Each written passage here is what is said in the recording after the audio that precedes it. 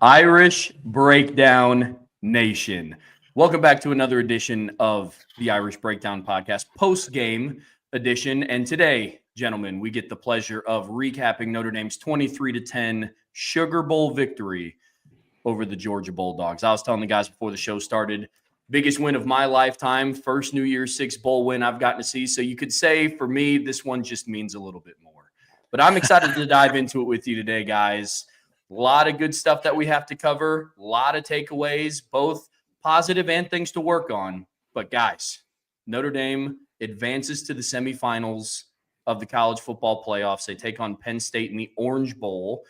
But first and foremost, they take down the Georgia Bulldogs today, the team that has won 2 of the last 3 national champions.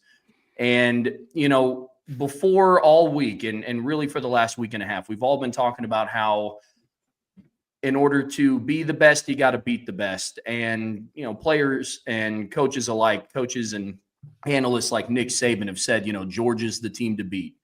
And Georgia's the team to beat. And there has to be a team to find a way to beat Georgia. And Notre Dame got it done today. And in a big way, 13-point win, defense came to play. I know a lot of big plays in this game. But you guys know the drill. What we're going to do is we're going to go around the horn here. We're going to talk gut reactions about this game. And no better way to start it off than our fearless leader, Brian Driscoll, kicking us off today, man. Hey, man, look, that was a freaking great win. That was a great win. Trevor's out here all trying to be professional. Hey, good team win. I mean, I love it, Trev. I love it, but I'm freaking fired up right now, man. This was a huge, huge win.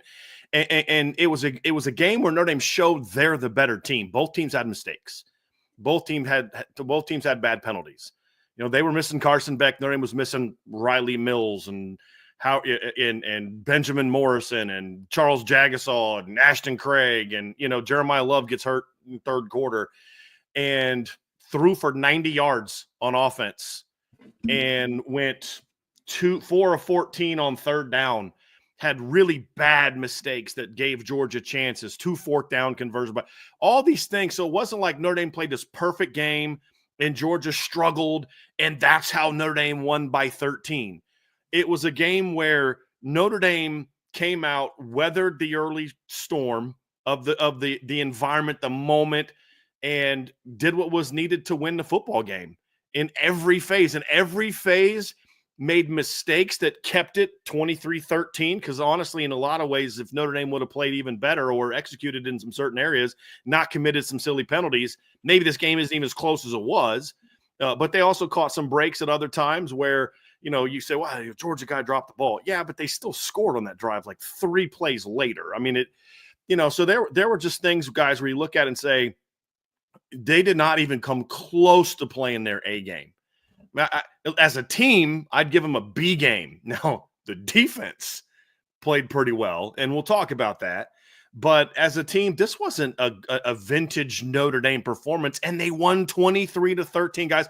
That right there tells us that this is not the same Notre Dame team from the past. Notre Dame has officially turned the corner. Are they a championship team yet? I don't know. We'll find out in the next 18 days, right? But what I can tell you is this is not the same Notre Dame team we've seen in the past, where you win into these games, Trev, and you had to play your perfect game to win. Notre Dame did not even come close to playing a perfect game, but they were the more physical team, right? In a physical game, because my thing is hats off to Georgia because they played their butts off too. Like the kids from Georgia played their tails off and did not quit. I mean, they didn't quit. They kept battling. They just haven't played a team like this. They haven't played a defense like this. You saw in this game that Notre Dame has the speed in the play that showed it to me. There's a couple plays that showed it to me. Number one, early when Jack Kaiser closed on the quarterback and hit him and knocked the ball out of bounds. It's like he didn't think that Jack Kaiser had any chance to close on him. And the second play was that third down run late in the game by Riley Leonard, where he stiffs arm a linebacker and outruns a defensive back to the sideline. Georgia's not used to getting outran to the sideline, and it happened to them 3 times in this game, and none of those times by Jeremiah Love. It was Jadarian Price twice and Riley Leonard at the end of the game. And it just, look, this was a great college football game between 2 excellent football teams.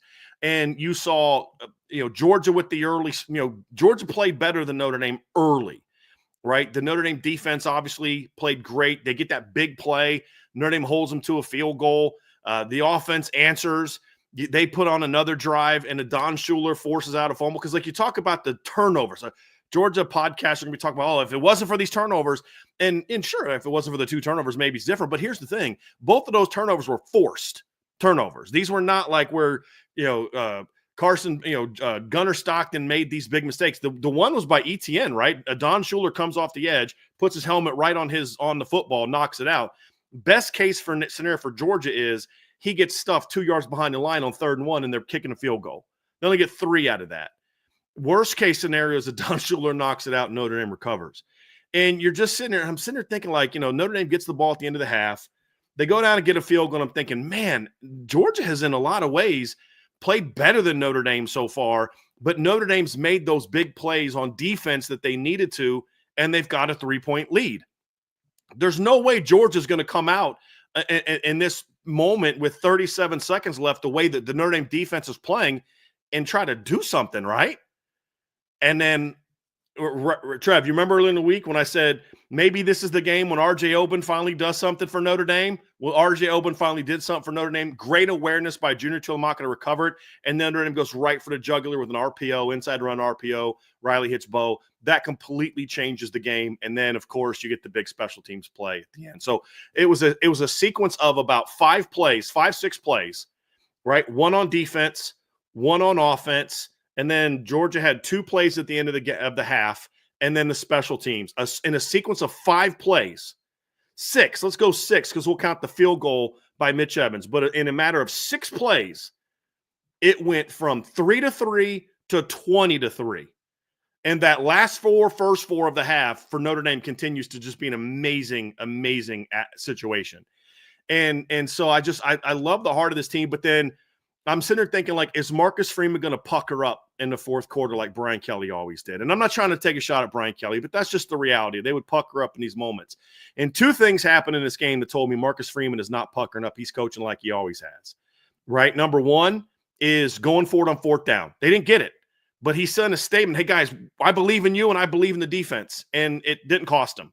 And then the second one was, what a brilliant call on that 4th down to send in the offense. I think he was trying to get Kirby to burn another timeout. That's what I think he was trying to do. And what tremendous awareness by Pat Coogan to snap the ball. Sean, how many years did you and I complain about how Notre Dame center never snaps the ball when the other team is offsides? What great awareness by Pat Coogan to snap that ball. What a ballsy call that was by Marcus Freeman. That said to you guys, we're here to win. We're here to win this football game. And the team fed off of that. And then the offense, which really played poorly all game, just went right down the field and burned 5-6 minutes off the clock and just put the game away. And it just was such an amazing game. It was an ugly game at a lot of times. It was a sloppy game a lot of times. But this Notre Dame team showed tremendous heart. Georgia came out swinging in the second half, right? I mean, I tweeted, I don't know, I'm sure you guys saw it. I tweeted, said, look, this game is far from over after the touchdown. So Georgia's going to go big play hunting here. And that's exactly what they did. And, yeah, back-to-back mistakes on defense by Drake Bowen, who also had some big-time plays in the game as well. But he had 2 big mistakes on that, turning the running back loose. He should have peeled, and he got kind of sucked in and throw it over his head. And then the next play, he doesn't see the running back going the wheel route. Obviously got to clean that up. But then he comes back and makes another big play later to sniff out a screen on 3rd down or 2nd down and make it a long situation. Junior Tuihalamaka made that play. You know, your dudes had to be dudes, and in some instances that was the case, right? I mean, Riley Leonard was a dude today. But then also you need your complementary players to step up, and we saw that today. You know, Jordan Clark makes a big pass break up. R.J. Oben with the huge, biggest play of his career. Junior Tuihalamaka plays great football. Josh Burnham gets an early sack in this game. Bo Collins makes 1 catch in this game, went for a touchdown. And, you know, and you had a lot of your complementary players stepping up and making plays, and that's what great teams do. It's not always, hey, you bottled up Jeremiah Love. Guys, if I'd have told you before the game that Jeremiah Love is going to have 6 carries for 19 yards and Jadarian Price is going to have 10 carries for 37 yards, and Riley Leonard is going to pass for 90 yards, would you have been like, double-digit Notre Dame win? No, you wouldn't have. You wouldn't have. I wouldn't have. But that's what happened because they struggled, but the other phases of the game stepped up, and that's what great teams do. You had 244 yards of offense in the quarterfinals and beat Georgia. Georgia, the best program in college football, by 13 points. I mean, guys, I can't tell you how fired up I am right now. This is such a great team win, and this is such a corner turning moment because it shows that number one, Notre Dame has big time talent. Defensive line played just phenomenal football despite their star being out. All we heard all week, I don't know if you're going to be able to, handle this Georgia offensive line. Okay. 62 yards on 29 carries for that vaunted Georgia offense. 28 of them came on one run. Just a brilliant performance by that defensive line. Donovan Heinisch, whose name I didn't hear the entire game, comes up with the big fourth down sack. Leonard Moore gives up a couple throws early, comes out with a great play late. Christian Gray gets beat a couple times early, gets a PI, comes back with a huge breakup in the end zone on a play where they cause a fourth down. I thought it was a terrible pass interference call. Defense doesn't panic. They just buckle down and say, hey, guys, we're fine. Let's go get this. And they make the stop. Georgia had their chances in this game, but Notre Dame's the one that kept making the plays in those moments. And it was a phenomenal team win. Couldn't be more excited about this game. Officiating calls that were bad against Notre Dame. There's some officiating calls that were bad against Georgia, right? Where I thought, maybe that might be PI right there. I mean, it was not a great officiated game, but neither team really kind of let it get to them, right? I mean, Georgia came back. They played like champions. They're down 20-3. What do they do? Come right back. And, Notre Dame kept answering. And you really wanted a touchdown when it was 20-3, 20-10. I wanted a touchdown, but I just felt like 13 points, guys. There's no way they're getting 2 touchdowns against this defense. Just not happening. And it's sitting there with 10 minutes left, and I'm still nervous. But I'm just like, guys, there's no way they're scoring. And that's what a championship defense does. Right. And guys, I couldn't be more fired up. I couldn't be more fired up about this win. And a phenomenal team win. Marcus Freeman and this coaching staff. And then final piece, guys, we don't know what it was like for those kids these last 24 hours and what they've been going through on both teams. And to see the kids on both teams come out in this game after what happened the last 24 hours and play as hard as they did. Both teams, guys, both teams play as hard as they did. And to be locked in and classy comments from both head coaches before the game leading up to about what this moment means, big picture. It's the best of what college football is all about, fellas, on and off the field. But for Notre Dame specifically to kind of weather that storm and come out with a win where they trailed for, it wasn't long. I'm looking at the scoring here, right? They trailed 3-0 in the game. They trailed for a total of what Georgia scored with 12 minutes left. So it was it was a little bit longer than about 19 minutes, right? Notre Dame trailed by 3 for 19 minutes and then, led the entire second half. It just is a phenomenal team win. And it's that, is this going to lead to a championship, guys? I don't know. With the injuries, there's a lot of things going on. We'll talk. We got all next week to talk about that. But what I can say right now is this is not the same Notre Dame program we followed for the last 30 years. This team has turned a corner. They're going to be here and be here a lot, in my opinion. And you see it because of the talent on the field, and you see it because of the coaching on the sidelines.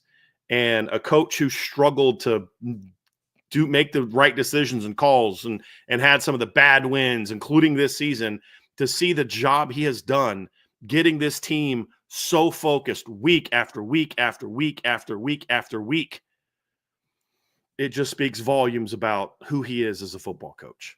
And his team, your team is a reflection of your leadership. Same thing with the defense and Al Golden. Yeah, the offense didn't play well, but you know what? They didn't also make those big mistakes that gave Georgia short fields. So yeah, it wasn't pretty, but they never let Georgia get those short fields because of their own mistakes. A lot to clean up, of course, against a pretty darn good defense. And it just was a phenomenal all-around win, guys, from a coaching standpoint to a player standpoint. Just an awesome college football game. Couldn't agree more. Could not agree more. Sean, what do you got for us, my man? There's no need for me to regurgitate what has already been said from the nuances, and Brian pointed out everything. I'm just going to say this and hope that it's not too adolescent. this is very much the manifestation of this program. All of us, I've had the frustration as a parent. I'm sure many in the chat, many watching have had the frustration of a parent trying to potty train a child. And that's what Marcus Freeman trying to change this culture was like. And when you're trying to potty train a child, you have some ups. You have some days where they get it. They get it. And just when you think, man, we got it down, here's another oops. Oh, man. And that's what it's been like. And now we get to this point where now the consistency has shown up. And it was shown today. It took every single bit of every single individual from scout team all the way up to everyone in the office, the coaching staff. Everybody contributed to this win. And that's the way it had to be, right? I know a lot of people were frustrated when the brackets came out and like, oh, we have to face them in the second round. I'm like, let's go. If this is the way it has to be, this is the way it has to be. It's the way it needed to be, Sean. Yes, it needed to be this way. This is the team you need to be. You've had 2 times where you could have beaten this team and changed the narrative and the trajectory of this program. But it shows the recognition of Marcus Freeman, knowing exactly what is needed to get over the hump and being able to stick to the message. Stick to the message. Stand before people after Marshall, after Stanford, after Northern Illinois, and don't change the message. Keep your eye on the prize. And because he was able to do that as a leader, his kids bought in. And you saw what that meant tonight. You saw I want to point out something. It didn't even turn into a first down. But that run and effort by Aeneas Williams on that 3rd and 4, and that embodies everything and the effort that this team played with. It didn't end up in a first down. And eventually, Marcus Freeman comes up with that heady coaching right there to extend the drive, and they're able to run things out. But if that effort, once again, remember when they played South Carolina, before they threw the game-winning touchdown, it was the effort of Aldrich Estimate, breaking tackles in the backfield to get a 3-yard gain to make it a shorter 4th down conversion, and then they end up getting it. This is the same thing. If Aeneas Williams doesn't make that effort, Marcus Freeman maybe doesn't make that decision right there. And Georgia gets the ball back with more time on the clock. All of these things matter. They did not waste an ounce of sweat, an ounce of effort. Their coach told them it was going to take 60-plus minutes, and they went out there on both sides of the ball and played like it. Play after play. They answered the bell. It was a heavyweight fight. It was just an ugly heavyweight fight, 2 behemoths leaning on each other. It wasn't always pretty. Notre Dame would land a haymaker and a couple of body shots. Georgia would come back with a jab and a combination. It was just beautiful, ugly college football that you love to watch, hard hitting. And the penalties, like you said, Brian, the sloppiness at times. But ultimately, I just want to talk about how in the world can you not be proud? This team has had every reason to give up, every reason to let go of the rope. Injuries, they could have let go of the rope. NIU, they could have let go of the rope. The brackets, they could have let go of the rope. It did not make a difference. Your starting quarterback, see, this is where you can't really put everything on numbers. And this is what Marcus Freeman was able to recognize. It's not so much about numbers. We just need a guy. We need a guy, a quarterback that can lead. We need a guy, a quarterback that the guys can rally around.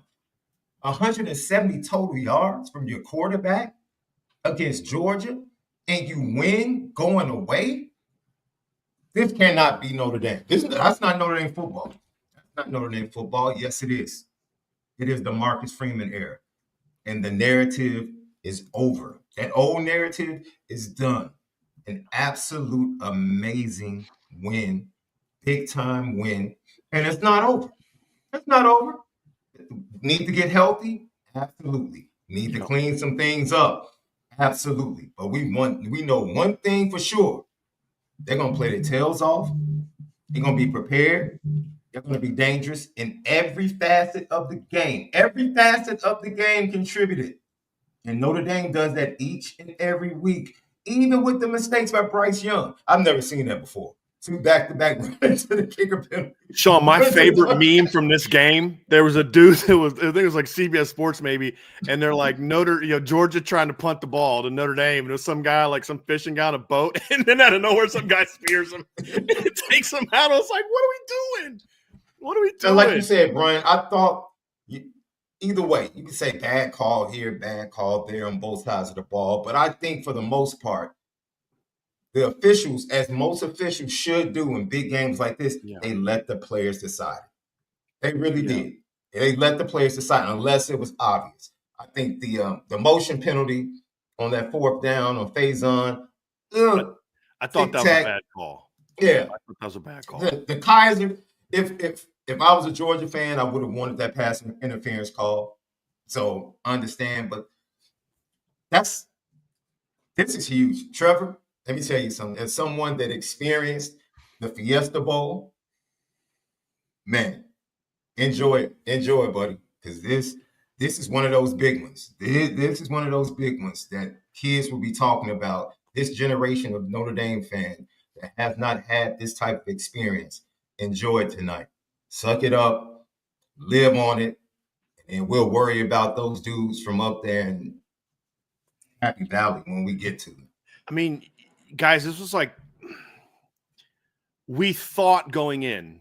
Sean, you and I talked on the phone how many times this last week? Trev, you and I have talked off the air and on the air about it. Like, I think Notre Dame can stack up man-to-man against Georgia. And there were areas in this game where Georgia had the advantage. We'll get into it. Their defensive line whooped Notre Dame's offensive line in this game. Right? But here's the thing about the Notre Dame offensive line. They didn't stop fighting. They didn't stop battling. Right? And I said, Trev, before the game, if Notre Dame gets 150 yards, they're going to win the game. They ran for 153. Now, I'll be honest, I didn't think that was also going to include 90 passing yards. but that's the thing, Sean. It's like you talk about what's different about this team. It's the fight, it's the heart, it's the battle, but guys, it's the talent too. Right? This is a talented football team. You don't beat Georgia playing the way they played today if you don't have dudes on your football team. Right? I mean, yeah, Drake Bowen made some big mistakes in this game, but there's a couple times you're like, that dude just blew that play up. You know what I mean? Like, he had the big pressure early in the game. You don't make the plays that Jack Kaiser, he made the mistake, but you don't make the plays he made if you can't run. I mean, Georgia's back center thinking they're about to bounce a run, and next thing you know, he's like going down the line of scrimmage. Like, guys, they're not used to that. Georgia's DBs and linebackers thinking, we got 3rd down. We got Riley Leonard in our sights. He bounces a counter run, right? And then what happens? He outruns the defense to the sideline. By the time Malachi Starks gets there, he's got the 1st down. Like, they're not used to that. And we saw that in this game, and didn't even see some of their dudes didn't play like dudes. We said that was one of the keys to victory, right, Trev? You needed Price and Love to do that. I thought Jordarian Price was great in the second half, just maximizing yards, and obviously had the big long run called back, had 2 really nice runs on that final field goal drive. Like, he stepped up when Jeremiah went down. But, Georgia got out hit today, guys. Think about that. Alabama just kind of won in a shootout, but Notre Dame out hit Georgia today. I mean, biggest hits in this game were made by Notre Dame players. Think about that. And it's not a changing of the guard because, guys, Georgia's not going away. Georgia's not going anywhere. That program's going to keep battling for championships as well. What we have seen is another team has stepped onto that stage now in Notre Dame. And how far can they go after this? I don't know, guys. I mean, this is a team that's pretty banged up, and Penn State's going to have a 2-day head start on them. Who knows? I don't care even right now. But right now, this team did something that we said before the season. You want to truly turn the corner as a program, you got to get to the semifinals, and you got to beat one of the big boys to get there. And they did that. It's exactly what they did. And to do it while overcoming all the things they've had to overcome in this game. Imagine what this game would have looked like, fellas, if they'd have had – okay, so I'll say, okay, no Riley Mills because that counters Carson Beck. But imagine if Benjamin Morrison was still playing in this game. Charles Jagasaw was healthy for this game and was healthy all year. And if Boubacar Traore, I mean, think about what Junior Tuihalamaka did to Monroe Freeling today. What would Jordan Patelho and Boubacar Traore done to those tackles today? Right? I mean, they ate those tackles up. Yeah, Notre Dame's tackles got eaten up too. But the difference in this game and past Notre Dame games is, okay, yeah, you can do that to us, but we're going to do that to you. And we're going to do it even better than you. And that was the big difference in this game. And Riley Leonard avoiding the big turnovers that Connor Stockton couldn't was huge, was absolutely huge. And why did it happen? Because he's young and inexperienced? No, because Carson Beck wouldn't have seen that guy either. And we've seen Carson Beck make – I mean, that was just a great play by Drew Talamaki. It's a great team win, guys, but it just shows that this team is different. This team is very, very different. And it's a great time to be covering Notre Dame football, and it's a great time to be a Notre Dame fan. I mean, let's be real about it, guys. I mean, we are that. We've never hidden that. We're also Notre Dame fans. What a phenomenal game. What a phenomenal game. The last couple minutes of the game, I was sitting there thinking, how was September 7th also this season? You know what I mean? I was thinking about, what that post game was like that we all did. And that was my second ever post game with Irish Breakdown. And, you fast forward to the team that you have now, and it's just so different than the identity of what they had coming out of that game. And my biggest takeaway is just, it's a team that never flinched in this game specifically when they had so many moments too. You know what I mean? I mean, the offense did not play well at all, but when they needed to, the offensive line got absolutely dominated that entire game. They did. But when they needed to eat the clock and just drain time off the clock, what did they do? They went and they put together a 7.5-minute drive to finish out that game and sealed the game, right? You look at the defense, and your offense put you in not great positions. There were times where you're running back out onto the field after you get a great defensive stop. And there were even a couple moments. One thing that I saw that was kind of cool on the sideline, Riley Leonard, I think he got tackled for a loss or didn't pick up the first down. And Jalen Sneed jogged onto the field, tapped him on the helmet, and was kind of like, hey, we got you. We're good. And so it's things like that. Like when you talk about playing a complete football game, I think that stuff it's what you want to see out of a championship caliber football team. I don't know what's going to happen when Notre Dame plays Penn State. And to be honest with you, at least for the next couple hours here until the realness sets in, I don't care about that. If I'm just being 100% honest, guys, I've never seen this. I've never seen Notre Dame win. We're going to enjoy the heck out of this, Sean and Trev. There's no doubt, man. No doubt. I mean, in my mind, Notre Dame forced 5 turnovers today, 2 fumbles and 3 consecutive turnovers on downs to finish the game. That's what your defense did. And so when you look at who you needed to step up, the stat sheet doesn't look sexy, especially from an offensive perspective. You know what I mean? But then you go through and you dive into the big key plays. You look at Riley Leonard hurdling a defender and doing a cartwheel in midair to pick up a first down to keep a drive alive. Sean, you brought up Aeneas Williams. Jordan Faison put your offense in a position, albeit I don't think that was the drive. I think that's where Riley Leonard got stuffed on a 4th down run. But to Brian's point, Freeman maintained what got them there. It wasn't oh man, it's a big game. We should probably just play it safe. We should probably punt. And to Georgia's credit, they didn't do that either. This was a really fun game to watch from a coaching perspective. That chess match on running the punt team out and then running them off and getting the offense back on there and drawing them off sides, those are the things that I haven't seen from a Notre Dame coaching staff in my lifetime. Nobody flinched across that entire program.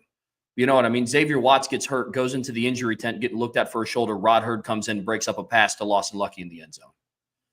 Those are the things that I have not seen yet, which leaves room for a lot of excitement for what's to come. Not even just the remainder of this playoffs, but a lot of questions now for me have been answered of, is Marcus Freeman the guy? Can he consistently build this roster up to be championship caliber? And to me, those arrows are starting to point to yes. You go through, Howard Cross goes down, he gets hurt. Donovan Heinisch comes in and he gets the game-ending sack.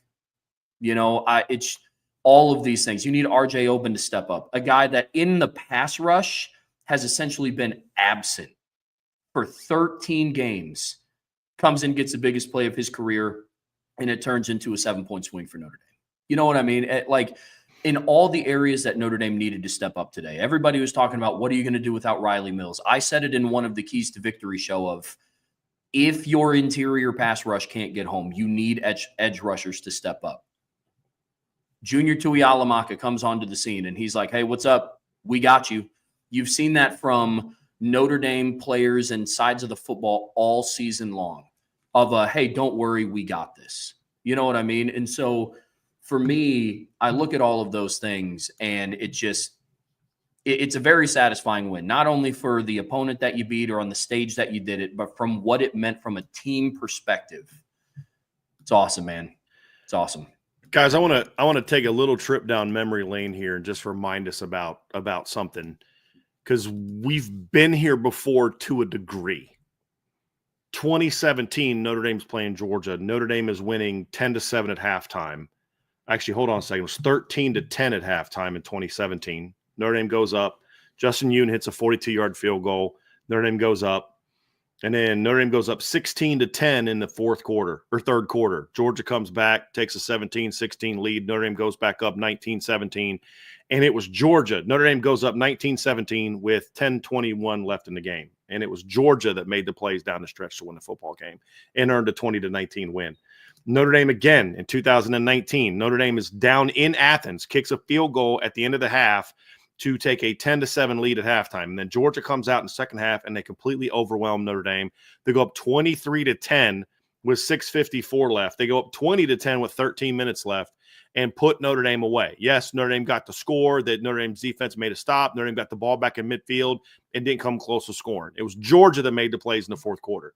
Today, however, Georgia's the one that took the early lead. Notre Dame answers right back. I actually looked at my notes. It was the very next drive. Notre Dame went down and kicked the field goal and tied the game up. So they trailed for a possession.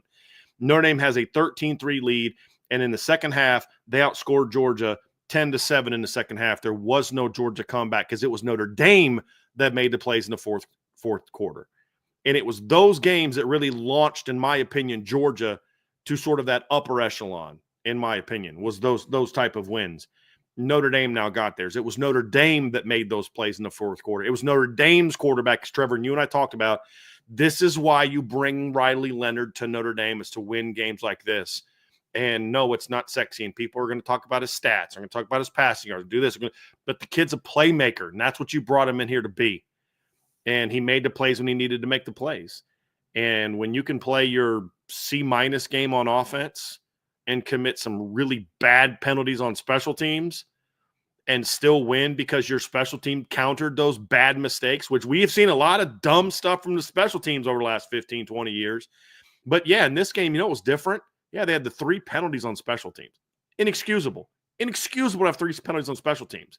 But Mitch Jeter also went 3 for 3. I think all plus 40, I believe, correct? 48, 44, I believe they're all plus 40, correct? Yeah, it was like 48, 44, 47. Yeah, 44, 48, and 47 was the order, correct, Trev?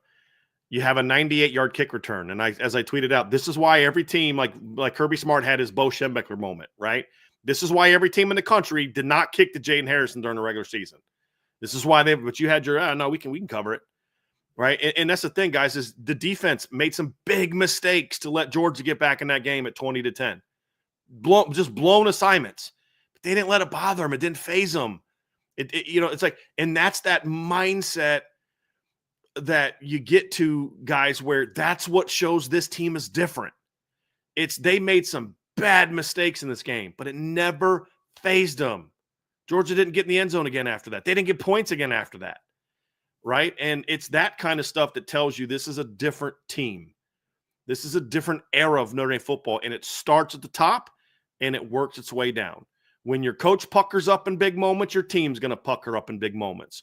When your head coach says, hey, we're going out here to win, and guess what? You're going to feel that way too. And that's why, as a great Lou Holt said, you can't flinch. Don't flinch.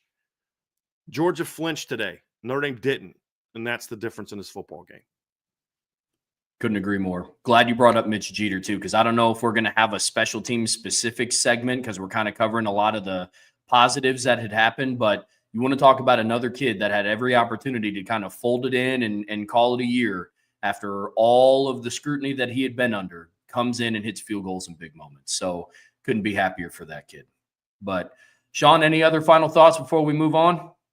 No, I'm just happy about the collective. And I really think this team, even with the injuries, that they're going to be in the next game. They're going to have a chance. They're going to give themselves a chance to win the next game. I fully believe that, and eventually, if they make it, we just talked about it this week. Ironically, we're like, Notre Dame is actually getting healthier as we go through the season.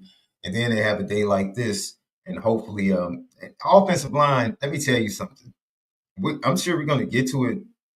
I'm still going to tip my cap because you could tip, dude, Shroud and those guys out there less than 100% in the trenches going up against who they had to go up against today. And they didn't play well, but they battled, man. They battled. They just flat out battled. And everybody was part of this victory, part of this win. That offensive line was a huge part of that 7-minute drive you were talking about. A huge part of that. And that is something that, a lot of people were saying, if the offensive line doesn't play well, we're not going to win. Well, can't say that anymore at Notre Dame because they didn't play well, and you just beat a darn good football team by 2 touchdowns. That goes to show you that things are definitely different. Absolutely. Well, hey, listen, we have a lot more to cover here on this post-game show. But before we move on to the next segment, you guys all know the drill. Be sure to hit that like button, hit that subscribe button, hit that notification bell, share this podcast with your friends and your family. And the best way to support what we do here at Irish Breakdown, be sure to subscribe to the premium message boards at boards.irishbreakdown.com. So listen, I know typically when we go through the postgame, we talk about the offense first. We're a lot of offensive-minded guys. I know Brian's an offensive-minded guy, but, today the defense is what won Notre Dame this game. And I think it's fitting. Brian brought it up before the show. It's fitting to start with the defense first. And Brian, we're going to kick it off with you again, man. And what are some of the things, overall takeaways from the defense today? It's interesting, guys. This was not a perfect performance by the defense. Like that's what actually kind of has me fired up.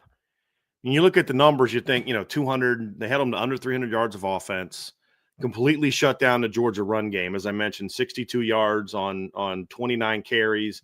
Their starting running back had 11 for 38. Nate Frazier did have the late 28-yard runs, a very nice run by him. He averaged 9.3. He had 13 yards on reverse. Right, so 41 of your 62 came on 2 carries, completely dominated Georgia up front, in my opinion, which was a huge part of this game, and weathered the storm, gave up a big play. Christian Gray gets beat for 67 yards. He has a pass interference where it's a frustrating pass interference because he's in great position. There's no need for when your arm is like this to be holding the jersey right there. You think of the blown coverage that, Dylan Bell drops the ball. You think of the other blown coverage. They're running a outside zone look. The running back just keeps working. Drake Bowen's got to keep running with them. Made that mistake. You had the junior had a chance for a sack, and he misses them and lets them scrum. And guys, I could point to giving up way too much inside, overplaying the outside and just giving the inside up a few times that allowed Georgia to move the chains. And I could pick apart a lot of different things, guys. And the reason I'm saying this, dude, why are you starting off with a negative? It's because that's actually a positive. It's pointing out that once again, they don't have to play perfect to dominate because they dominated. And it's almost like when they give up a 10-yard completion, you're like, come on, man. What are we doing here? You know what I mean? It's like you give up a 6-yard run and you're like, come on, guys, what are you doing allowing Georgia to get past the line of scrimmage? I mean, that's how dominant this team has been. You're almost surprised when they get a double-digit gain. And it's just a huge credit to Al Golden and Mike Mickens and Max Bulla. And goodness gracious, talk about having to overcome adversity. The job Al Washington has done this year, losing all the players he had, and his kids just keep pounding and pounding and pounding. And huge shout-out to the Notre Dame defensive line today, guys, because once again, there's another opportunity where you lose a dude. And Howard Cross had a nice game from what I could tell. I'm going to go break down the film, but it was R.J. Oben stepping up at the play of the game. on defense. It was Junior Tilamaka having huge plays in this game, and not just the sack, right, or the fumble recovery. I mean, those are obvious, but, sniffing out a tight end screen and forcing a pass that he ends up not making a tackle on that play. Drake ends up making a tackle for loss, but Junior makes that play. Josh Burnham reading the bootleg and bringing down a sack on the first drive. I mean, Georgia was like minus yards on their first drive, even though Notre Dame tried to give them, almost gave them the pass interference. And then they're trying to let Georgia go down and score on that first drive. They kept making plays. They were minuses. You just had such a great team effort, guys. It wasn't like one guy stepped up and dominated for 60 minutes. You had a lot of guys that played really good football for an entire game. And when guys would make mistakes, they always answer. There's a play where Junior, I'm going to have to go back and find it, but there's a play where Junior gets driven off the ball on a run. And I think a couple plays later, he makes a huge play, right? I mean, it was like Gabriel Rubio on one of the early nice runs by Georgia gets driven off the ball. The next play, he throws the guard and drills the running back at the line. Very next play, he does it after getting driven off the ball. No, oh, man, these Georgia guys, No, very next play, he throws the guard, boom, sticks a running back. And it was just that kind of stuff all night from this defense, guys. They were, outside of the one drive, they were in position all night long, flew to the football, and just stepped up and made huge plays tonight. And Notre Dame's not the number one team in the country at forcing turnovers by accident. Like, this is who they are. It's a Don Schuler coming in, putting your helmet right on the football. He's taught to do that. You think of Junior Tilamaka, he doesn't just come up behind Gunnar Stockton and sack him. He comes up behind him and says, I got the high angle on here. I'm going down through the throwing arm. It's just things like that, guys, that you look at and say, this is great coaching, but you've also got really talented guys backing it up, right? And you had so many different guys making plays. I think that's the big thing for me. So there's going to be some things that we'll talk about upon further review, I'm sure, that I'm going to be like, man, you got to clean that up. You got to do this different. You got to play that better. But it just was another example of great team defense. You held Georgia way below their season average in yards, way below their season average in points, way below their season average in rush. I mean, yeah, they're not a great rushing team. They average 129 yards a game. And if they'd have doubled what they did in this game, they still don't get to their season average. That's dominance, guys. Dominance. And it just shows where this team is. And again, it starts at the top, right? In this case, defensively, it starts without Golden. It's don't flinch. Okay, they beat us for a play. How many points did Georgia get on that drive where Christian Gray got beat for 67 yards? 3. Why? Because they don't compound mistakes. You don't compound one mistake with another mistake. Okay, yeah, I gave up that big play. But, okay, time to buckle, settle down and make the play. I'm looking at it. Let me find that series. Was that drive 2, fellas? Or was that drive 1? 3. I'm trying to find that play. Was it drive 3? Because they ended up not scoring on that particular drive, right? I think it was drive 3, yeah. It was drive 3 when they got the field drive, right? So first play of the game, they get first and 10. Yeah, at the 20-something yard line, they stretch play for +2. Great fill by Jack Kaiser to blow it up. Next play, they run a little quick trap play. They're trying to run a misdirection run, show action one way, bring the running back the other way, thinking that they're going to overplay it. Notre Dame's going to overplay it. Notre Dame plays it perfectly. They don't fall for it at all. And then 3rd and 7, you get Jalen Sneed does a great job getting pressure up the middle and drives the guard right into Gunnar Stockton, and he misses the pass. So there's no stat on the stat sheet that shows that Jalen Sneed made that play, but he made that play. So, yeah, you give up a 67-yard play. Okay, settle down. We're fine, right? And that's what we always say, Trev. If you give up a big play, don't let it be a touchdown, because if you don't let it be a touchdown, you got a chance to shut them down. And, that was a big moment in the game, fellas. And, drive before, Georgia goes right down the field on Notre Dame. And I think that was a drive where Notre Dame kind of helped them out a little bit, right? I mean, you go down there, they 3rd and 7, you give up an easy slant route on the inside. You give up the inside. Leonard Moore gets beat on that one. You have a false start, 3rd and 1. On that 3rd and 6 play, that's when Gabriel Rubio gets driven off the ball. On 3rd and 6, they run and they get a first down. Very next play, what does Gabriel do? Stuffs the guy, makes it for a 1-yard gain, 2nd and 9.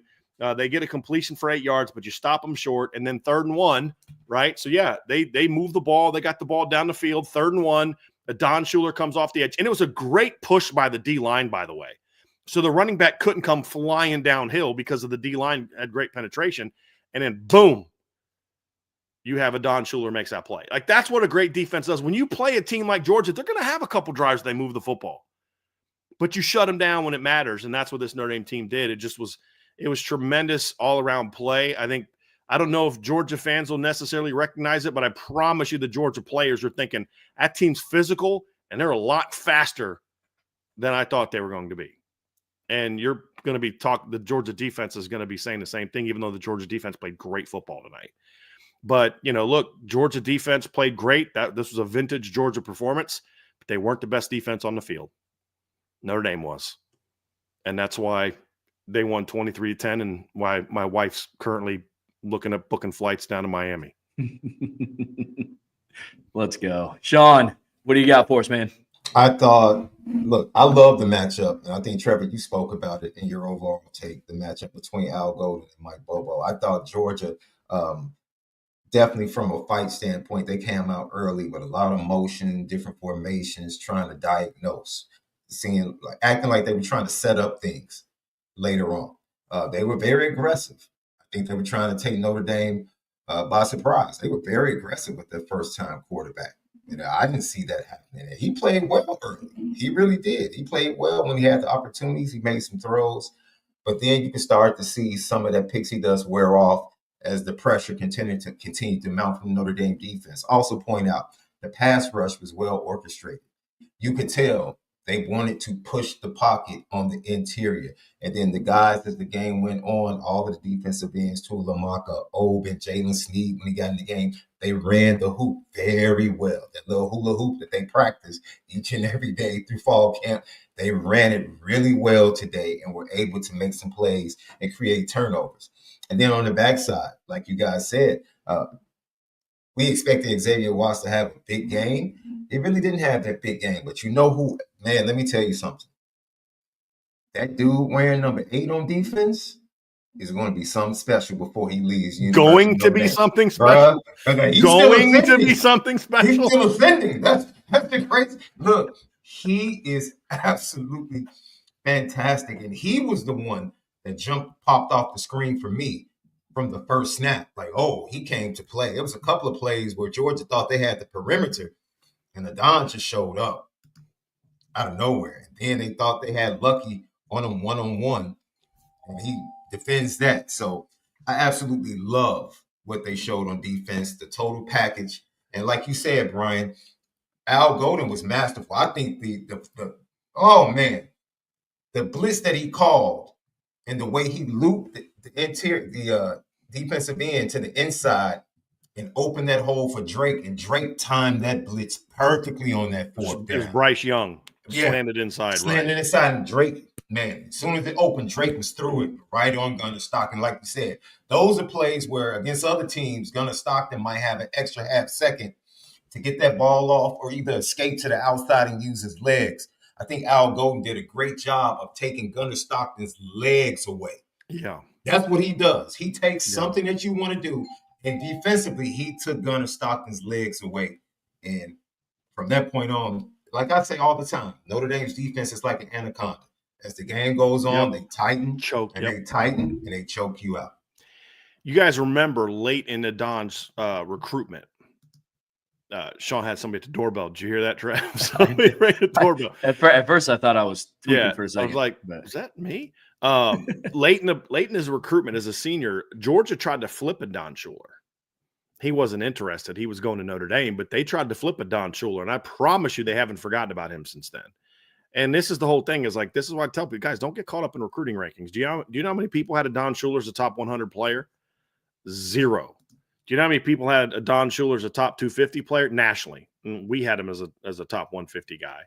But do you remember how many people had him as a top 250 player? I don't believe anybody did. I'm going to go look right now, but I don't believe anybody had him as a top 250 player coming out of high school. And, these are the things you look at, Trev, and you're just like, look, man, this is what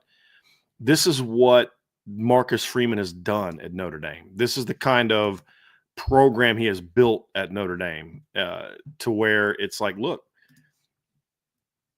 you want to be a great player, come here, because we're going to identify you. We see you. We know what kind of player you can be. And man, I got to tell you, it's fun to watch it because you're seeing, and we said this before the season, this season is going to tell us if this staff is in fact a legitimate identifier of talent. Because what I had been saying for a couple of years and what Notre Dame has been saying is, guys, some of these guys that aren't ranked real high are dudes. I don't care what the rankings say. And am I right or am I wrong? We're going to find that out. Am I right about Jadarian Price? Am I right about Leonard Moore? Am I right about Drake Bowen? Am I right about Josh Burnham? Am I right about Adon Schuler? Like, are we right about these guys? Jack Kaiser's a 4-star player coming out. I mean, are we truly right about these guys? Did Marcus Freeman get it right? Although Jack was before his time. But you say, yeah, okay, yeah, they were right. They were right because these guys are dudes. And when you see this on defense, it's just like Sean was saying, the way they swarm to the football, the way they just rally the football. Every time a Georgia guy would make somebody miss, there's just somebody right there. Plays that were going for 10, 11, 13 for Georgia are plays that are going for 40, 50 against other teams. And, it's like there was the one play, I think it was Arian Smith got the edge on a reverse and then got 13, but it was just like against a lot of other teams, that's going. And that's the thing that's different about this defense is there's so much speed. Like my dad just texted me in the middle of the game. He's like, this defense is so fast. And it's an undersized D. Did you guys see the graphic that ESPN put up? Like the Georgia offensive line. I don't know what they said it was, but it's 316 is what it is. But Notre Dame only averaged on the D line 269. Yeah, it was the Georgia offensive line versus the average height and weight of the Notre Dame front seven. Yeah. So but Notre Dame doesn't have a single three. There's only one guy in the Notre Dame defensive line rotation. One guy that weighs more than 288 pounds. One guy. That's Gabriel Rubio. There's only two guys in the rotation tonight that weigh over 280 pounds. Donovan Heinisch is the third biggest guy on the Notre Dame defensive line in the entire rotation. He's 275 pounds. And they did what it's impressive, dude. It's really impressive. And again, they're coached incredibly well at every position. Yes, they made some mistakes. A couple of those plays were really well designed. Like that was a great play call. Like I hope Mike Denbrock writes that down with Jeremiah Love and Jadarian Price. Hey man, this is now you got beat twice. Notre Dame's got beat twice with that play. That's a great call by Georgia because they saw Northern Illinois do that to them way back in week 2. And they had that in their Rolodex for if we get into this situation, we need a big play. And Notre Dame's blitzing us a lot. We're going to go to that. And they went to it for a big play. And then Notre Dame never let them get in the end zone again. And, incredibly well coached. But, guys, coaching can only take you so far. You need dudes. And tonight we saw that Notre Dame also has dudes. Yeah, I mean, my biggest takeaway from defense, man, is there were so many narratives coming out about this game, right? About can Notre Dame's offensive line hold up? And, this offensive line for Georgia is just so massive. And can little old Notre Dame handle itself against this just mean SEC front? And then you look at the end of the game, Notre Dame has 4 sacks, 9 tackles for a loss. Georgia has 1 sack, 1 tackle for a loss, right? Like it's things like that pop off the screen for me on defense. I already brought up Rod Hurd rotating in when Xavier Watts goes down and he gets a big pass breakup. It's everybody that needed to step up for Notre Dame on defense today did at some point, right? But I think the thing that really gives me a lot of confidence moving forward, right, is neither side of the ball played like an A game. The defense did for the most part, but that one, you have 2 really bad blown coverages. Yeah. What would you give him, Trev? What would you give him as a grade? Defense? Yeah. Like an 89% B. Okay. Like it's those 2 blown coverages. I'd go A- because of the turnovers, but I get, yeah, we're close. Yeah. And it's one of those where, you take away what this was for them and it's like, there's still room to get better. And you held Georgia to 10 points. Give up 1 touchdown drive the entire game. Right. And it was the second half. And we're so pissed about it because we're just not used to them giving up touchdowns. I know. That's the crazy thing about this defense. I know, man. You're not even giving them an A.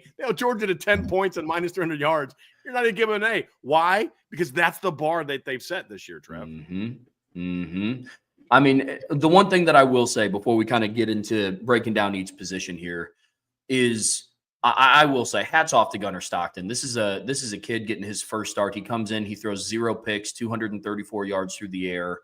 And, some of his receivers had some drops today, and he was a big area of concern for me for Georgia going into the game. I just didn't think that he had that type of performance in him, and he wasn't helped out because they rushed for 62 yards as a team. If you take sacks away, they rushed for 101 yards. So even without sacks, Notre Dame's defense held them to under what their season average was on the ground, right? So for me, I mean, it was a complete defensive performance, especially in the areas where they needed to step up and make plays.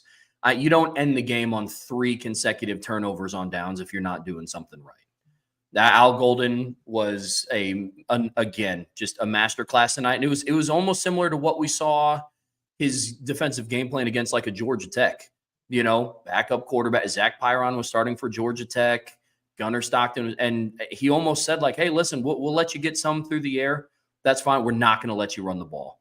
Yeah, I mean, if you combine what Etienne Frazier and Jamal Haynes combined for against Notre Dame's defense, it's under 100 yards. I mean, like, that's just can't say enough about it. So after this, I don't want to hear any more about Notre Dame's rush defense either, because when they have a focus of we need to stop the run, they just do it. When they have a focus of, hey, can't let you get yards through the air, can't let you gain momentum through the air, it just doesn't happen, right? So Notre Dame's defense as a whole, overall, some of the things that I'm talking about are nitpicky.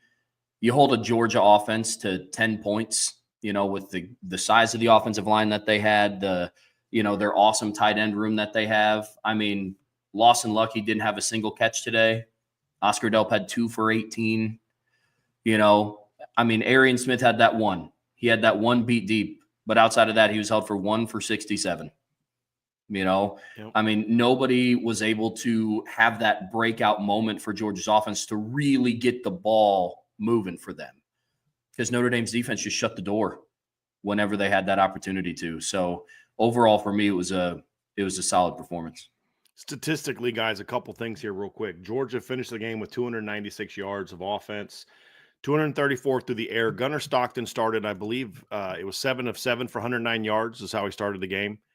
And he finished 13 of 20 after that, 13 of 25 for 125 yards. Georgia, Notre Dame had 10 penalties for 78 yards. Some of that was from the defense, obviously. Georgia went 2 of 12 on 3rd down and 0 of 3 on 4th down. That's the game right there. Right? To win in games like this, you've got to be great at what you're great at. And I thought outside of a couple plays here and there, I thought the pass defense handled itself just fine outside of 3 plays. But you're a top 10 3rd down defense coming in, and they were elite. But those 4th down stops, those are huge. Yeah. And then in some of those moments, Georgia shot themselves in the foot a couple times with some false starts, but that's part of the game. That's handling the moment. Notre Dame did. And in some of those instances, Georgia did not. And then there was that weird, like this sequence of events showed me, okay, this team is just better than Georgia. It was 4th and, was it, I think 2, and Georgia gets a false start, and they're going to punt. And then Notre Dame's freaking punt team gets called for the delay of game thing, right? And they go back on it, and it's 4th and 2, and they completely swarm them. Just that play didn't have a chance at converting. And the fact that Georgia ran that play instead of running right at Notre Dame tells you everything you need to know about what their thought on their ability to gain 2 yards running the football. And Georgia 3 years ago was just lining up and saying, we're coming right at you. You know what I mean? And this team said, no, we got to try to get outside. And the way that Notre Dame swarmed them on that play, even guy caught the ball. It was a bad pass. Like, it's almost kind of like if it wasn't a bad pass, he might actually lost yards because he had to stop at the line of scrimmage and turn around and catch it. That to me, those moments, fellas, really sum up to me. Georgia red zone, twice, 2 times in the red zone, 0 scores. Like, that's what Notre Dame has been all year, and they were that on the biggest stage. That's the sign of a great unit. Just excellent play. Yeah, 100%. I mean, 0 of 2 in the red zone, 0 of 3 on fourth down, 2 of 12 on third down. It's spectacular. Also, name me another defensive coordinator in the country that's sending 7 on 4th and 2. I mean, that's showing faith in your secondary. 100%. Sean, if he doesn't win the Broyles Award, I'm gonna lose it. Oh, they need to just the coaching awards. They just need to snatch those. Especially, they already got the Dodd. Broyles definitely needs to go to Al Golden. But something you pointed out, that's the play where Drake came and pressure Gunner Stockton that I spoke about earlier on that 4th and 2.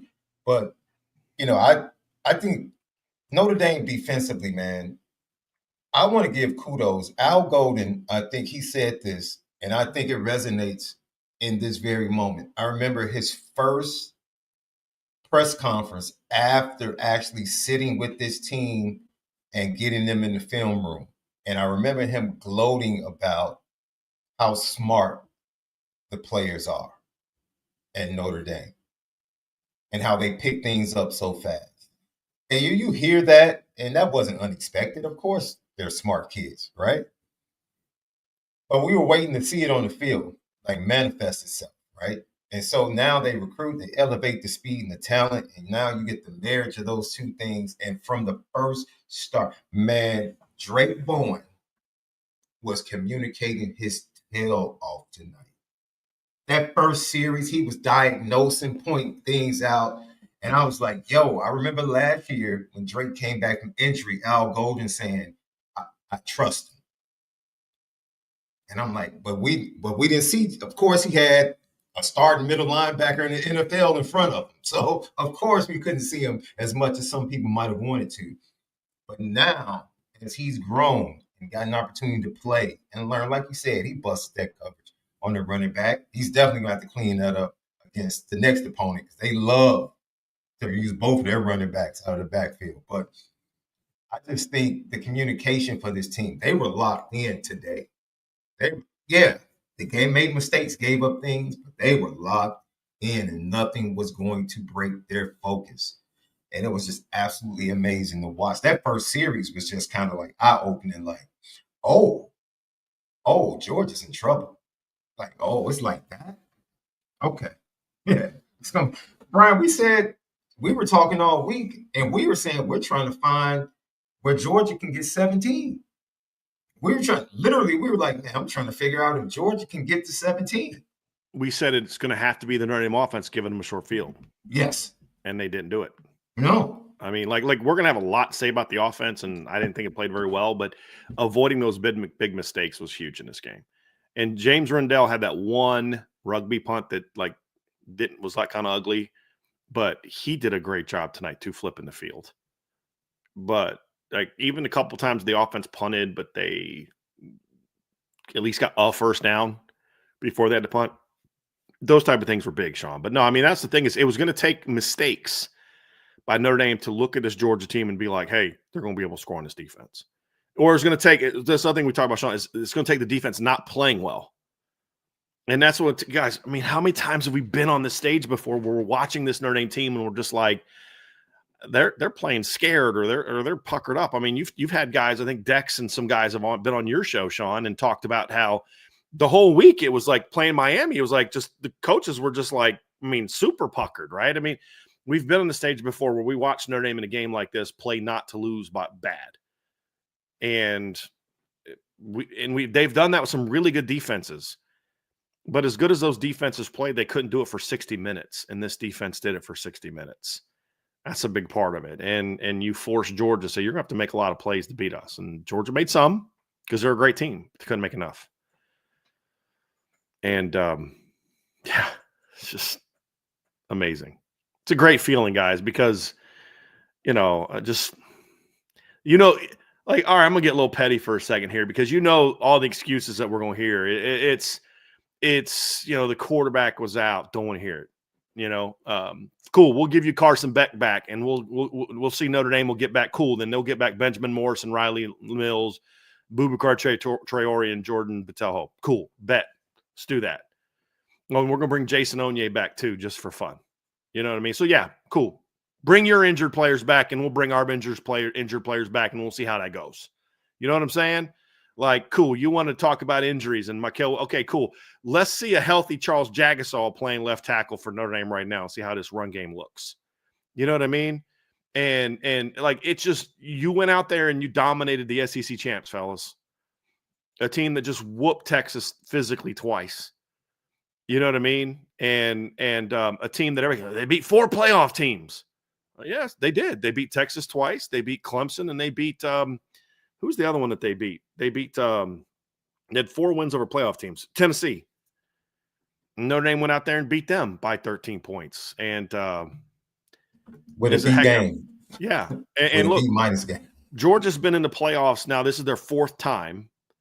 And their worst playoff loss before this was an overtime game to Alabama in 2017, where they lost by a field goal. And not by 3 points, because they kicked the field goal and then Tua hit Devontae Smith for the touchdown.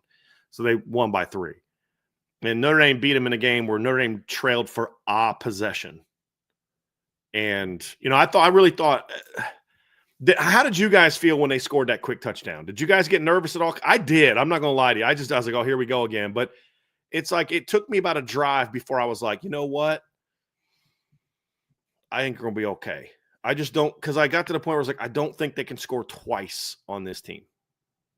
Especially when they went back up 23-20, 23-10. I was like, there's no way they get 2 more touchdowns in this defense. Isn't that a good feeling to have? That when you look at this defense, like, there's no way they're going to score 2 touchdowns in the second half against this team.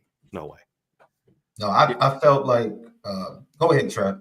Oh, I was just going to say I was nervous until there were all zeros on the clock. I'm not going to lie. Like I said, this is uncharted territory for me. I had no idea I didn't know what to do with my hands. I was just walking. I was pacing in my living room. My up and downstairs neighbors have to just absolutely hate me after today. But it is what it is. It's for a good cause. But in all seriousness, after the touchdown, it did get a little, based on how the offense was playing. I wasn't nervous about the defense. But there needed to be some sort of response offensively, whether that's just take time off the clock and let your defense collect itself or go down the field and score. So if I'm being 100% honest, I was nervous until there was double zeros left on the clock, just because I started to get flashback, completely different kind of game. I watched Notre Dame go up by like 3 touchdowns in the Fiesta Bowl in 2021, and they ended up losing that game. Like, I just, I needed to make sure, but no, a little bit of nerves started to creep in after Georgia's quick touchdown. Yeah, when they scored that touchdown, I don't think I got nervous. We were sharing this before we came on, and Trevor and I, before you came on, Brian. We were like, no, I think you were on. And I was like, yeah, I was confident until we went up 10. Because I felt like, Georgia's like Voltron, right? Like, once they go down double digits, then they come together, like form the big robot, and it's like, all right, we know they're coming. Here they come. Here's the haymaker. And Mike Bobo, like I said, he went back to some NIU tape and obviously saved that for the right time. Yep. They hit it. Boom. Ended up with the touchdown. And so, moving on from that, I never felt uneasy. I did get the feeling like, okay, here's Georgia. And we're going to have to respond. It's going to be a 60-minute But game. I said to myself, dude, I've been saying I said 24 was enough. I was like, if we get to 24, it's a wrap. That's the way I felt. You literally said that to me yesterday on the phone. Yeah. So if they get to 24, it's over. There's no chance. So they got to 23, and I was like, oh, okay. All right. Yeah. We can go ahead and. That sequence was big, Sean, because here's that sequence of events. So Georgia goes down and scores a touchdown. And I'm not going to lie to you, I got a little bit nervous, right? Because we've seen this before, not with Notre Dame. I ain't talking about Notre Dame. I'm talking about Georgia.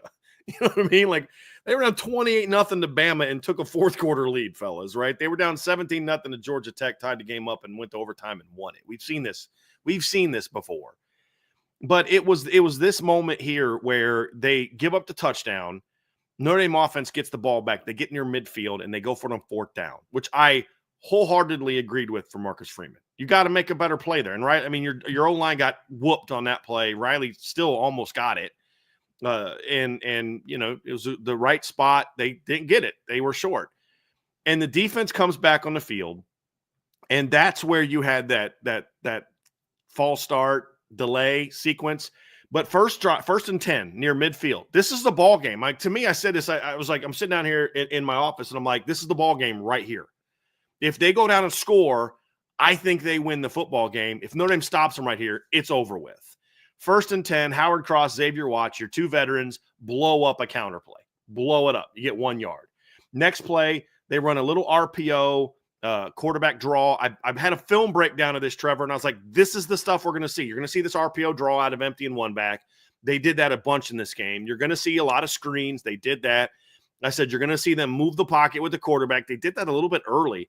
And you kind of see why. Partly why is because he needs to get out of the pocket. The other part is they couldn't protect the quarterback when he sat in the pocket. Even the big, long pass that he gave up, he got drilled by Drake Bowen. That was a gutsy play throw by Gunnar Stockton to let that sucker loose because he saw Drake Bowen screaming down on him. And then you get into 3rd and 3, and Bryce Young just stuffs the run, just comes inside and blows it up. And the guy tries to bully him, and Bryce is like, you're not going anywhere. And then the rest of the defense comes so quick. 4th and 2, they get a false start. They flinched. And then Notre Dame makes an aggressive mistake, which I didn't like. You can't do that. But it gets down to 4th and 2, and that's, like you said, Trev, or Sean, that's the play you're talking about. It was Drake. So they slanted Bryce Young. Drake comes through, gets him, and then Stockton goes out of the pocket, and Xavier's right there also, and he has to throw the ball, and the guy gets blown up. And it was a great call, and Georgia had no chance on that 4th down play. And as soon as they tackled him, I was like, it's ball game. It's ball game. Like, that was Georgia's chance. And then the offense, who had plenty of issues in the game, goes right down the field, puts points on the board, gets a field goal, and it's over. And, like, that moment was the game. There was 2 sequences that just completely defined this game. It was the end of the first half, where it went from 3-3 to 13-3, and then the opening kickoff of the second half. Like, that completely changed the game. But that sequence of events right there, getting stopped on 4th down.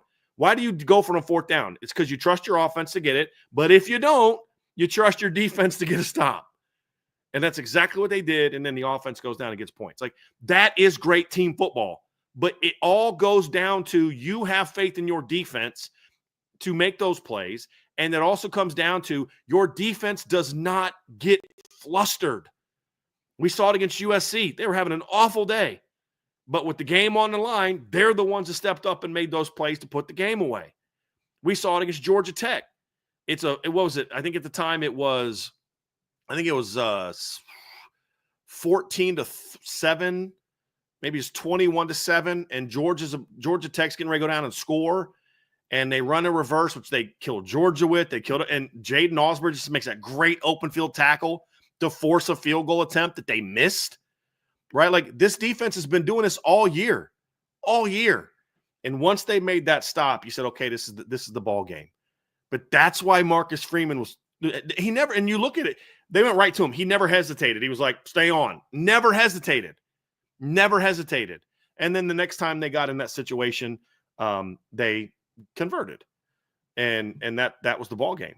I mean, that really was the ball game, fellas. And it could have been worse. I mean, I still don't think that was an illegal shift. I don't. Because like they kept saying he was going forward. I don't think he was going forward. Not really. No. And I think Mitchell Evans came to a stop before he went in motion. I don't think that should have counted. And maybe the offense goes down there and scores a touchdown. Who knows? But that sequence of events by the defense to rally back from that big play, that in that fast, right, score, to come down and make that stop was huge in that football game. And then to answer the defensive pass interference, which again, I didn't think it was a great call, but to answer that would they're not going anywhere. Georgia got in a 4th and 5, guys. That's it. They got to 4th and 5. They didn't get any closer than 4th and 5. Because what happens? You get into they call timeout. They move the ball up 2 more yards, which they should have. The play was at the 29, so it was not in half. So what happened in that? They went half the distance. And so that's why they got the ball where they did, and then they moved it because at the 29, it's not half the distance territory. It's a 15-yard penalty. It should have been at the 14. So they made the right call. You go fade route, then complete to Christian Gray. Great coverage. 2nd and 10, they ran a quarterback counter. Notre Dame stuffs it for a 3-yard gain, gets into 3rd and 7. Next play, Junior misses the sack, and the guy ends up scrambling for a 2-yard gain, but he blows the play up. He had no time to, you know what I mean? And then 4th down, they ran that fade to Rod Hurd with your All-American, like best safety in the country on the sidelines. You're literally missing on that 4th and 5, game on the line, Sean. You're missing 3 All-American players on defense. And guess who else? Actually 4, because Howard Cross was also on the sidelines because he got hurt 2 plays before. You had 4 All-Americans sitting on the sidelines on 4th and 5 against Georgia, and they had no chance on that 4th down play. None. That's great team football, guys. But that's also, but when your All-Americans going down, you're putting dudes on the field. No, Shout it out was, to Al.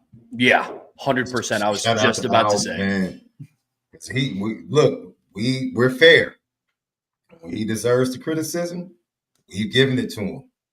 But man, this year I've consistently said, like, look, he's coaching his tail off. And we can talk about other things, but he's coaching his tail off. He's taking what he has and he's getting the most out of it. And that's coaching, that's teaching at its finest, right?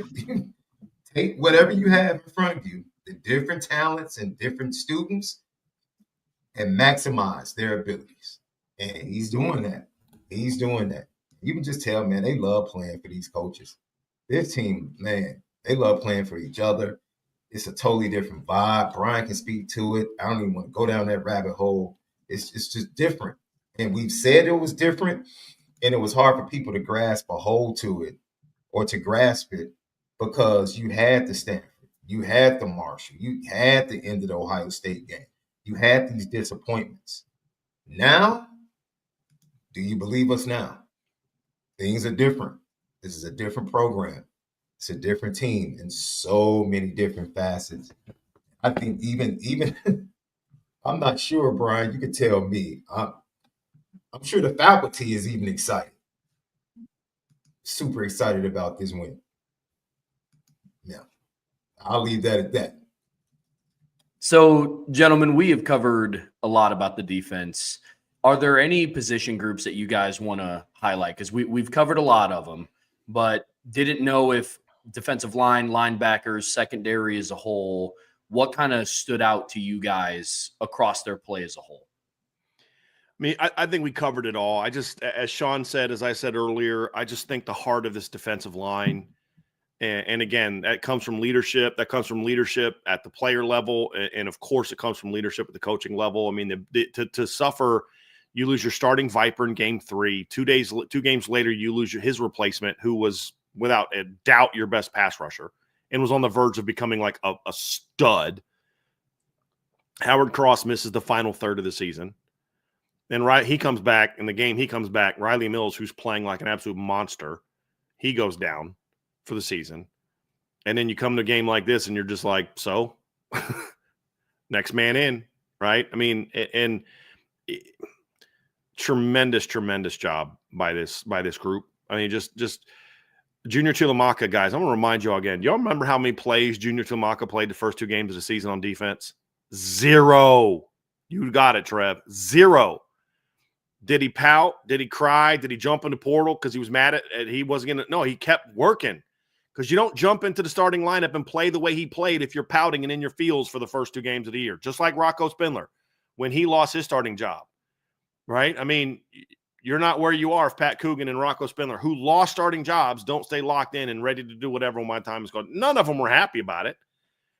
You know, and we forgot they missed Josh Burnham for a couple games this year too, when he was starting to play at a really high level, and they just kept playing and outplayed Georgia. Everybody's rightfully worried about the matchup of the undersized Notre Dame defensive line without Riley Mills. We were all worried about, legitimately worried about it. And they were like, the defensive linemen are like, why? We're going to be fine.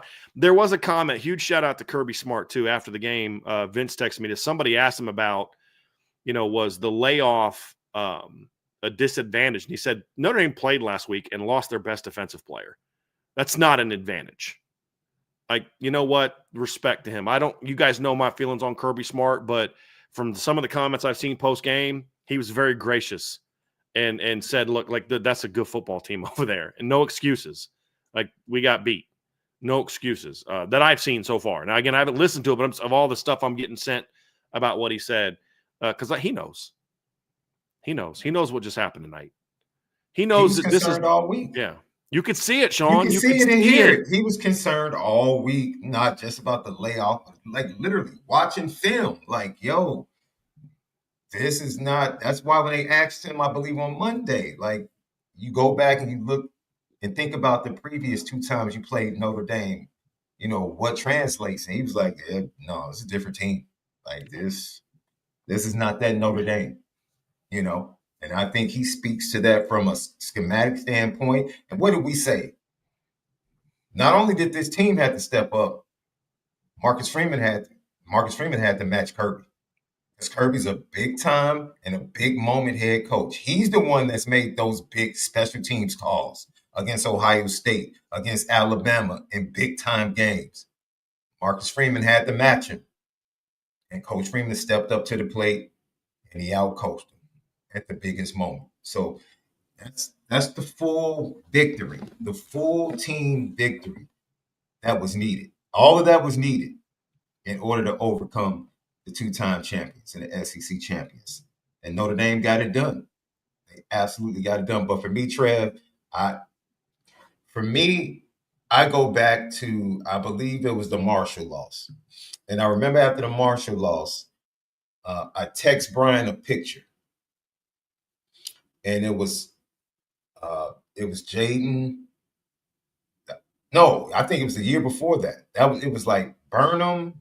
It was all his young linebackers, like standing behind him as the clock was running down. It was like all of his guys was standing behind him. And I was like, yo, this picture might mean something 2-3 years from now. Right? Because when you take over a program, you have the guys that are used to doing it one way, and then you have your guys. And this team is finally all his guys. These are his guys. With a few, you know, Howard Cross, Riley Mills, and those guys sprinkled in. But for the majority, this is his team. This is his program now in totality. And tip of the cap to Orlando as well, man. Getting these young players ready to play physically and this team to play physical despite the injuries. And you can talk about the injuries and attribute that to whatever. That's fine. But Notre Dame, week after week, has been the more physical team. So you have to give credit for that aspect as well.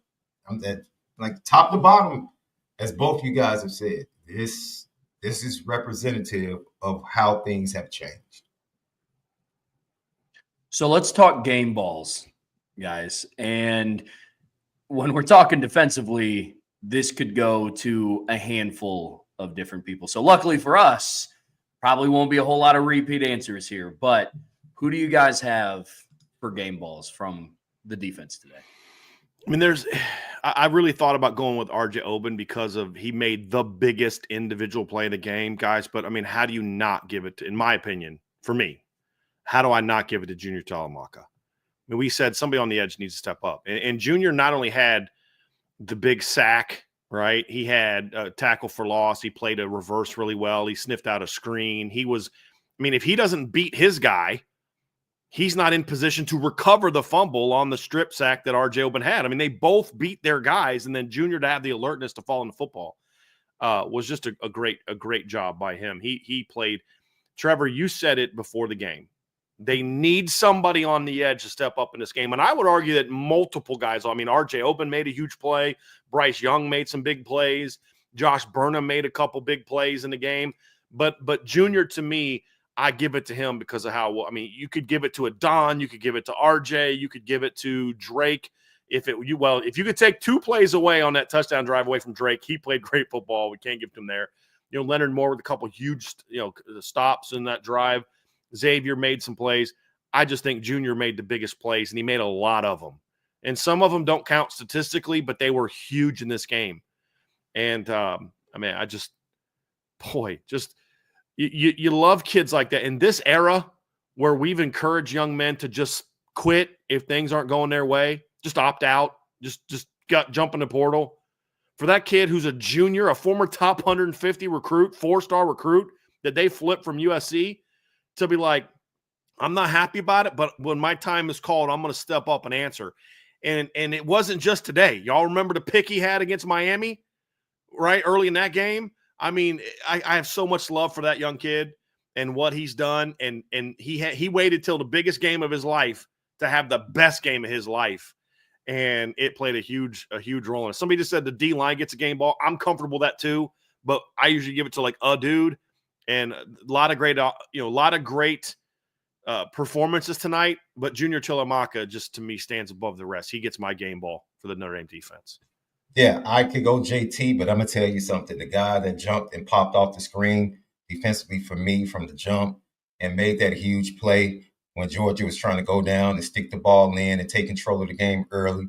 Don Shula, man, that big time hit, big time turnover early in the game to kind of settle things down as Georgia was trying to capitalize on that big play to Arian Smith. And look, the kid, like I said, man, he just continues to get better week after week. And I think Xavier Watts definitely improved his stock and became a much better player by coming back. But Don Shula benefited from playing and learning from Xavier Watts. That is going to pay big dividends. This season will pay big dividends on the back end for Notre Dame, even when Xavier Watts goes to the NFL. And that kid has picked it up, and he continues to grow, and he gets my game ball. Yeah, I mean, couldn't agree more with the two players that you guys said. Like we've all said, it could go to potentially, you could make arguments for 11 guys. You know what I mean? Mine's going to go to Leonard Moore, man. I mean, for playing on this stage, we talk about Notre Dame winning its first New Year's Six Bowl since 1993. And, you know, the secondary is playing at a high level, and it has all season long. Leonard Moore's a true freshman. And in another big game, he steps up. He had 4 solo tackles, 5 total tackles. He had a tackle for loss. He had 2 pass breakups. And he's a guy that, you know, at some point, like whether, you know, a cornerback struggles here or there, Christian Gray had a few moments, but overall, I think he played well. But Leonard Moore, one side of the field on Notre Dame secondary, it feels like over the last couple seasons, at least at a minimum, one side of the field has always been pretty locked up. And Leonard Moore is holding his own. And for me, it's also his age. I mean, to be playing at that high of a level, Sean, you mentioned, shout out to Lauren Landau for getting some of these younger guys ready. And, you know, when you have somebody like that coming in playing a hard-hitting, physical Georgia team, because they were. Notre Dame had more physical plays today, but it's not like they played a bunch of bums on the other side of the ball, right? And for Leonard Moore to come in and say, hey, you're not getting anything on me in the run game on the perimeter. He held his own. He helped set the edge. He helped funnel things back inside. And for the most part, when he was tested in the pass game, not a whole lot happened. And he was, I mean, inches away from getting a pick also at the end of that game. I mean, to the point where I think Dylan Bell had to turn into more of a DB at the end of that play. So for me, it's going to go to Leonard Moore. But I think we're all in agreement here that it could have gone to 11 guys today. And the effort on defense across the board was fantastic. And you don't hold a team like Georgia to 10 points for no reason. You know what I mean? So any final thoughts on the defense, fellas? This is what a championship defense looks like. We're going to find out in the next 18 days if they've got a championship offense. That remains to be seen. But championship defense, zero question about it. The job that Al Golden has done this year, despite losing Cam Hart, who's playing in the NFL, starting in the NFL, Thomas Harper, who had a pick last week, J.D. Bertrand and Maris Lefa, who are both making plays in the NFL, Javonte Jean-Baptiste, right, to the NFL, DJ Brown, who's a starter last year. You lose Benjamin Morrison. You lose Boubacar Traore. You lose Jordan Patelho. You lose Riley Mills, and you still are playing elite defense against the best program in college football right now. If that dude's not your Bros Award winner, I just will never care about that award ever again. With all due respect, there's a lot of coordinators that did a great job, but I mean, come on, guys. Shoot, man, at this point, I know semifinalists have already been announced, but can Al Washington's name be thrown in that hat now for assistant coaches, man? I mean, at this point, with all the injuries. But Al Washington, I think, made himself some money this year. Yeah. Either someone else is going to pay him a lot of money to come run their defense, or he's going to get paid a lot of money to stay at Notre Dame. But that dude, like Sean, you nailed it. This is how we do it. When you do something good, we're going to praise you for it. When you do something bad, we're going to criticize you for it.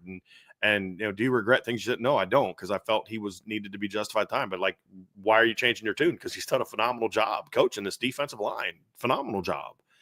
And it hasn't been easy, guys. It has not been easy. And you're like, look, the players deserve a ton of credit for how they played, right?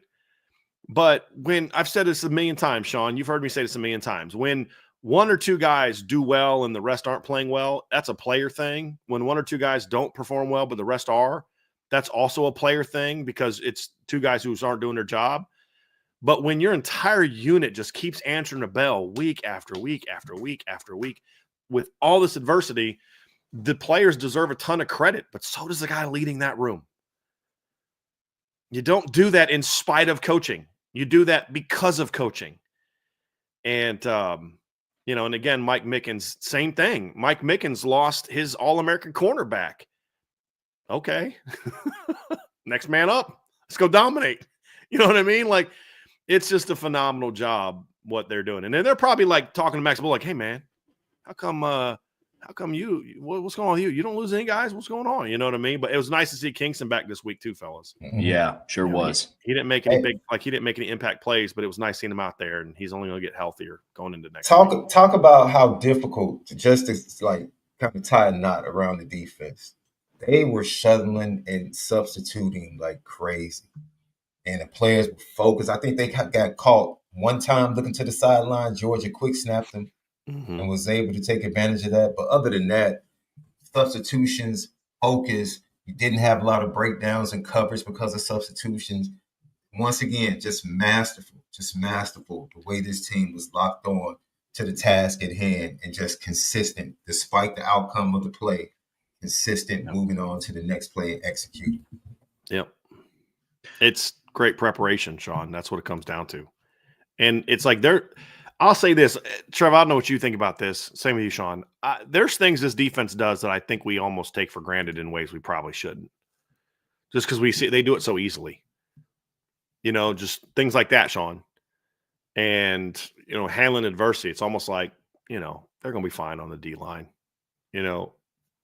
Why do I think that? Because eventually there's going to be an injury that just kind of is the straw that breaks the camel's back kind of thing. But it's just like, okay, but it obviously hasn't come yet. You know what I mean? But it's it's really impressive. It really is impressive. But again, it starts at the top. I mean, it's great preparation. It's what happens when you have really smart football players. And let's not forget, there's some old dudes on this football team, right? I mean, R.J. Oben, 6-year senior, Howard Cross, 6-year senior, Xavier Watts, 5th-year senior, Jack Kaiser. But there's also a lot of young players in this defense. Adon's a true sophomore. Christian Gray's a true sophomore. Drake Bowen's a true sophomore. Leonard Moore and Bryce Young and Kingston are true freshmen. Right? I mean, Donovan Heinisch is a redshirt sophomore, and Josh Burnham's a redshirt sophomore. Junior's a redshirt sophomore. I mean, this is a young football team in a lot of ways still, and they're able to do all that despite that youth because you got smart kids. They're not. Yes, they're talented, but they're also smart. Right? They're not just, oh shoot, I keep making mistakes, but I'm so fast I fly to the football and keep making a million plays. It's both. They're very talented and they're very smart and they're very well coached. It shows up every single week. And they gave up 35 points to USC in the 2 playoff games. They've given up 27 combined against Indiana and Georgia. Mm-hmm. You know what's going to be nice about the Penn State game? I don't have to hear crap from anybody about, well, you haven't played anybody. Okay, well, just beat Georgia. So, I mean, you'll still hear it. Now, whether if it's valid or not, we'll see. But no, I agree. Well, all right, fellas, that's going to do it for the defensive portion of the show. But don't go anywhere. We still have the offense that we are going to break down, and we have a super chat portion at the end of the show. But before we get to the rest of it, be sure to hit that like button, hit the subscribe button, hit that notification bell, share this podcast with your friends and family. And, of course, the best way to support what we do here is if you subscribe to the premium message boards at boards.irishbreakdown.com. All right, guys. So for the offensive portion, it was an up and down performance, and there's a lot of things to cover here with this side of the football. But starting it off at the end of the day, they did enough to win this football game. And in the key moments where they had to step up, I believe that they did. But overall takeaways from the offense, guys. I mean, I'm going to start with a positive. They competed their butts off, right? Like the Notre Dame offensive line, for the most part, got whipped by Georgia. They did. It's okay to say that. Anthony Knapp got whipped in this game, but he fought his butt off.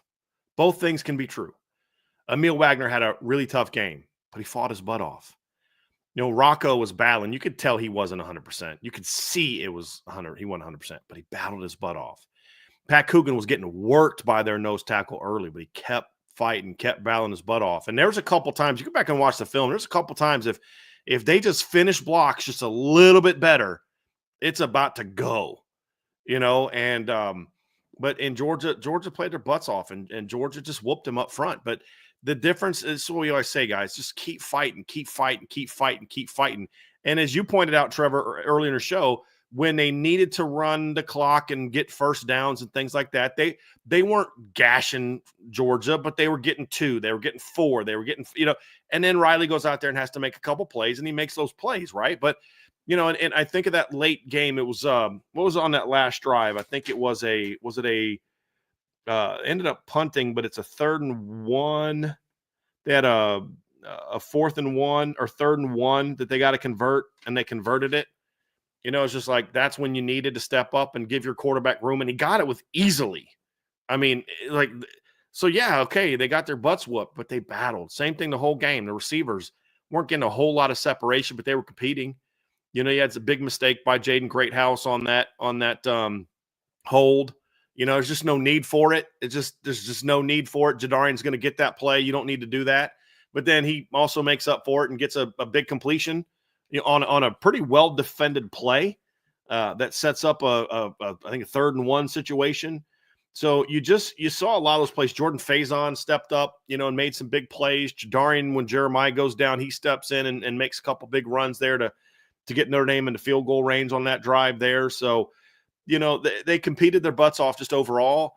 Looking at it from a coaching standpoint, again, you know, good job by the coaches to get guys ready and compete. But I didn't love the game plan, to be honest with you. To a degree, your passing game was completely taken away by the fact that you could not protect the quarterback. It was very clear early on they were not going to be able to protect Riley Leonard. There was no way to do a drop back game. And now this is, for the last 6 quarters, Notre Dame has struggled to drop back and throw the football because they can't protect the quarterback. That's a big problem. It's a big problem. Now, are they good enough to still win the game? In other words, yeah, but you can't keep doing that for 4 games, I don't think. Eventually, your offensive line is going to have to figure something out. And that includes your offensive coordinator saying, okay, if this is what teams are going to do, then we have to have things to counter that. Saw a little bit of that from Mike Denbrock. You had the sprint out pass that went for decent yards. I was a little disappointed in the run game. You know, just like I thought there was opportunities with the way Georgia was crashing inside to maybe try to pop something outside. They did a little bit. I mean, you had the jet sweeps to Jaden Thomas, went for 8 yards. Jordan Faison had one. If he doesn't fall down, he's got another nice gain on another one. But they had good gains in the jet sweeps. You know, the counters, they had busted the big long run on the one counter, which is, Trev, you and I talked about that. I wrote that in the Keys to Victory, which was, you know, mix up your run game inside out. And I thought counters could be a part of that because the way Georgia plays it, you may bounce one, and they did bounce one. And then one of Riley's long runs was on a counter, you know, where he bounced it outside. It was on a counter. I would like to see a little bit more of where you're just getting the ball outside, pitching the ball outside. Let your guys get to the let Jeremiah get to the outside like that. Like, I mean, we saw Jeremiah running A gap. I mean, I get that. But against this defense, the way they crashed their linebackers, I would have liked to seen a little bit more creativity from the run game in this one. And maybe even a pin and pull or two to try to just get, you know, crease them a little bit. That was a disappointing part of the game plan for me. But you just could see early on that Mike Denbrock was like, we're not going to be able to protect the quarterback today. And that was a little disappointing, to be honest with you. And you know, I thought we'll get into some position group stuff here as we kind of go through, but and some things I liked. But just overall, I thought there were things there they could have gone to maybe get some chunk plays that they didn't go to. There was a couple times where I thought, like, there was a play where Jaden Greathouse was open on an over route. If Riley has time to step in and get it over there, just couldn't protect. I think that really crushed the offense. The inability to just not give your quarterback any time. There was a play where I wasn't at the game. Vince was there, so he's watching the second. He said there was a play where he said, I think it was Greathouse or maybe Bo Collins came open. But by that point in time, I mean, Michael Williams, I think it was, or maybe Jalen Walker just crushes Anthony Knapp inside. And Riley Riley gets top of his drop and he's running to the left. There's nowhere to go. And, there just was too much of that just was going on and just was really hurting the offense, in my opinion. And it just kept them from really getting anything going. And it's why they threw for 90 yards. I mean, you just literally could not protect the quarterback. But I also give Mike Denbrock a little bit of credit because he saw that and was like, guys, we got to grind it out. We can't do anything stupid. We can't do anything too extravagant. You had the nice reverse play that picked up good yards. I liked that. And then, of course, but you're not lined up correctly. There's just so many, sloppy mistakes like that from all phases, offense, defense, Bryce Young being lined up off sides. There's a lot of those sloppy penalties that you had. And it plays into it again. If I'd have told you before the game, guys, that Jeremiah Love and Jadarian Price would combine for 56 yards on 16 carries. If you want to throw Aeneas in there, 60 yards on 18 carries. Longest run of the night would be 8 yards by the running backs. Riley Leonard would throw for 90 yards, and Notre Dame would commit 10 penalties and go 4 of 14 on third down and 0 of 1 on fourth down. You would have been like, they're going to lose 23-10. They won 23-10. Because the thing I'll give the offense credit for is they stepped up and answered with scores when they needed to. Right? Georgia takes a 3-0 lead. You go right down the field and score. Your defense gives you a stop late in the game. Let me pull up that drive there. So defense comes up, makes a stop, and you go down in 3 and out. Right, you had a slot fade to the tight end that Adon was in great coverage on, forcing incompletion. It's another one of those great plays from him. Next play, they have a screen, and Junior Talamaka blows it up and he throws it away. So now it's 3rd and 10. And on 3rd and 10, Bryce Young and Howard Cross both got good pressure on a bootleg that he also threw away. Right? And so you go down, your offense 3-3, late in the game, your offense goes down there and gets a field goal. You're about to go up 6. As bad as your offensive played, you're going to go up 3-0. And on that drive, they had to convert a 3rd and 1. So, yeah, defensive line got their butts whooped. But you know what? On that 3rd and 1, Riley got an easy conversion. You go down there, you have a nice Y option play where Mitchell Evans does a great job just finding that soft spot. Riley hits him real quick before the defense can close it. He gets 10 yards on that play.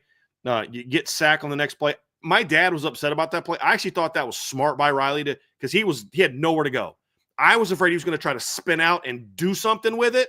It was the play where Aeneas got blown up. And I was like, oh, God, please don't spin out of this and try to go make a play and then lose 20. There was nowhere to go. Just go down. Limit your loss. And then you come back and run a QB draw the next play, and then you kick a 48-yard field goal, right? So, okay, it's ugly, but you're up 6-3. But then when the defense forced the fumble, you needed 7 there. You needed 7 desperately there. And you go right for the jugular, and Riley makes a good throw, great catch by Bo Collins, great read, good throw, even better catch. And just like that, fellas, it's 13-3. And so same thing happens second half. They go up, it's 20-10. They make it 20-10. What does the offense do? They go on a nice long drive, get a field goal out of it, take some time off the clock, get the momentum back. And I just thought, the offense did a lot of things I didn't like, fellas. And there's a lot of things I wish they would have been able to do better. And I wish they would have been able to answer this. And I wish they would have made this play here. And I wish they would have done that. And wish they would have been able to convert this 4th down where the offensive line just got blown up on 4th down and you didn't stop it. But after your defense answered back, you go right down the field and you get a 1st down. And you run duo on 2nd and 1, get a 1st down. You run a jet sweep. And you go and get a field goal. And you got it was only 3 points, but you got all the momentum back. All the crowd was going crazy. You could hear it. And Notre Dame just goes on this nice methodical drive, get points. Mitch Jeter, that one was the 47-yarder, I think, right? Nails it. And the momentum is now back with Notre Dame. They did what they needed to do. It was ugly. There's some things I didn't like. There's some things I should have done better. But I got to give the offense credit, fellas. When they converted the 4th down, such beautiful awareness from Pat Coogan to snap that ball when they were offsides. So, yeah, did Pat Coogan have a rough day at times? Yes, he did. That's a money play right there. Money play by Pat Coogan. And then the offense just takes more minutes off the clock, just moving the chains. And so I give them a lot of credit. They battled their butts off. They didn't execute great. The offensive line did not play well at all. And you had some silly mistakes here and there, guys not being lined up, illegal shift that takes a fourth down. I mean, you can't have those mistakes. You can't keep doing those and win games. You were able to do it today. But, when they needed it, they got it done. And this is now 2 games in a row where Notre Dame got a lead. Mike Denbrock was like, we're not going to do anything stupid to let them get back in the game. And you know what, Trevor, it goes back to what you said right after they beat USC. I'm so glad we don't have to talk about margin of victory anymore or style points anymore, because all you need is one more than the other team does. And that's smart football. Would I have liked the Notre Dame offense to look like Ohio State did yesterday? Sure. But don't care. They won, and they did what was needed. And for that, I say, job well done. Yeah. But Mike Denbrock's going to have a lot of teaching to do and correcting to do this week with his offense as they get ready for this next game. Yeah, I hope he gets that O-line coach in a room privately. Talk about it. I think Greg McElroy did an incredible job talking about it, in the midst of the game, like the way they were handling some of the stunts. And then, Georgia was playing numbers games, right? Because they would overload one side of the defensive line, but then pressure from the other side, and Notre Dame would be and not recognizing it and leaving the big guy, free. And now you got your running back picking up a defensive tackle or a big defensive end. It's like, yo, you can't. What are we doing? You can't do that. And then the Anthony Knapp thing at left tackle. Look, it doesn't get any better with Abdul Carter coming up. So it's like something needs to be done. Chip, tight end on that side, something to help out. There needs to be better strategy. But I remember a few of the games early in the season. I think, Trevor, you had pointed out in a couple of post-game shows that you were like, man, it just seems like I can't figure out what Notre Dame is trying to do offensively. It just seems like they're picking plays I remember you saying that a couple of times, like they're just picking plays, right? And Brian, I do agree that early on, it's amazing because if you go look at the first series for both teams, I think both coaching staffs recognize, okay, we're not going to be able to do that today. On both sides, coaching staffs recognize real fast, we can't do that against this defense. And we might as well go to something else. And I think Mike Denbrock did, adjust after that first drive because he recognized that they were going to struggle past pro. But what kind of angered me, I can't remember what drive it was, but I think they got inside the Georgia 30-yard line, and I think they had like a 2nd and 4, and they were running the ball really well, right? And they were running the ball. I think it was the drive where they got a couple of jet sweeps, some other things. They got Riley going in the run game. And then they get in scoring position, and it's a 2nd and 4, and then they drop back and try to hit Jaden Harrison on like a slot fade. I'm like, what are we doing? Like that, for me, that's a waste of down. Like it's late in the game. You got them on the ropes. Make them defend. Line them up and make them play big boy ball right now. Take their hearts right now. Don't bail them out with that. Don't do that. Use Riley Leonard. Use his legs. Use their eyes, focusing on him, and work off of that in the run game and get a little more creative. I think the creativity in the run game was something that I would have liked to see, like you said, maybe some outside zone, some other things to try to get Jadarian and the other running backs to the outside. I think they tried to use the swing pass in that form kind of as an extended handoff, especially with Jeremiah early in the game before he went out with the injury. But at that point, late in the game, when you're driving on them like that, just go ahead and take their heart. I mean, there was no reason for Riley Leonard at that point to even throw the ball. Like, what are we doing? Let's end this. Let's go get 7. And if they get 7 and go up 27-10, it's definitely over at that point. But other than that, I'm not going to nitpick and complain, bro. Because my target number, I told you all week, was 24.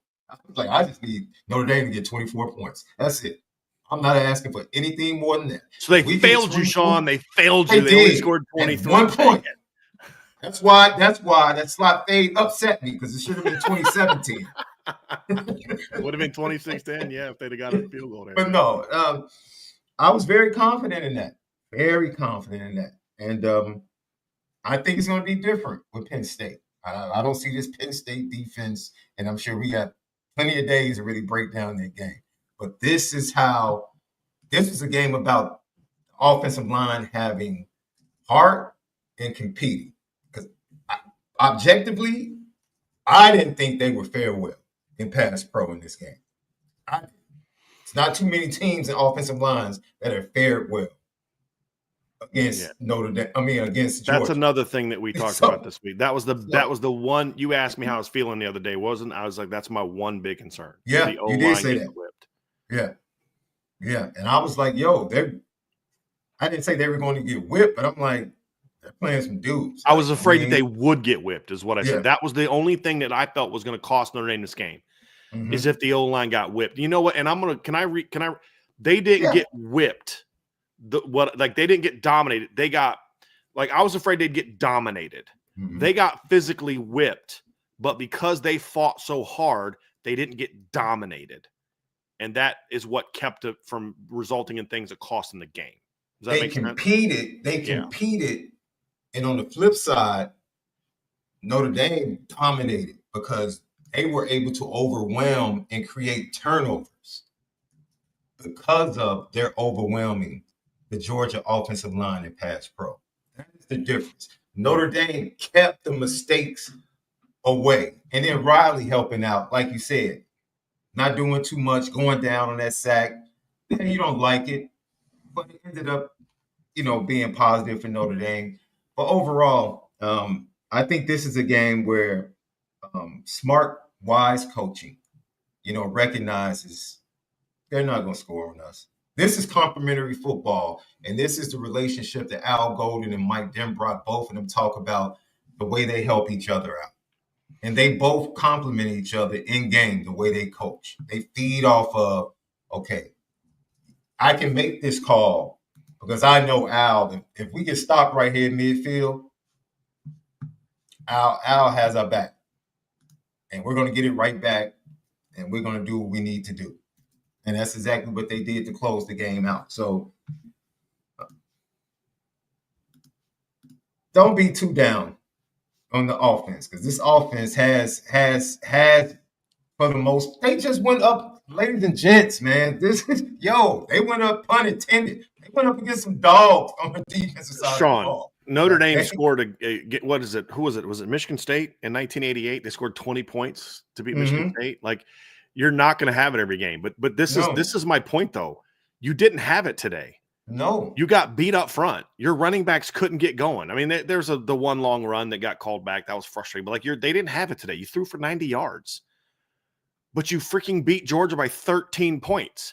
You didn't need your offense to be a 40-point team today. You needed them to give you 11.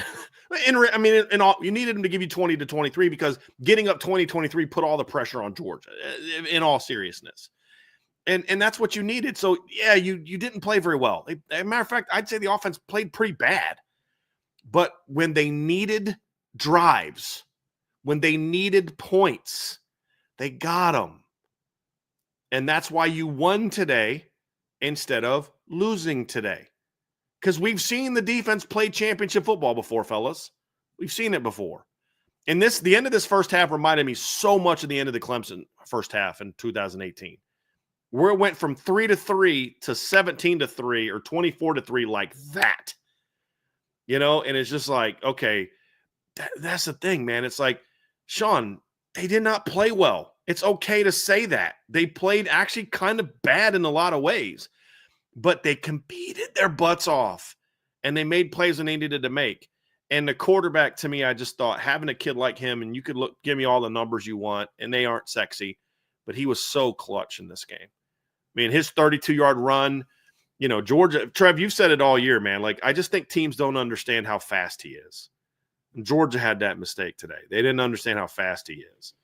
And I want to talk about recognition with Marcus Freeman. We talked about this when they decided to go back to the portal, right? Because fans, we want to see our guys, if you want to use that, our guys, the guys that we recruit, get signed, and develop. Every fan base wants to see their guys, right? So we go to the portal, the Sam Hartman thing, however you feel about how that went, that's fine. So we had two mindsets. We said either you start the clock on your young guys with this soft schedule that you know you're going to have, and then you go ahead and say we can get through this and still get to the playoffs, and we start the clock on our young guys, or you go to the portal because you know your offensive line, you just lost 2 NFL starting tackles, and you're going to be really young, inexperienced, and then you lose your left tackle. So Marcus Freeman, having all of that information, makes the right decision and beats Ohio State out. Brian, we've talked about this. Like, Ohio State literally might be unstoppable, in my opinion, if they had gotten Riley Leonard. If they had gotten Riley Leonard, I would throw up my hands. Like, all right. Well, yeah, because the thing about who Notre Dame would have a quarterback, especially. Exactly. But sometimes winning a recruiting battle isn't just that you got the player, but you kept somebody else from getting the player as well. And so that right there for me is just something that, has helped. He has helped this offensive line immensely. Yeah. And the answer to Anthony Knapp was moving Billy Shrouf over to left guard before his injury. We saw improvement. Now, go watch the film. Let's see what move can be made to tidy things up to make sure that offensive line performance in the next game is far better. That gives Riley Leonard this offense and the weapons, because they have weapons. We talked about this. I'm like, Jordan Faison, Bo Collins, Mitchell. They have so many people that can make plays. Jaden Greathouse. That it's hard to just focus. Your focus goes to 4 and to 24. But if they get time to execute from the offensive line, that's when you start to see 45 points, 42 points. They start rattling those games off. And they don't have to be dominant in order to do that. They just have to play really above average. Tonight, I think they would agree that they played a little bit below average tonight with their performance, but they were still able to do enough to get the win. And that, as I said before, the low-hanging fruit in big games for Notre Dame fans has always been the offensive line didn't play well. The offensive line didn't give us a chance to win. Well, your offensive line didn't play well. And once again, you just beat the SEC two-time national champs by double digits. So we can get rid of that. We can get rid of that low-hanging fruit. We throw that to the side. Somebody pointed out in the chat, I didn't think about this. I saw somebody put in the chat. I believe this is correct. Marcus Freeman is now 3-0 against the SEC. Correct? All 3 of those teams were ranked when they played. South Carolina, Texas A&M, Georgia, and now Georgia. All ranked. Just means more, baby. It certainly does. Better groceries down there in the SEC, though, BD. Yeah. That's what we were told. Yeah. It's better groceries down there. Oh, yeah. Trev, what'd you think of the play of the offense? Yeah, I mean, overall, it was a rough performance, right? Like, I think we can all agree. We can call a spade here. In the moments where they had to step up, they did. And we had said it all week. And really, we've been saying it for most of the season. This team is going to go as far as what Riley Leonard takes them. And it wasn't a sexy performance from a numbers perspective, but Notre Dame had 244 total yards of offense, and Riley Leonard accounted for 170 of those himself, right? In the plays that he needed to, right? Think of it this way. The receivers, for the most part, were pretty bottled up. And it wasn't for a lack of effort, in my opinion. The receivers, I like to watch receivers when the All-22 comes out. It's hard for me to see receivers downfield on like the TV broadcast. But the receivers were bottled up for a good amount of the game, and the pass protection was really bad. And through all that, He only got sacked once. Those are the numbers that don't show up when you talk about Riley Leonard's performance. Because I think if there was any other quarterback under center for Notre Dame in this game with how poorly the offensive line played in pass protection, they have more than one sack, right? You look at what he was, the difference maker on the ground. Running backs weren't able to get going. Riley Leonard gets 80 rushing yards on the ground. He had 90 yards passing, but a lot of those were in meaningful situations. You know, you think of the 3rd and long play, you get it to Jordan Faison, you execute well, that puts you in a 4th and 1 position to where you have the ability to go for it now, right? You think of that 3rd down play in a drive where Georgia started to get a lot of the momentum. 3rd down, you hit Mitchell Evans, you know? And so there were opportunities where Riley Leonard needed to go out and just execute, right? And he did. But then there were other moments where, hey, 13, we need a little bit more from you. And what do those plays look like? That's outrunning a cornerback to the edge and jumping over Malachi Starks to get a first down. You know, and those are the plays where that's the difference maker. You know, Jadarian Price, once again, comes in and he adds a valuable change of pace to what this offense needed, you know, and that's something that needs to be accounted for is Notre Dame's, you know, really trio at the running back position, because I thought Aeneas Williams came in and played well. I think he was put in some rough situations when it came to what he was asked to do from time to time, especially in pass protection. You know, I think he was put in some real rough spots there. I don't know a whole lot of running backs in the country that are going head up with Nazir Stackhouse and doing you know what I mean? Like, that's not fair. If there's one overarching thing, because you guys covered everything else, I wish I would have seen more tempo from Notre Dame's offense today. Something to neutralize just anything to neutralize the strength of Georgia's defense. Like Notre Dame, you're the faster team, you're the more athletic team. Use that to your advantage. Don't let Georgia have time to rotate their guys and keep them fresh. Keep them. Georgia actually did a nice job with that, Trev. They did. I thought their offense. Yeah, they did. Whenever Georgia's offense started to have success, Notre Dame's defense was kind of on their heels for a little bit. You know, Sean brought it up when we were talking about the defenses. Notre Dame did a good job of substituting. And in the times that they weren't able to substitute, they got on their heels a little bit.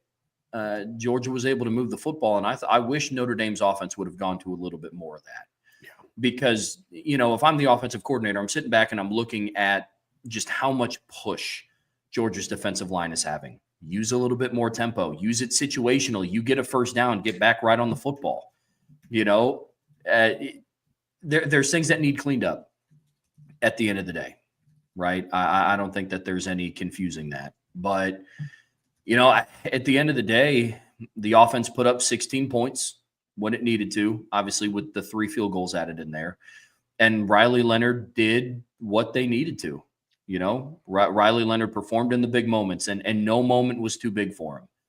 Another guy who had the opportunity to just kind of flake out this season. Oh, man, didn't realize how much scrutiny the Notre Dame quarterback gets. Now he's living that to its fullest degree. Then they make it to the Sugar Bowl. Offensive line is not performing in pass protection. Their 2 home run hitting backs today averaged 3.7 and 3.2 yards a carry, when each of those guys essentially have doubled that, you know, this season, what they do on average. So for me, the offense, a lot to work on, a lot to go back to the drawing board on.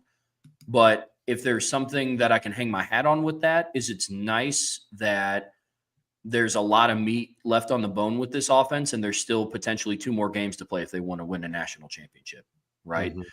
They didn't turn the ball over, which in games like that was the one thing that I think would have completely flipped the momentum to Georgia's side, you know, is a turnover in the second half. And at the end of the day, they protected the football. So Notre Dame's offense did what they needed to in crucial moments, man. That's my biggest takeaway with them. Because if they don't perform well in those moments, if they don't pick up some of those third downs to extend drives, those are the things that don't show up in the stat sheet that speak to complimentary football. You know what I mean? Mm-hmm. So for me, that's what it ultimately boils down to. Because I think without the skill set of Riley Leonard at quarterback, you have more than one tackle for a loss and one sack if you're Georgia's defense, but they protected the football. Even the running backs, for as bottled up as they were this game, they also didn't turn the football over. They didn't even lose a fumble. Like, not even did they lose a fumble. There was no opportunity for that. And they took advantage of opportunities when they needed to. Defense gives you a short field right at the end of the half. Next immediate play, RPO touchdown pass to Bo Collins. So lot to work on, a lot to get back to the drawing board. But if your offense can play a C- game with, honestly, some of your position groups playing a D game, and you're winning by 13 points against the SEC champs, against a coaching staff that has coached in multiple national championships, have won 2 of them. It's a good day. It's a good day, and a lot to lean your hat or hang your hat on moving forward. Are we seeing a trend, you guys, offensively, or is it just, the way Notre Dame is winning games is really confirming and backing up the way Michigan won games offensively? Right. It's you want to go out and get that guy that throws for 350. Who wouldn't want to have a quarterback that throws for 350? But if you can play complementary football and just have a playmaker, that's what I think. JJ McCarthy would just make plays in big moments, whether it's with his legs or his arm. Riley Leonard gives you the exact same thing, which gives you so many different ways to win games. You can win games when your offense plays well. You can win games when your offense doesn't play well, right? Because you're O-line, D-line driven. Run game when you need it. Trevor, like you said, when they had to run the ball and run the clock out, when they needed a drive against Texas A&M in the fourth quarter, they were able to get it done, right? And those are characteristics of championship football and championship teams. Right. And as Brian said, we'll find out in the next 18 days whether or not this offense is a championship offense. They're going to have a great opportunity to show and respond. I'm sure the one thing they want to do now is respond as a unit offensively, because they know what the defense did today. So they know. Here's where I'm at, Sean. Talk to me after January 20th if they play Texas or Ohio State and they can win it that way. That's my thing. Is I still worry that you're in a situation now where you better hope your defense doesn't have an off day, because Ohio State doesn't have, and Texas doesn't concern me as much as Ohio State does.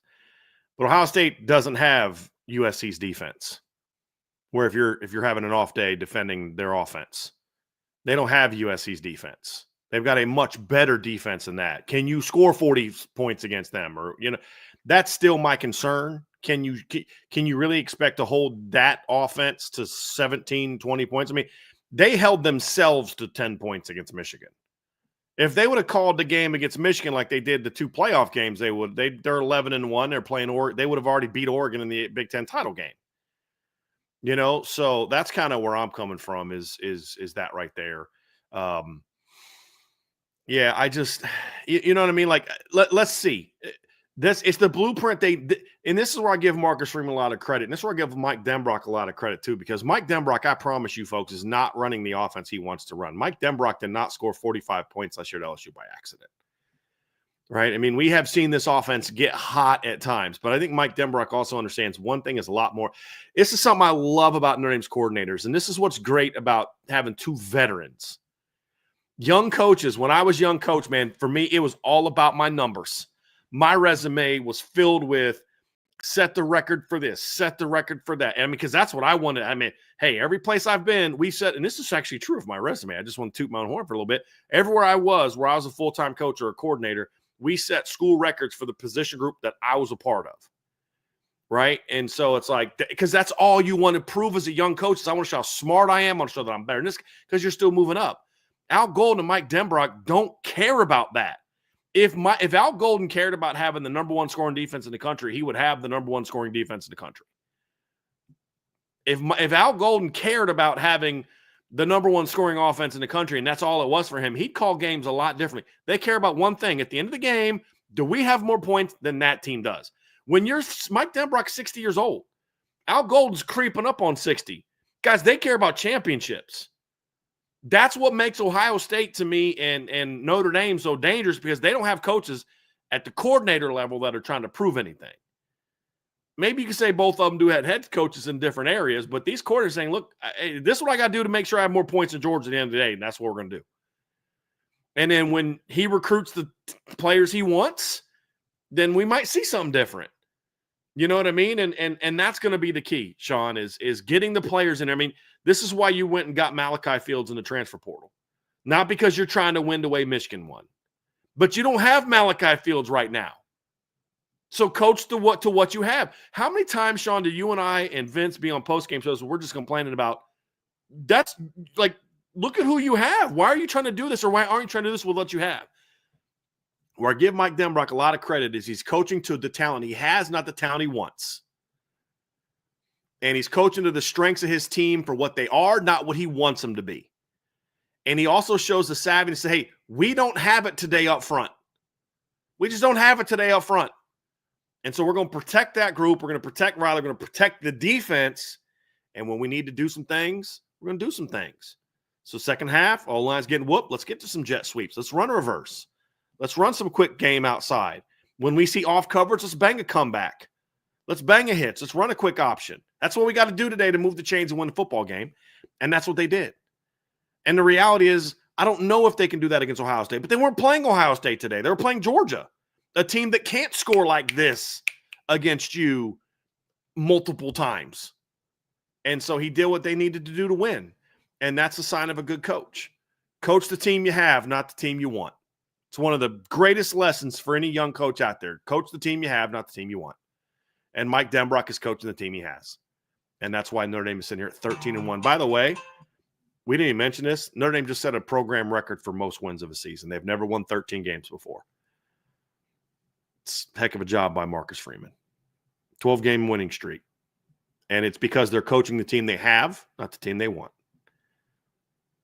You know, my biggest takeaway, Sean, from what you said is all season long, literally outside of that game on September 7th, the offense has done everything that they've needed to in every game so far this season, right? And it hasn't been what we thought it was going to look like, and it hasn't been sexy at times, but I can go back and tell you in every single game that they've played, they've either responded to some of their own errors or picked up the defense where they needed to in every single game this year, right? Like the offense is playing more complementary football than it is being like the spearhead of this team, like we were hoping so with, you know, Jaden Greathouse and Bo Collins and Jeremiah Love and Jadarian Price, Riley Leonard transferring in. I mean, end of the game, you have to go drive down, put the game away against Texas A&M. You do that. And then, unfortunately, in the one game the offense didn't play complementary football, they lose, right? So then what do you have to do the following week? The offense has to respond and say, hey, we're here. We're here to do this. They score 66 points on the road against the Power 5 team, right? And then you think about games like the Louisville game. Your defense starts to sputter early. There's an early turnover. What do? You score 21 points in the first quarter. You think about the USC game. It's like, yo, our defense is, you know, giving up some yards, and they're doing some things that are uncharacteristic of this Notre Dame defense, right? And so what did you do? You scored 35 points in 3 quarters, you know? And so I agree. I don't know if this – well, I do know that this offensive performance would not fare well against Ohio State. But Notre Dame didn't play Ohio State today, you know? At least the Ohio State we've seen the last 2 weeks, but let's not forget this Ohio State version doesn't always show up. Sure. So, meaning that's not a shot at Ohio State, meaning just because Notre Dame didn't play well offensively today doesn't mean they're not going to play well offensively next week. And that's my point, right? Is because you're making some great points, Trev. It's just like they didn't play Ohio State today. Mm-hmm. They did what they need to beat Georgia. And just because they did this against Oregon or Tennessee doesn't mean they're going to do that against Notre Dame or vice versa. That's the whole point is you do what you need to do that day. Mm-hmm. And, you know, and that's what they're doing. And I love it. Oh, yeah. Keep going, Trev. Yeah. No, I mean, it's just, it's for all of those reasons that's what gives me faith that if Notre Dame does make it to the ship, and I mean, let's be real here, if Ohio State also makes it to that point, because that's the only time Notre Dame would face Ohio State is in the national championship, right? If they do make it to that stage, that's why I have faith, because all season long, Notre Dame has been in a spot where, all right, offense, we need this from you today, and then that's what they do. And it's not, I can't even say they do enough to win the game. They've won 12 straight, 11 of them have been by double digits, and 2 of those double-digit wins have came in the playoffs. You know what I mean? So I can't even say like I would feel that way if, Notre Dame won today 13-10 and they beat IU like 17-14. But like you know what I mean? They're winning all these games by double digits. The one game they didn't win by double digits, they led for 52 minutes of the game. So all of those reasons give me confidence that if they do play in Ohio State, if that were to be the outcome, then Notre Dame's offense would rise to the occasion. But with that being said, things have to be shored up for sure. Dude, for sure. You just made me, I didn't even think about this. Notre Dame has won 12 games this season by at least 10 points. Mm-hmm. I mean, you just said it, and like I know it, but it just hit me because they just beat Georgia by like I'm still not grasping the fact that they just beat Georgia by 13. Mm-hmm. You know what I mean? It's like it almost hasn't sunk in yet. Right. It just hit me. And they've led by every team that they've played this year that they won. They've led by at least 10 in the fourth quarter. Oh, yeah. Notre Dame trailed today for the first time since Georgia Tech, and it was by 3 points. For a drive. Like Georgia Tech had a lead longer against Notre Dame than Georgia did. Look, man, if people want to talk about dominance in football, it's not only that, they have now forced a minimum of 1 turnover in every single game since Northern Illinois. They forced at least a turnover in every single game since outside of Northern Illinois. They forced turnovers against Texas A&M, didn't against Northern Illinois, and have on this 12-game win streak. So for anybody that wants to know what dominant football looks like, it's that. It's that right there. And it's winning situational football, and it's winning the middle 8. And those are the things that don't show up on the stat sheet like what people want it to be. You know what I mean? And so it's really promising. And as much as people don't want to admit it, if anybody doesn't want to admit it now, just label them a hater. Notre Dame is one of the hottest teams in college football right now. And now they're one of the Final Four. So as much as people don't want to hear it, it is what it is. But I mean, this team's rolling, dude. I don't know a whole lot of teams that would want to face this team from South Bend right now. Can we talk about special teams before we move on to the super chats? Yeah. Okay. Did you want to do offensive game balls real quick? Oh, see, this is why I tell you to lead the show, and then I don't let you lead the show. Hey, we're excited. Hey, listen, man. We're excited. Buddy, we got too much good stuff to cover. I channeled my inner Vince a little too early. So just funny story real quick before we can do that. So Vince is at the game today, and he's down in the field, and I'm like, hey, I got all these lists of things I want him to see, and the first thing he starts talking about is the kicker. I'm like, hey, listen, man, I don't care about that right now. Kicker dad. Okay, I want to see if is Kingston healthy. Yeah, CJ throwing. Is Jeremiah Love running around? Okay, and this joker's talking about kickers. I'm like, man, you are the kicker dad, man. That's what he is. But it was hilarious. But sorry, Trev. Let's do game balls, man. No, quite all right. Quite all right. Well, maybe not as much of a plethora of options as we had on the defensive side of the ball, but there were some offensive players that stepped up tonight. So who gets your guys' game ball? Riley Leonard. I mean, the guy's just a playmaker. He's just a warrior. I mean, I don't know that you win this game without him a quarterback. Like, I don't know that you win this game without him a quarterback. I love CJ Carr, Kenny Minchie, Steve Angeli, Sam Hartman, Jack Cohn, Tyler Buck. I mean, there's a lot of those kids out. You don't win this game tonight if Riley Leonard's not your quarterback. Shortest thing I've ever said, I think, on this show, guys. It's just. I'm searching, but I have to land on 13. Yeah, the roulette is going to land on 13. I mean, you said it perfectly, B.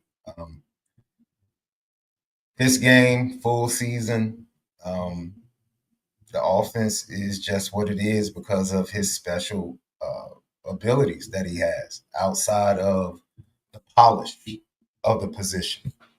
He just adds things that are just you can't teach, man. Yet it is what it is, and it has been a valuable part to this Notre Dame offense and this Notre Dame team. So he deserves a lot of credit, man. He deserves a lot of credit. And I said it before the season. I think any young man that is fortunate to transfer for 1 year to Notre Dame is blessed, but they are placed in a very difficult situation that they have no clue what they're walking into. How could they?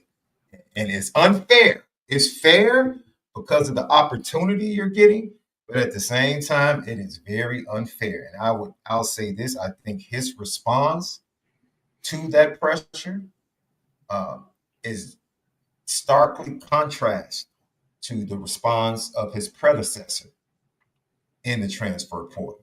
Similar complaints, wide receivers, offensive line, all of that. The way he's responded and gone about his business and put his head down and improved and took the coaching and humbled himself and really galvanized the team, and they got behind him. That says a lot about it. I want to tip my cap. Game ball to the football player. I want to give another game ball to the young man. Yeah, because he has shown his true character throughout this entire season. Booed. Yes. In his first 2 home games at Notre Dame Stadium. Man. Had people writing stories. I wrote a story that they should bench him, not sit him, because it was the health thing. I didn't write one bench him because of his play, but it was the shoulder. If his shoulder was jacked up, I said sit him and let him heal, because at the time I said you're not going to the playoffs without Riley Leonard. And people wanting to raise your hand in the chat if you wanted Riley Leonard benched after the second game of the year. Come on, be honest with yourselves. It's a lot of us, right? A lot of folks. But I think the kid has won over Notre Dame Nation. Like, because of everything you just said, Sean. He kept smiling on his face, kept going to work, kept battling. And I think Notre Dame fans more than national media now appreciate that he doesn't do it pretty and the numbers are not going to blow you away, but the kid's a winner. I mean, you want like what say, well, what do you mean like the it factor? And so you can't define it, you can't put numbers to it, but you just know it when you see it. And when I watched 13 play the last 2 months of the season, I'm like, I don't know how to define it, but it's that right there. It's that kid right there. That's it. It's different every game. It looks ugly. You're like, what are you doing? The kid just has it. The kid's just a winner. And this is a perfect example. Starting quarterback for Notre Dame, and when they broke their 30-year New Year's Six bowl streak, is Riley Leonard. Kid that was the quarterback for the team that set the all-time program record. The kid that was the quarterback when Notre Dame turned the corner as a program is Riley Leonard. And let's be real about something, fellas. A lot of people wanted him benched after game 2, and I get it. He played terrible that game. He was injured. They are not here today, not just because of the Georgia game, because of the last 12 games. If 13 is not their quarterback, Notre Dame is not only are they not winning this game, they're not playing in this game. And he's not getting my game ball, though, because of what he's done on the season. He's getting my game ball and yours, Sean, for what he did tonight. But I appreciate you giving that like context to what that kid has had to overcome this year. And man, he's fun to watch. Yeah, I'm going to sound like the broken record here, but mine's also going to 13, and I think that's unanimous, and I think it's for a good reason. Sean, I agree with everything that you said. Brian, I'm glad you brought up the winner thing. I was actually going to talk about that when I was giving out the game ball, because I was like, I'm always stealing your thunder, Trevor. No, it's not that you're stealing. We're on the same page with stuff, man. We're on the same page. But when I was growing up, and you hear it all the time throughout college football, you hear stuff like, he's just a winner. He's just a winner. It's like, what does that mean? Like, what do you mean he's just, and I've watched Riley Leonard this season, and I get it now. Brian said it perfectly. It's not something that you can, you can like I don't want to say monetize, but it's not something that you can like track outside of a win-loss stat, right? Like his stats are fine. Like his total yards is good, his total touchdowns are good, but it is something that for me, like I never bought into it, when people would say, yeah, like his stats aren't great, but he's just a winner. And I'm like, sounds like he's a decent player playing on a really good team, and but I see the difference. I really do with Riley Leonard. So, I mean, I will say I was one of the very few people that was not on, and I will stand by this. I was one of the very few people that was not on the bench the Riley Leonard train. But improvements had to be made, but they were made, and he did it. He took it upon himself, and the accumulation of all of that was today. Mission's not done, right? And that's the one thing that I appreciate from this team as a whole is in the post-game shows and like in the interviews when they were still on the field, you could tell that this team was happy with where they're at, not satisfied with the road ending here. You know what I mean? So, but yeah, Riley Leonard, game ball for me, man. Game ball for me. So, Brian, I know you wanted to talk about special teams as well before we get into Super Chat. So, very frustrating overall night with some of the penalties, and it's like James Randall booms a couple punts, and then you do the freaking rugby thing. Just drove me a little nuts. But Jaden Harrison was meant to help a receiver, but he was brought here to be a dynamic kick returner. And the entire season, no one was willing to kick to him. And that had to be frustrating for that young man, to be honest with you. It had to be, because it's like, I came here as an All-American kick returner and coming into this game tonight, guys, he had 10 returns in 13 games. That's it. And to come out in this game and you've got this opportunity, you got kicked to one time. He's had three he had three against Northern Illinois. Since the Northern Illinois game, he's had 7 returns. That's it. And to come in and do what he did and make that big return. I mean, that was the ball game, Sean. Honestly, looking back at it, that's the ball game. The way the Notre Dame offense was playing, I think it took a lot of the pressure off of Mike Denbrock also to have to go out and get a score. You can just kind of look, now we can truly play ball control. Super happy for that kid. But you talk about what Riley Leonard's had to overcome this season, Sean. Think about Mitch Jeter and the season he's had. And, sometimes, Sean, kickers, when they get in that mental funk, they don't get out of it. And that little fella, I mean, the energy and emotion he's shown, he drills a long 40. It was a 49 last week against Indiana. Comes into this game, hits 3 40-plus yard field goals. You say, Mitch Jeter's back. This is that 90% plus field goal kicker that they had that played in the SEC the last 2 years. It was a 90% kicker in the SEC the last 2 years. That kid's back because he hit those. I mean, the one was a little close to the upright, but he boomed it. And, that was a big moment. The mistakes frustrated the heck out of me. The penalties, like, unacceptable, got to get fixed. But Marty Biagi's going to be in the same boat that Mike Denbrock and now Golden is in. There's stuff to clean up. But, Rendell had a couple huge flip-the-field punts in this game. Harrison with the kick return. And then Mitch Jeter just being absolute money on 3 40-plus yard field goals.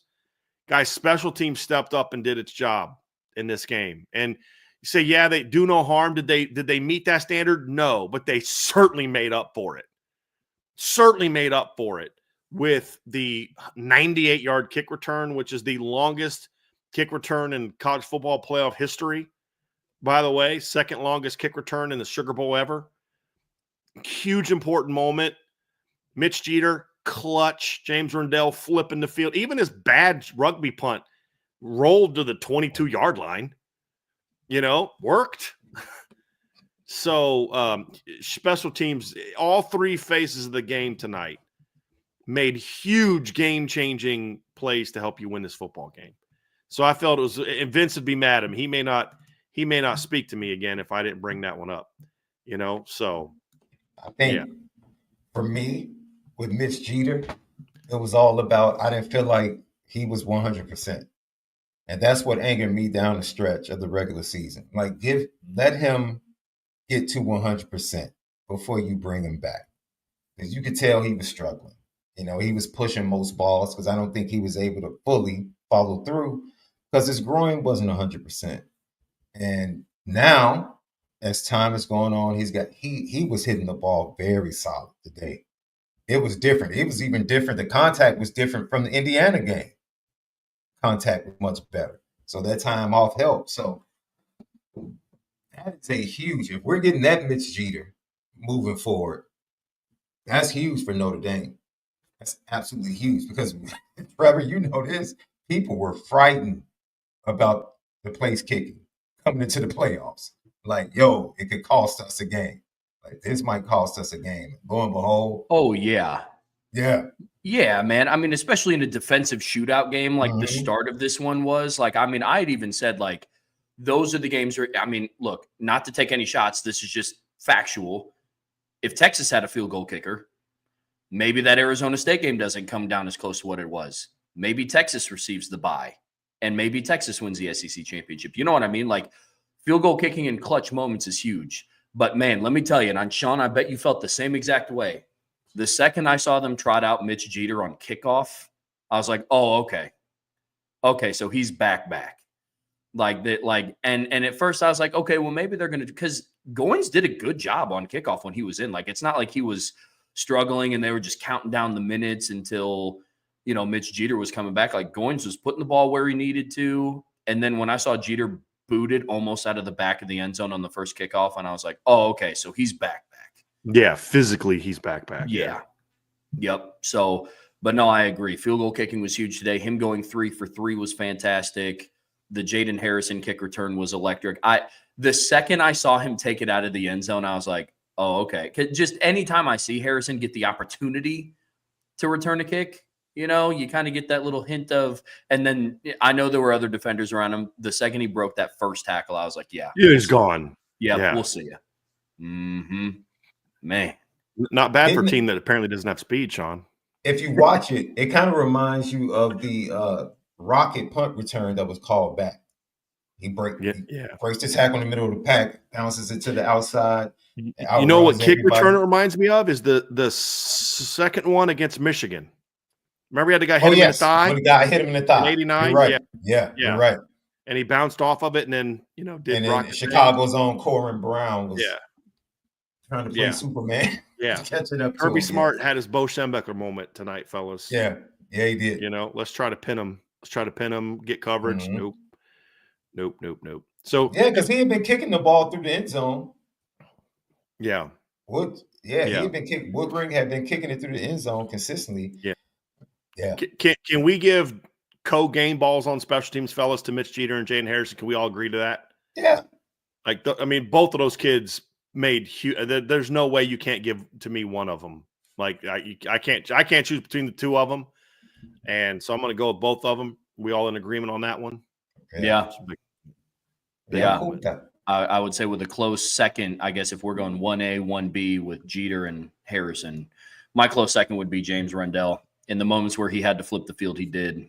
Yeah. So, but I mean, special teams overall, I mean, it was a good performance. The penalties are bad, but the thing that I always say about penalties is those can get shored up. Like that's the one thing to hang the hat on. All right, fellas, time to move on to Super Chats. Yeah. All right, guys. Well, hey, before we do, you guys know the drill. Be sure to hit that like button, hit the subscribe button, hit that notification bell, and share this podcast with your friends and family. There's 1,700 strong in here. And, of course, we want to keep that number growing. And the best way to support what we do here at Irish Breakdown, be sure to go to boards.irishbreakdown.com. All right, guys.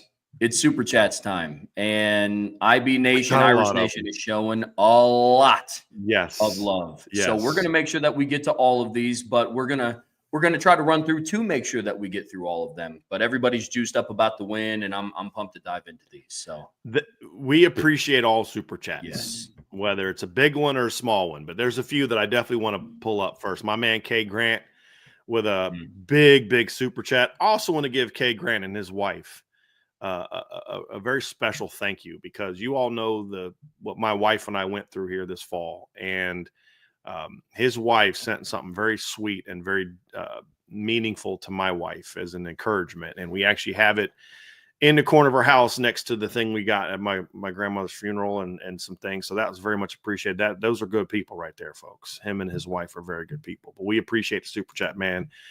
Very, very much. Full life with the big and go Irish. The dragon has been slayed. Guys, it has. Hasn't won a New Year's Six Bowl since. Dead. Thank you, Marcus Freeman and the Notre Dame football team. I don't have to hear that crap again. You can't win on the big stage.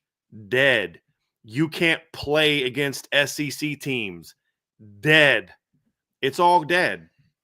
You don't have the speed. Dead. It's all dead, and it died tonight. They slayed about 3 dragons tonight. And I even have some people that love Brian Kelly saying, hey, man, you were right about Marcus Freeman. It's not even about being anti-Brian Kelly. It's about being right about Marcus Freeman. That's what it comes down to. Because they don't win this game tonight based on what we saw the 12, 13 previous years before Brian Kelly or before Marcus Freeman got here. And it's all dead. It's all dead. They slayed, they killed it. Right? I wish I knew the end of the specific time the game ended. I would have been, because I would have done like a little fun, like let's call it, fellas, at 11 whatever p.m. or whatever it was. The narratives about Notre Dame football have officially dead. Right? ESPN tried their best in the fourth quarter to revive them, and put life into them, but they're officially dead. Sean O, with a big super chat. Thank you, Sean. Thanks, IB and Go Irish. Best coverage analysis in college football. 2 more, please. Man, from your fingers to God's ears, my friend. I am with you on that one. So, fellas, I think those are the really big ones. There's a bunch of other big ones and a lot of important ones we're going to get to, but I really just wanted to give a special shout out to those folks. So, Trevor, you ready to take this thing over? Let's do it. Brandon Brees. Transfers came up big, overcoming all the injuries too. This team is special. Let's go. Transfer portal has been a blessing for Notre Dame. And one thing I said, I when it happened, Sean, you and I talked about this. I said, look, I don't like the process. I don't like the way the portal is, but this is going to end up being a net positive for Notre Dame.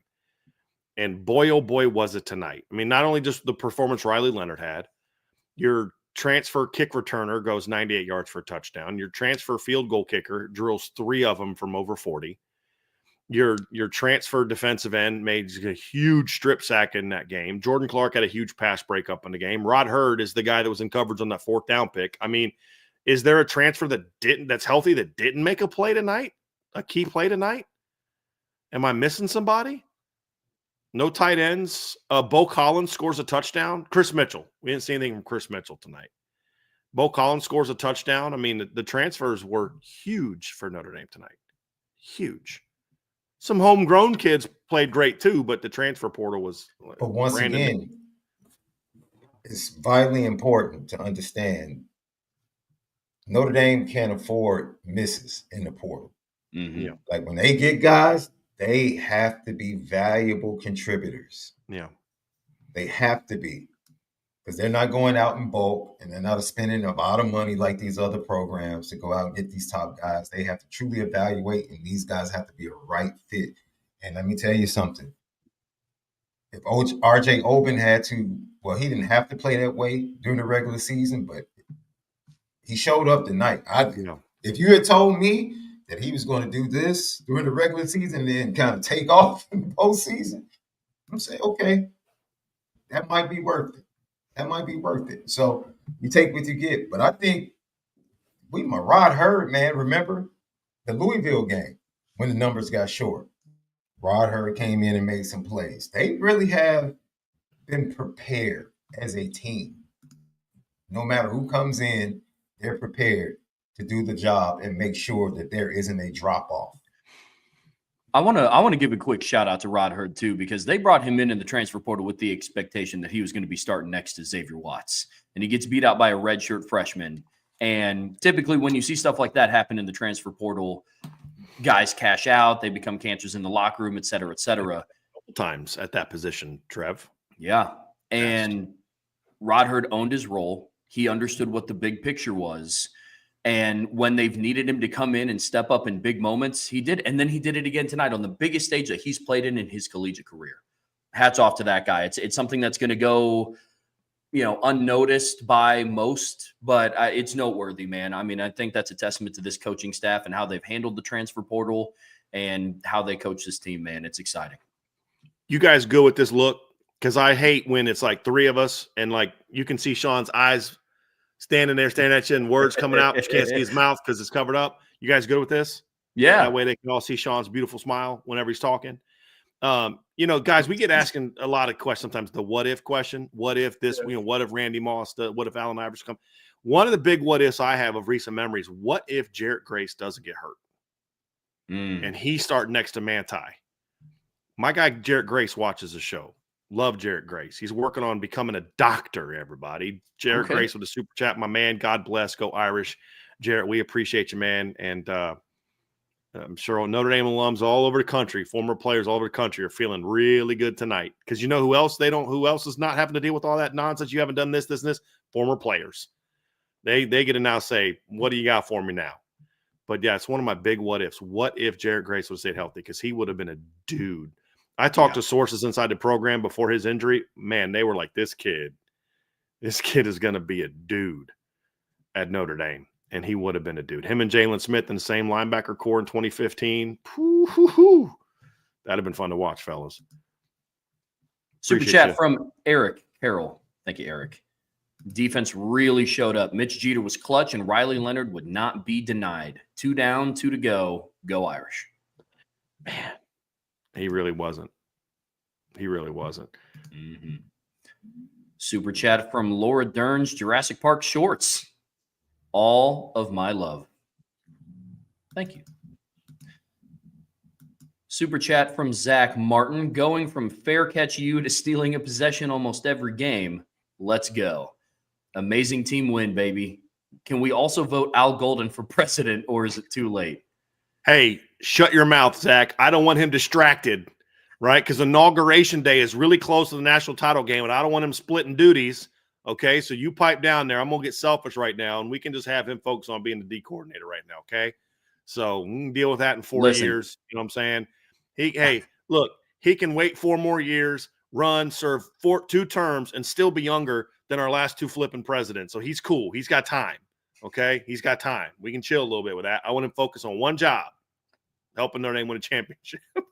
I will say this. The defense for our country would be immaculate. No, there's no doubt about that. No doubt about that. No doubt about that. No doubt. Air Force would be loving that. Whew, goodness gracious. Patrick James won a few bucks off this game. So here's a few bucks for you guys. Love the content. Go Irish. Well, we definitely know he made more than $10. So that's good. We appreciate you, man. Very, very much. Super chat from Let MGR1. Notre Dame just eliminated the SEC champs. What a day. New era. In Freeman, I trust. I just I love seeing that, right? That's Let Manager 1, Trev, by the way. We all made that same mistake when we first had him doing chats as well. But yeah, alrighty. That's a big one, guys. I mean, just say it again, Trev. Say it again. Say it again. In Freeman, I trust. No. The first part. Oh, Notre Dame just eliminated the SEC champs. So there's not a real SEC team left in the playoff. The only team left in the playoff from the SEC is a team they got through the transfer portal this offseason.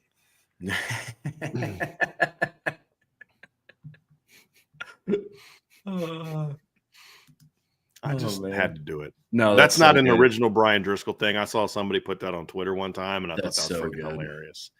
So I stole it. That's so good.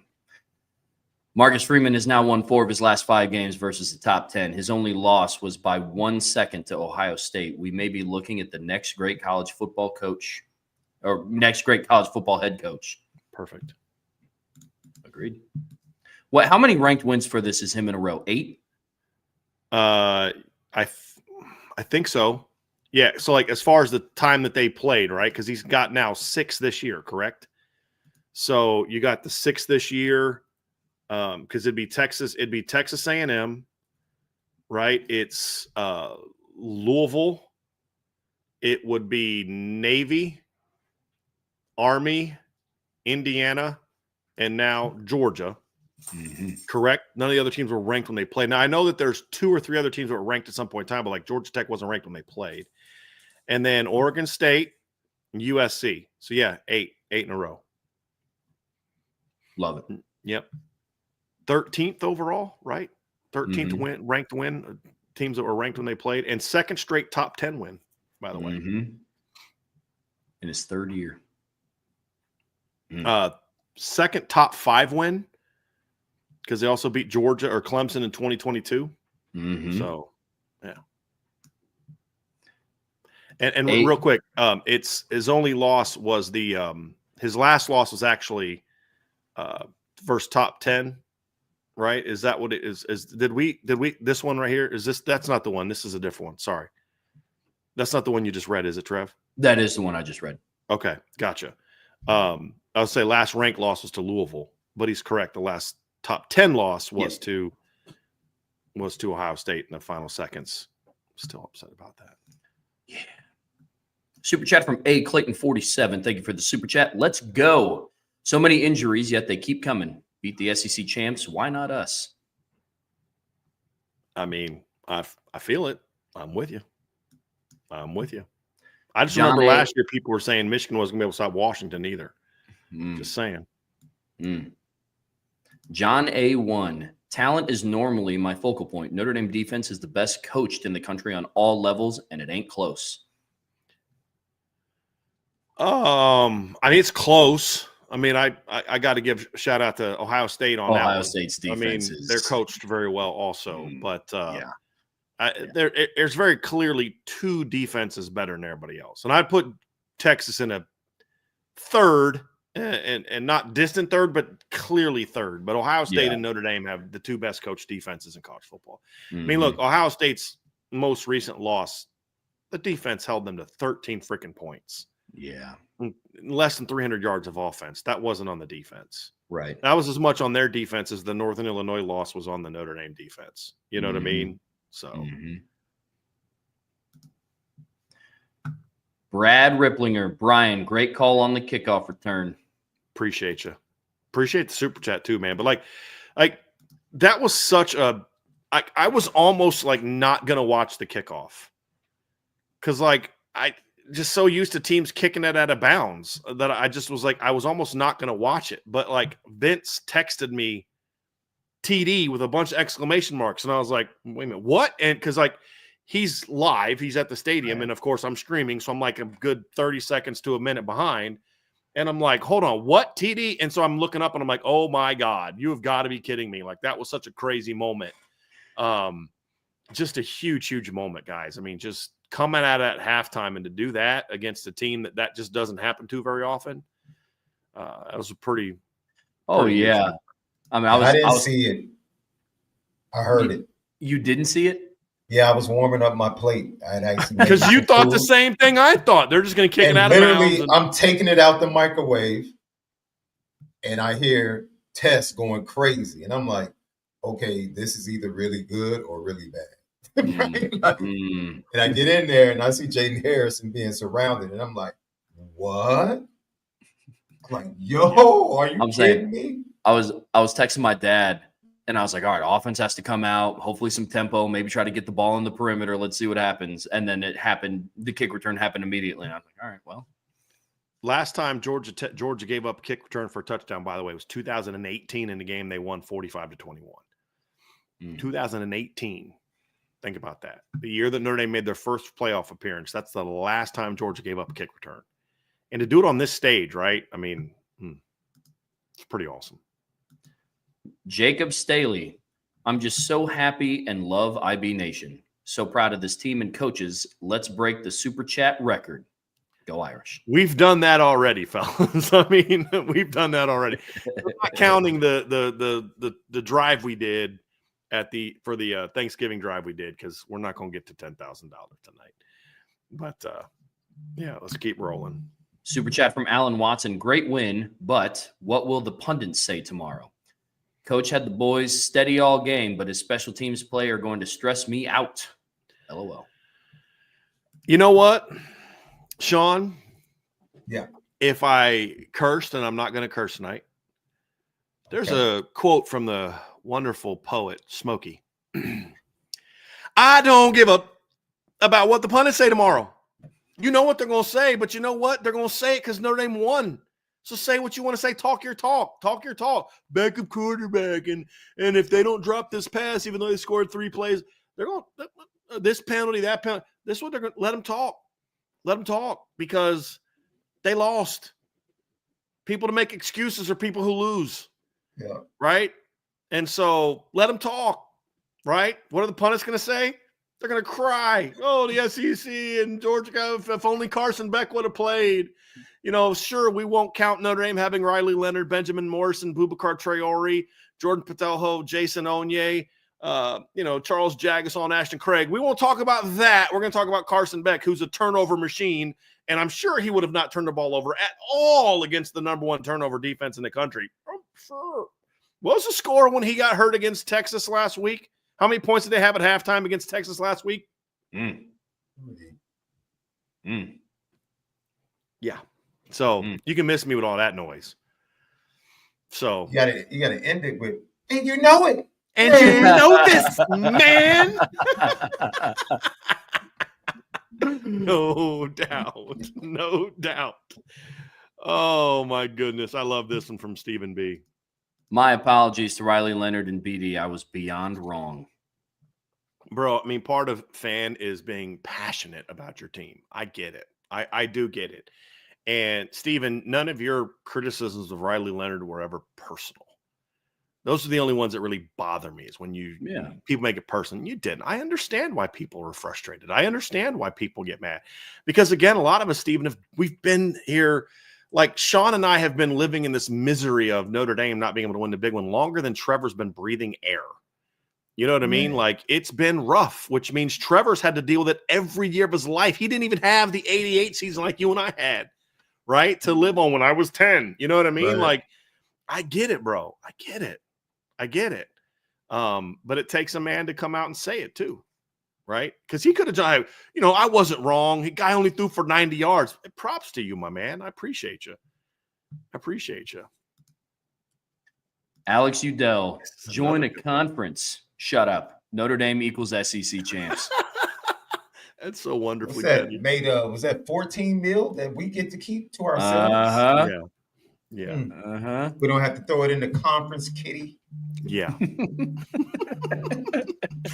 We're being petty right now, fellas, and I love it. I love every minute of it. Ohio State, Penn State cutting checks to Rutgers. You get $1 million. You get $1 million. You get $1 million. Notre Dame's like, you get nada. Nothing. We'll take give the ACC $1.50. We'll give you $1.50, ACC. Here's what you get for letting us beat your tail all year. So here you go. All right. Yeah. That's a beautiful thing. Beautiful thing. Super chat from Enigma. Marcus Freeman has his marquee win, something Lou Holtz doesn't remember the previous coach ever having at Notre Dame. Yeah. Yeah. I mean, I don't necessarily agree with that. I get it. I mean, look, I don't like Brian Kelly very much, but going on the road and beating Oklahoma when they were ranked number 8 in the country, it's a big freaking win. It's a big marquee win. We didn't know it at the time, but beating a Michigan State team that finished the year 13-1 and number 3 in the country is a pretty marquee win. Like, look, Brian Kelly does not lead Notre Dame to this stage, and Brian Kelly never had those marquee wins in the postseason. But I mean, I'm not going to. I don't like Brian Kelly personally, but I'm my criticism of his coaching career is going to be justified and valid, and I'm not going to act like he didn't do anything good and didn't have any big wins. He rarely won games like that. And from 2012 to 2021, before he left, the only other one he had was when the other team had 4 guys out with COVID. You know what I mean? And they got a rematch later in the year, and it wasn't close. But you on the road and beating Oklahoma in Norman when Oklahoma's a top 10 team and late in the year, that's a marquee win. Now, marquee wins in the regular season are on a whole different level than marquee wins in the postseason. And that's what Marcus Freeman has that no one since Lou Holtz has earned. And it's not beating an SEC team that had 3 or 4 losses. like Brian Kelly did with LSU, which were good wins. Both of those bowl games were great wins. This is a whole different level, my friends. And at one point in time, you were up 20-3. Think about that. Georgia was trailing by double digits the entire second half. This comeback team, Greg McElroy and Sean McDonough trying to will it back into victory.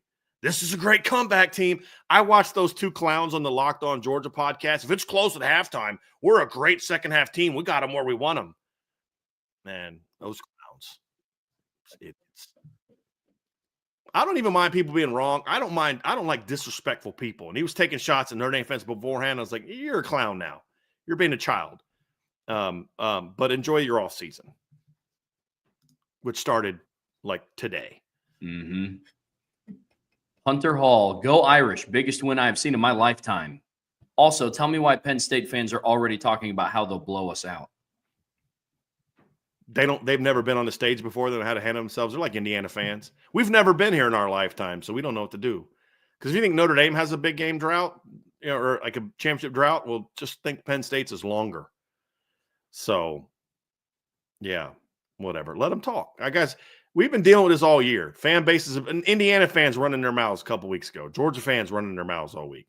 There was this one Georgia fan I thought that was awesome in our chat. It was like Sean something. And he was great, real respectful, real knowledgeable. He did a really nice job. I appreciated him being in our chat, but let him talk.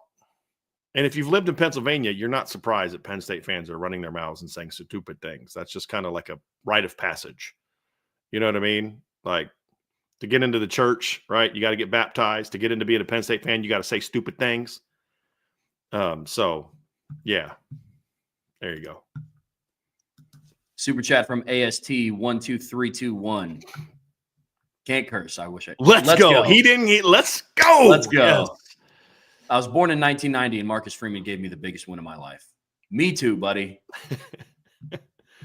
Yep. DJ Holman. Maybe the false rumors a couple of summers ago were true. Notre Dame liked better O-line than Monroe Freeling, got beat in key moments. Go Irish. They weren't true. And I'll go back to, you don't know how he would have been coached at Notre Dame. And would he be a better player at Notre Dame as part of this offensive line? But with that being said, DJ, I appreciate the pettiness of that comment. Because I also felt, even though the rumors weren't true, why do you care what some dude on a message board says about you? If you like Notre Dame and the coaches are telling you one thing, then, man up and make the decision you want to make. You use that. You were looking for an excuse. You got all in your feelings. You and your mom got all in your feelings and then decided to go to Georgia. And I hope it works out for him because I think he's a good kid. I just think he made an immature decision. You say Anthony Knapp struggled tonight too. Didn't struggle as bad as Monroe Freeling. That's for, because but like in all seriousness, like guys, this is what we talk about. This is what I love about this offensive line. Did Anthony Knapp get whooped several times tonight? Yes, he did. But this is what we talk about. And this is what this offensive line has done a really good job of. And Anthony Knapp has rarely done this season. It's allowing the free runs at the quarterback. So like when he got beat tonight, there was one time he just got Jalen Walker just beat. I think it was either Walker or Williams beat him bad on an inside move. But he stayed on the guy, rode him down, and allowed Riley to get outside and get a throw off, right? Like that's what this line has done a good job of, is even when they get beat, they still stay engaged. They don't quit. Think of the play against Indiana in the previous game where he got beat outside by Mikhail Kamara, but he finally got out, rode the guy outside, lets Riley climb the pocket and get the throw off. Like that's the kind of stuff. That's why we say these kids, even when they don't play well, they battle their butts off. They don't ever just give up that kind of play because that's about the finish. Who's going to finish this playoff better, Junior, RJ Oben, or Monroe Freeling? And in every instance, it was the Notre Dame player finishing off. Where in tonight's game, did Riley get sacked tonight? Once, yeah. And that was on one time. Why? Because they were able to keep a body on a body, which allowed him to get out of the pocket and either scramble or throw the ball away. Mm-hmm. Saved yards. And you got to give him a lot of credit for that. But I do appreciate the pettiness, DJ. That is very appropriate for where we are right now in this show. Because I don't think anyone's laying that on thicker than I am. John A1, this is amazing. I thought the offense would struggle mightily, and they did. But they just found other ways to win. This is different.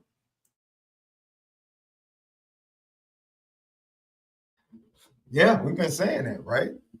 This is different, and it was really. I'm excited for um, Trevor, you and younger fans, right?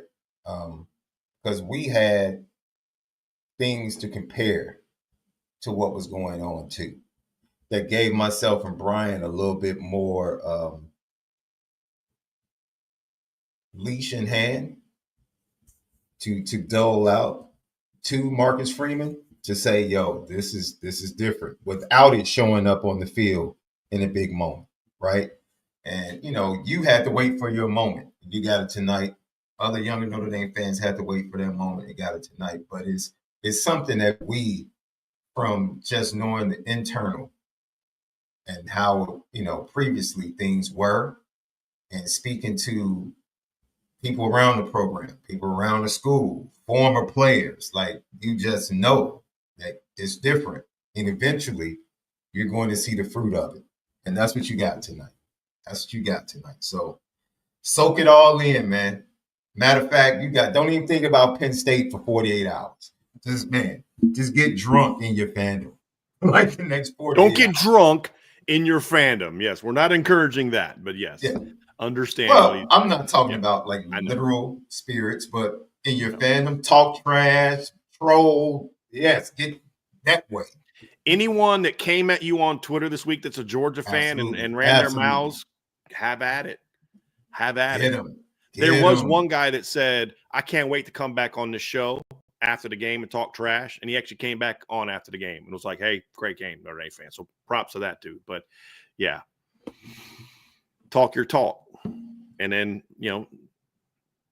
because you feel like you finally have a team that you root for that can back it up. Mm-hmm. Right? As my man Bill Walsh, I have receipts. Get after him, Bill. Get him, dog. Get him. I love it. I love it. Oh. Big Hoss. I'm 24. My first memory of Notre Dame was around the Golden Tate era. Oklahoma was a nice win in 2012, but this is the biggest of my life. It's not over yet, but let's celebrate this one tonight. Shout out RJ. Yeah. There's a lot of your people tonight here, Trev. Like your people, meaning your generation, that I'm so happy that y'all got to experience something like this. But I just have a feeling that this is not the last that you're going to experience. And I'm not talking about this season. Maybe it is the last of this season, but it won't be the last. When you look at the talent that they have coming back, what they have coming in, where this program is going, players want to play for Marcus Freeman. Mm-hmm. Like there's things that have happened. Sean and I'm aware of this. There are things that happen when other schools have reached out to Notre Dame players and offered them big money that Marcus Freeman has done, that has endeared himself to his players, that looks out for his players. Like that's why guys want to stay. That's why they don't have a bunch of guys jumping in the portal. They'll have guys jump in the portal. They actually have to have some guys jump in the portal. But it's just like this is a guy that people want to play for. Al Golden, someone that if you want to play defense and you want to play defense in the NFL, go look what Maris Leofau is doing in the NFL right now. Go look at what J.D. Bertrand's starting to make plays. Thomas Harper's had a pick for the Raiders last week. Javonte Jean-Baptiste, 7th-round draft pick, playing for the Redskins who are going to the playoffs. Right? I mean, Cam Hart starting as a rookie for the Chargers prior to his concussion. I mean, that's what's going to change the narrative. On top of that's already started. Now you got this. Now you got this. Now we just took it to Georgia. It's Sean. It's what you and I have been talking about for a long time. This is what they were afraid of. This is the moment they were afraid of. My man Mike Slade. This is my guy. Tuihalamaka played lights out. Mike with the big super chat. Mike, I appreciate you very, very much, man. But yeah, Junior was excellent tonight. He was so good tonight. Competed his butt off tonight. That's how you get to this level, Sean. It's not you can't ask your stars to be stars every single night. Can't. There's going to have nights off. Can you win when they're not? In the past, how many times have you and I talk? If Notre Dame's offensive line struggled in the game, Sean, they had no chance at winning games. I mean, if their quarterback, didn't pass for X number, if their star defensive tackle didn't make 3 tackles for loss and a sack, they weren't going to be able to make plays. And this team is different.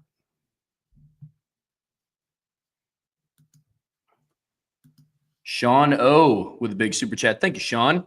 We won't set the record, I guess, but want you guys to know how special this is to the Notre Dame family and for all you do. Notre Dame 19, Penn State 16. Jeter from 42 to win.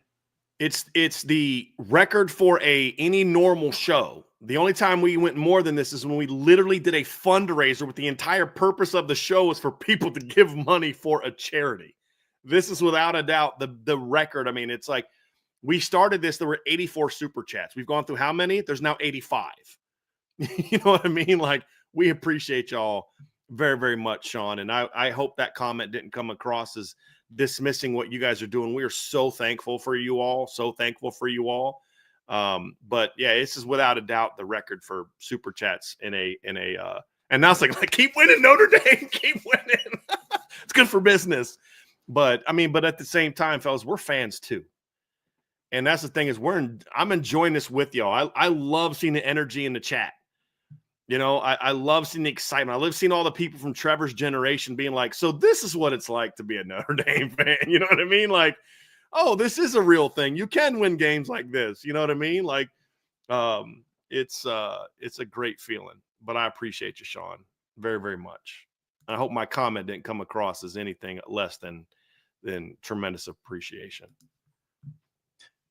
Super chat from Zach, 32. Guys, I apologize for all of my negativity before the game. Biggest win for Notre Dame in my lifetime. Thank you for all you guys do. Thank you, IB Nation. Zach, I get it, man. I mean, it's almost, Sean, with a lot of people in our generation, it's almost like a defense mechanism. You don't want to get excited. I used this analogy the other day, Sean. It's like you're dating a girl. Angela did not like this analogy. I think I used this with my buddy Jeff the other day. You're dating a girl and everything is going perfect. And you're just like, it's too good to be true. And so you start like looking for things and you start building up a guard around your heart. And it's almost like you don't want to get close to her because you're like, she's way hotter than I am. She's way smarter than I am. There's no way she's going to want to actually get serious with me. Right. And then, so you almost like self-sabotage or like, I'm going to just talk it down. And then if somehow she sticks around, then I'm just going to be happy. I get it. That's what Notre Dame fans have been doing. A lot of fans have been doing is like, look, I don't want to get too excited. I don't want to believe what my eyes tell me that this team can beat Georgia, that they're not only can they beat Georgia, they're better than Georgia. They showed that tonight. But but here's my thing is if I wouldn't have let that, if you don't let that just go, then you miss out on that opportunity to enjoy the lead up and then enjoy the game. In a relationship standpoint, if I would have done that with Angela, she's way hotter than I am. She's way smarter than I am. There's no way she's going to want to be with a guy like me. And I would have ruined that. Then I'd be sitting here probably still single and not have an amazing wife. Right. And it's okay to enjoy it. And then if they lose, they lose. And then we go back to the drawing board, but don't miss out on an opportunity to enjoy the lead up because you don't want to get heartbroken again. But I also understand it. You know, because Notre Dame is, I mean, you know, we're Lucy, you know, we're Charlie Brown, you know what I mean? And Notre Dame's Lucy to us for a long time. You know what I mean? I don't know if Trevor and his generation get that, Sean, but you get that, right? I get it, man. I do, Zach. But I'm just glad you got something excited to cheer about, man. That's I appreciate you. Matt S., biggest win I've seen in many years. Couldn't be happier for the entire program. Go Irish. Big time. Big time. Thank you, AST 12321. Notre Dame offers elite coaching, elite education, a program that cares about your son as a man, and we can pay too legally. Good luck to everyone else. Sean, you and I said this, man. We said that the transfer portal, as long as Notre Dame handled it right, and NIL was going to be a benefit to Notre Dame, even though I didn't necessarily love the way they're utilized, but like the moment Notre Dame can start actually offering money to kids legally, or period, but now it's legal for them to do it.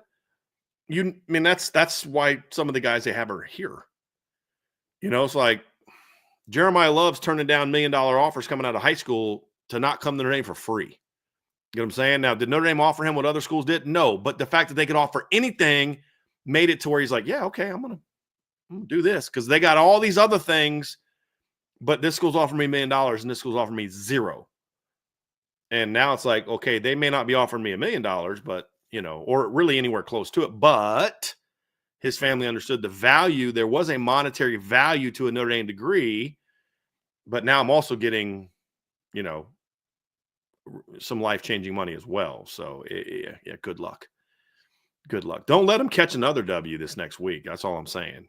Don't let them get another one.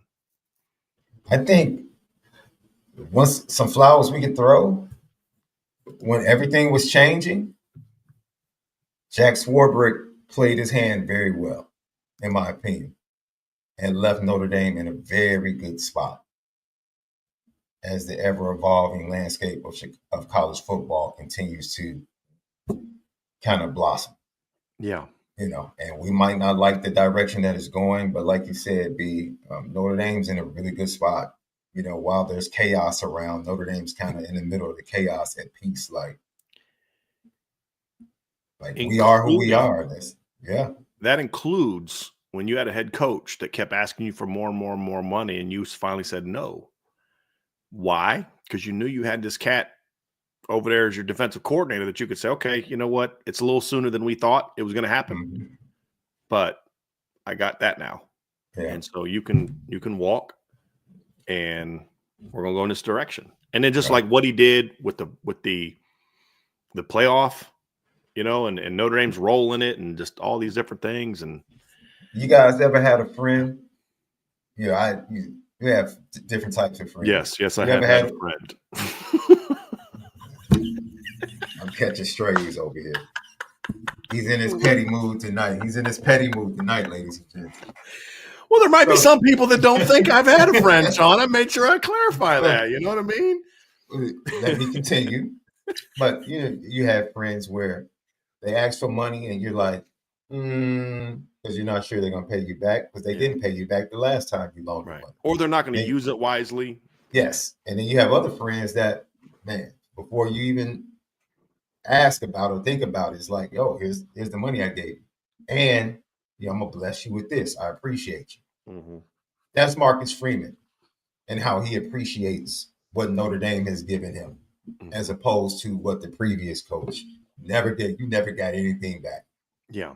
For what you gave him, or you didn't get back as much. He felt he was the reason for all this. Oh, absolutely.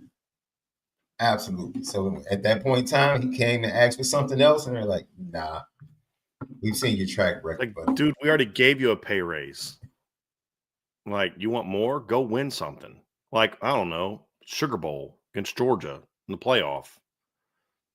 Just saying. L.A. Adams. This is my tax for predicting a loss. I reverse jinxed them. I'm so happy. Once the game started, I felt like they were going to win the entire time. We were faster and more physical than the SEC champs. Call the recruits now. I mean, they were watching. Yeah. Did you see Jeremiah tweet his brother at the end of the game with the big eyes? Like, did you see? That's exactly what he said. Eye emoji. You see. Love it. Yep. Love it. I look, but LA, I get it, dude. I get.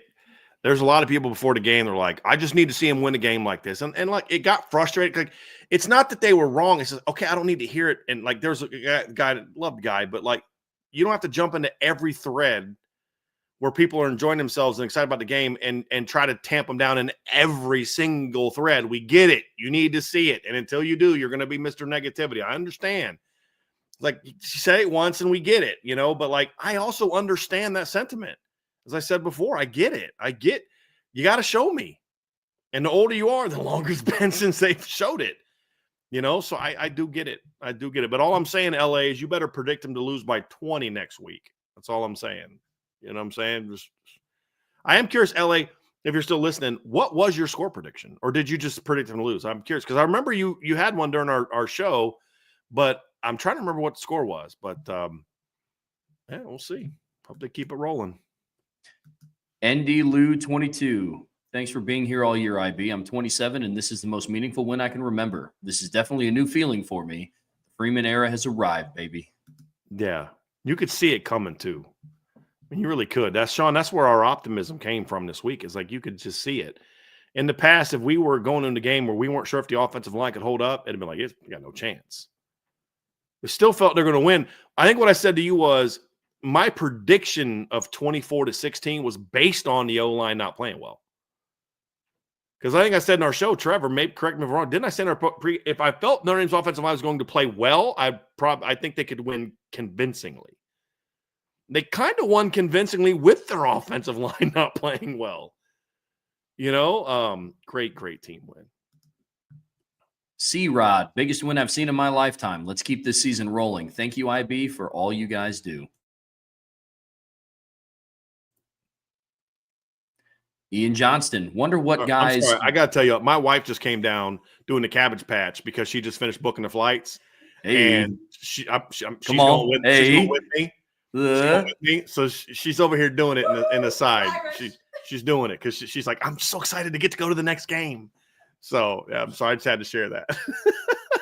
She's like, that's awesome. Sean was also hitting that though. I got you, dog. Oh, that's so good. Ian Johnson with the super chat. Wonder what guys Georgia is going to recruit to close the gap with us. Ooh. I dig that, Ian. That is probably some first level pettiness. I dig that. Probably some faster I players. can tell you one thing I'm pretty confident of that I can say this. They're already trying to recruit, and this isn't a joke. This isn't being petty. I know of at least 2 guys they are already trying to recruit off Notre Dame's roster. It's not going to work, but like they're already trying to pick from Notre Dame's roster. So, yeah, I mean, look, but in all seriousness, Georgia's keep doing what they're doing and just they're going to have to. Their thing is they got to find a way to keep some of these guys. That's their problem in this NIL era is they're having trouble retaining guys that aren't playing, and that's a problem that Bama's having too, where Notre Dame could keep Christian Gray happy. Despite not playing a ton as a freshman, Don Schuler happy despite not playing as a freshman because of how they sold why they picked Notre Dame. This is why Notre Dame recruits the way they recruit, and this is why they're not willing to just buy a kid. If a kid doesn't want to be here, they're not just going to offer him top dollar to get him here. They want a kid that wants to be here, and if he wants to be here, then they're going to make it work financially. That's the difference between Jadon Blair and Derek Meadows. To get Derek Meadows, they just literally had to offer more money than anybody else. He didn't actually want to be here, or at least his family didn't. Where Jadon Blair's like, look, I want to be here. Just give me something. You know what I mean? Like, just let me be in the ballpark. That's how Jeremiah Love was. Those kids are going to see it through much at a much higher rate than kids you just got to basically buy and outbid Alabama to get. That's the difference. So it's not for them in all seriousness. It's not going to be so much about recruiting. It's going to be about retention. Can they retain the players because like you have the last couple recruiting classes that were super highly ranked. There's a good number of guys that are no longer on that roster from those recruiting classes because they didn't want to wait around. And that's their bigger problem. But A+, like Notre Dame maybe brought their B game today, but Ian Johnson brought his A game pettiness for the thing tonight. And it's a beautiful thing. It's a beautiful thing. A. Reagan, I told y'all, I'm not surprised. 2-score win. Penn State, we're coming. Take this thing to Atlanta. Pre-order the Orange Bowl championship gear. Pump the brakes a little bit, but I love the excitement and enthusiasm. Love it. Trey Jones, here come the Irish. Biggest win in my lifetime. I know my grandpa TJ is smiling down from above and loving this ride. Yeah, that's awesome, Trey. Love to hear that, man. I love to hear that. Logan Hale, love the way Rubio and Heinisch stepped up tonight. Go Irish. Yeah, big time. And they both made huge plays. They both made huge plays. Did you see Rubio one hand to run it back? Yeah, I did. Was that on the stuff at the line of scrimmage? Yeah. Yeah. I was like, okay, Gabe. Then he got up smiling afterwards. Smiling like it was nothing. Yeah. Like, oh, man, I do that all the time. Yeah. And again, this is the thing, guys. Like, he's not some borderline walk-on kid that's a great story. This is a top 100 recruit coming out of high school. Yeah. Like, that's what I don't think a lot of Georgia fans and fans of other teams that look at I think there's just this assumption that Notre Dame's just got a bunch of try-hard guys. And yeah, they got some guys like that, but like, I mean, Jack Kaiser was Indiana's Mr. Football. You know what I mean? Like Drake Bowen was a top 100 recruit by everybody except like on 3. You know what I mean? Like these aren't try-hard guys. Gabriel Rubio was a top 100 recruit coming out of high school. At least he was until he committed Notre Dame. Then you know what I mean? Like These kids weren't like Billy Stroud was a highly ranked recruit. Rocco Spindler, highly ranked recruit. Emil Wagner's a highly ranked recruit. Anthony Knapp was a 4-star top 200 player according to On3. These are talented players. It's just they don't get the love that they honestly should. But this is a talented football team, guys. This isn't a try-hard team. This is a very talented football team. Like the 2012 team had some elite players at the top of that. Manti and Cap and Stephon Tuitt and Lewis Nix, but there was a lot of try-hard guys in the starting lineup too. There are no try-hard guys in the starting lineup in Notre Dame right now. There may not be a Manti on this defense. There may not even be a Stephon Tuitt on this defense, just like future high draft pick, like that kind of guy. But they're 12 deep. Actually, you could even 15, 16, 17 deep, 18 deep of dudes. And they're not bringing in try-hard guys. Junior Telemaka, third-string Viper when the season started. Actually, fourth-string. No, third-string because they had moved Burnham over to defensive end. But, he was a top 150 recruit now. This wasn't some, borderline why are you offering that kid type of dude. You flipped him from USC. Again, he was the top 100 recruit till he committed Notre Dame, and then, of course, his ranking went down. But, common theme there. This isn't some kid you had to go off the bench borderline, this is your Polynesian Rudy. You know what I'm saying? This is a dude. This is a dude. This is a football player. This is a guy. This is a guy that people wanted. And those are the guys that are throwing out there. They're not throwing out there try-hard guys. Well, let me rephrase. They're throwing try-hard guys out who are dudes. You guys know what I'm saying by try-hard guys, right? Love Dan Fox. Great kid. But he was a try-hard guy. Joe Schmidt. They were not the caliber of athlete that the opponent was when they were facing the Bamas and the teams like that. They just weren't. This team is. This team does. This team has guys who can play for Georgia. A lot of guys who can play for Georgia. Alex Rohr, biggest win in my lifetime. Very emotional right now. Thank you, Irish Breakdown, for all you guys do, and go Irish. This is our time. Finish the job. Love it. Love it. Another one from LA Adams. One more thing. It felt like the roles were reversed. They looked like a BK Notre Dame team, and we looked like an SEC upper tier team.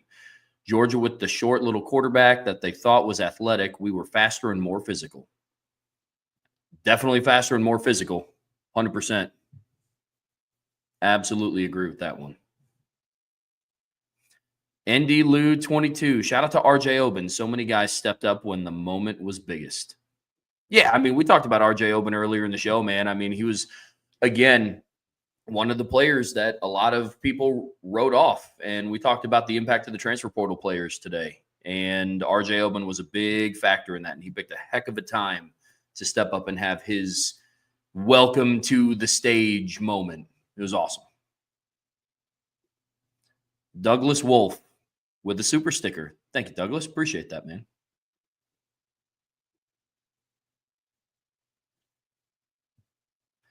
Walk on, carry off. Thank you for the super chat. First, kudos to the oft-maligned Al Washington. Gap closers this year include coaching, culture, effort, leadership, and high football IQ. Well done. 100%. 100%. Sean, what do you got? Look, the guy, I've definitely said some things.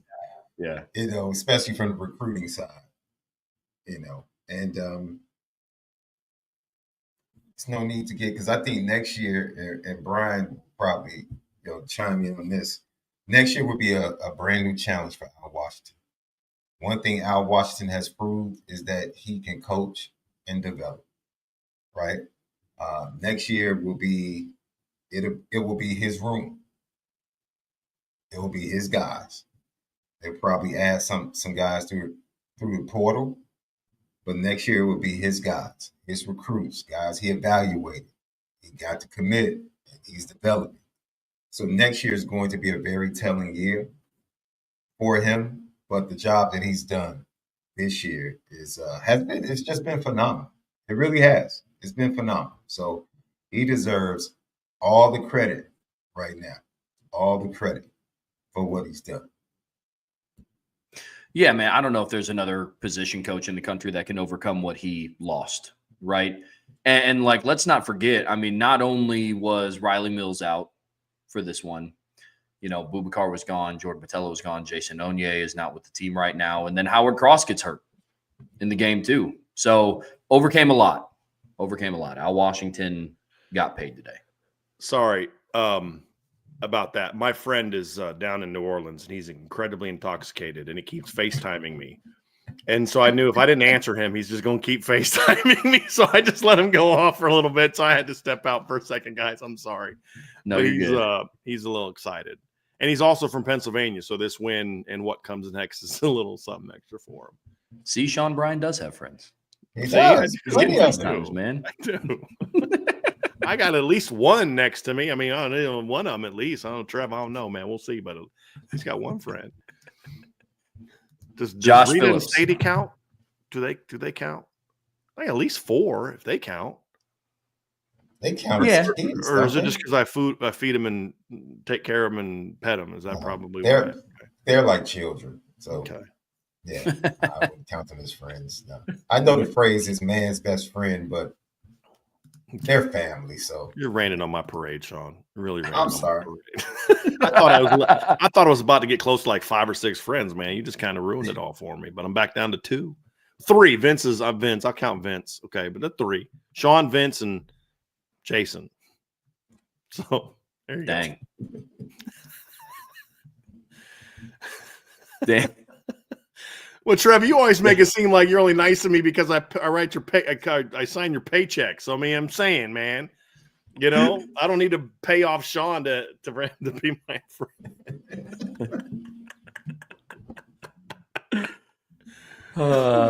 Daniel Flagstad. Defense made big play after big play. Offense made big plays when needed, and special teams were outstanding, and we're still here. Final 4. Yeah. That's a great win. Can I ask you guys a question? Was it almost better that they won this? Payback some. yes, you can ask a question. I deserved that one, Sean. I deserved that one wholeheartedly. I'm going to ask a question of you two, fellas. Is it almost better they won this way instead of just rolling Georgia, where there would have maybe been a little easier for them to be like, well, you know, long season, blah, blah, blah, no Carson Beck. I almost kind of feel like it was better to grind it out where Georgia did play well and did some good things where you just had to be better. I just kind of feel like it almost not just Almost more narrative-wise, but disrespectful. also like I feel like Notre Dame needed Georgia to play well and then still beat them so they could be like, no, this wasn't like Oregon, Ohio State yesterday. Mm-hmm. Like Ohio State played great. I'm not taking any, but Oregon also played poorly. It was like they both went together. And you know, it's like, you know, like when Michigan beat Ohio State, yeah, it was a good win for Michigan. But like Ohio State played terrible. It wasn't like they played well, you played well, and you're just a better team, right? You know, it's like, that doesn't take anything away from how great Ohio State looked yesterday. I'm just saying, like, what compounded it was that Oregon also played poorly and Ohio State played lights out. And it was almost like, yeah, Oregon's not that good anyway. That's I almost feel like for this team more so, they needed to kind of have this kind of big win, you know, this kind of, you know, it wasn't pretty. They weren't, you know, this and everything wasn't clicking and it wasn't a perfect night and the balls weren't all rolling your way and you caught every break and it wasn't that kind of win. It was a gritty, grind it out. It was a Georgia game. This is how Georgia's been beating people for all these years.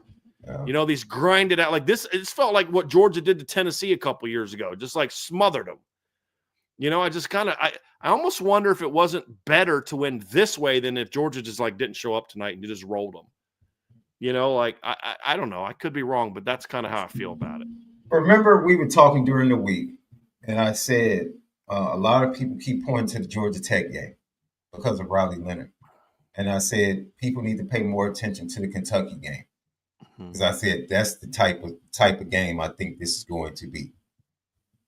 And Kentucky had multiple chances to go up double digits. And it just let Georgia hang around. Notre Dame took their opportunities, got up double digits, and then gave their defense and the physicality. Kentucky outplayed Georgia in that game. They were the more physical team in that game. They just allowed Georgia to stay in and make plays at the end. And I just felt like it was going to be that type of low-scoring physical game, which made me say if Notre Dame can get to 24, it's a wrap. So,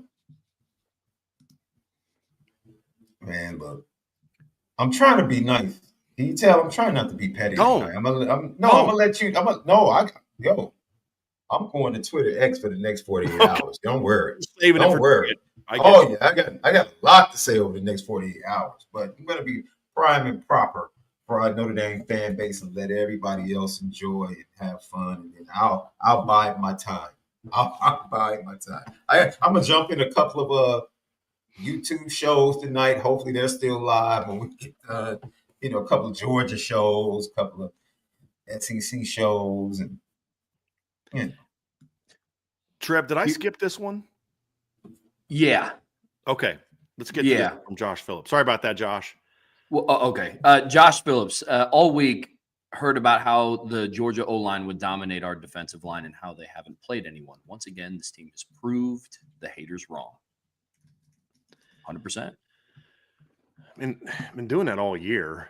Yeah. It's like you can't beat A&M, and then you beat A&M. Yeah, but they're not even one of the best teams in the SEC. It's just like they've been doing it all year.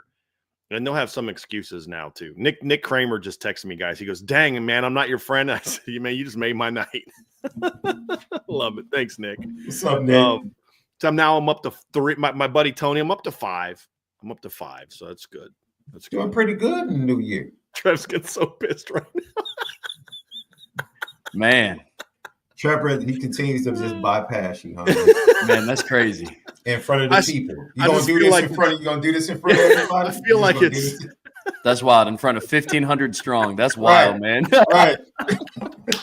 It's all love, Trev. It's all love. No, I know. My mom would get mad at me if I said that, if I was being serious about that anyway, as helpful as you were at the tailgate the other week. So, she'd get mad at me if I was being serious right now.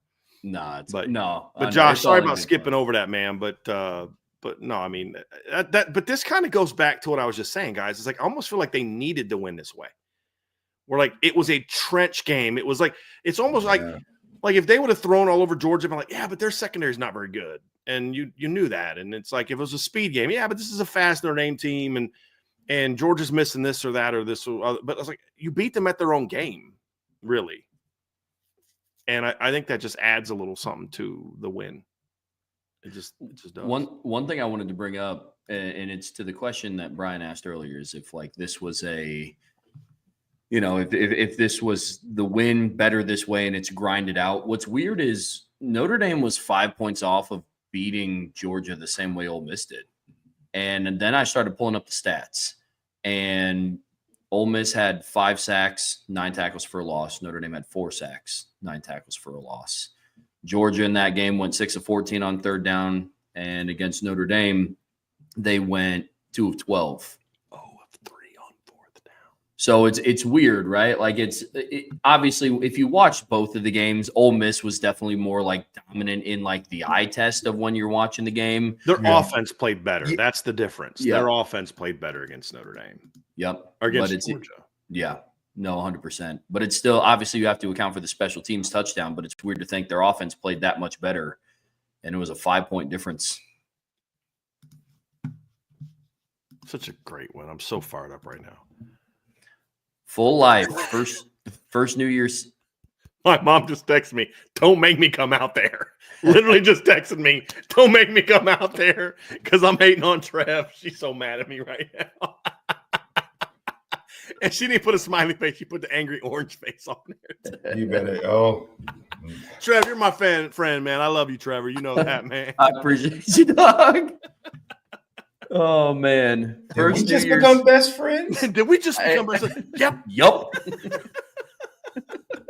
Does it just mean more? Man. Yup. So first New Year's 6 win in 31 years. I'm only 30. SEC. I love it full life. I absolutely love it. I mean, that adds to it, guys. Because like we said last week, like the Indiana win was a great win. That's a good football team, but that's not a narrative changing win. No. But now it's like, okay, SEC fans, just pipe down, show some respect because Notre Dame is now your daddy.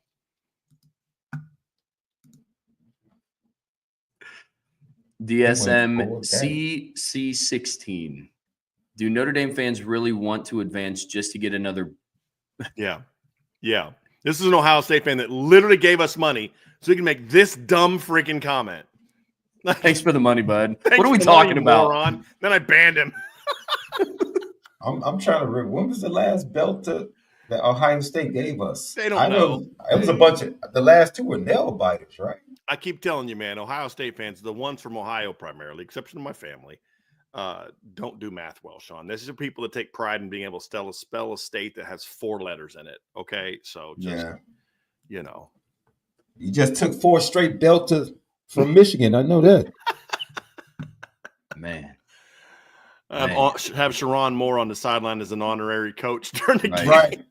What was funny was it was at halftime of the Oregon game. Somebody put out a tweet of Oregon should come Oregon's out in halftime uniform. They put Michigan uniforms on there.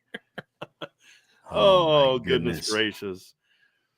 Oh my goodness. Be fast with a super chat. I was born in 1993. It feels like a curse was lifted tonight. Here come the Irish. Yeah. It doesn't kind of feel like that weight off your shoulders type of thing, guys. I just kind of feel like this is going to sound bad, but I feel like at this point in time, they're playing with house money. With everything that they've kind of been through and the injuries, like they get to this stage and then, just keep building depth and all that kind of stuff. You're playing a little bit of house money at this point in time. They're developing something that's going to pay dividends, bigger dividends. I think that's the importance of this season. Like, I don't think they're pups anymore, in a sense. I don't think they're on the come anymore. I think on the inside of that program, it went back to, remember they released the scheduling of the episodes and how far out episodes 3 and 4 would be. And I remember telling you they expect to be in the playoffs. Like they're setting this up, expecting to be in the midst of a playoff run. And that's when I said, okay, things are starting to change inside that building, right? And now I think this winning a game like this, everybody in that building is like, okay, this is the bar. Like there is nothing else. Like this is the bar every year. So things are changing. Wasn't that an old song? What was the old mantra for like Montgomery Wards or something like that? I really just dated myself. We didn't really have Montgomery Wards I think we might have had one, but I think that was the commercial. Things that are was changing. Was that like a retail store?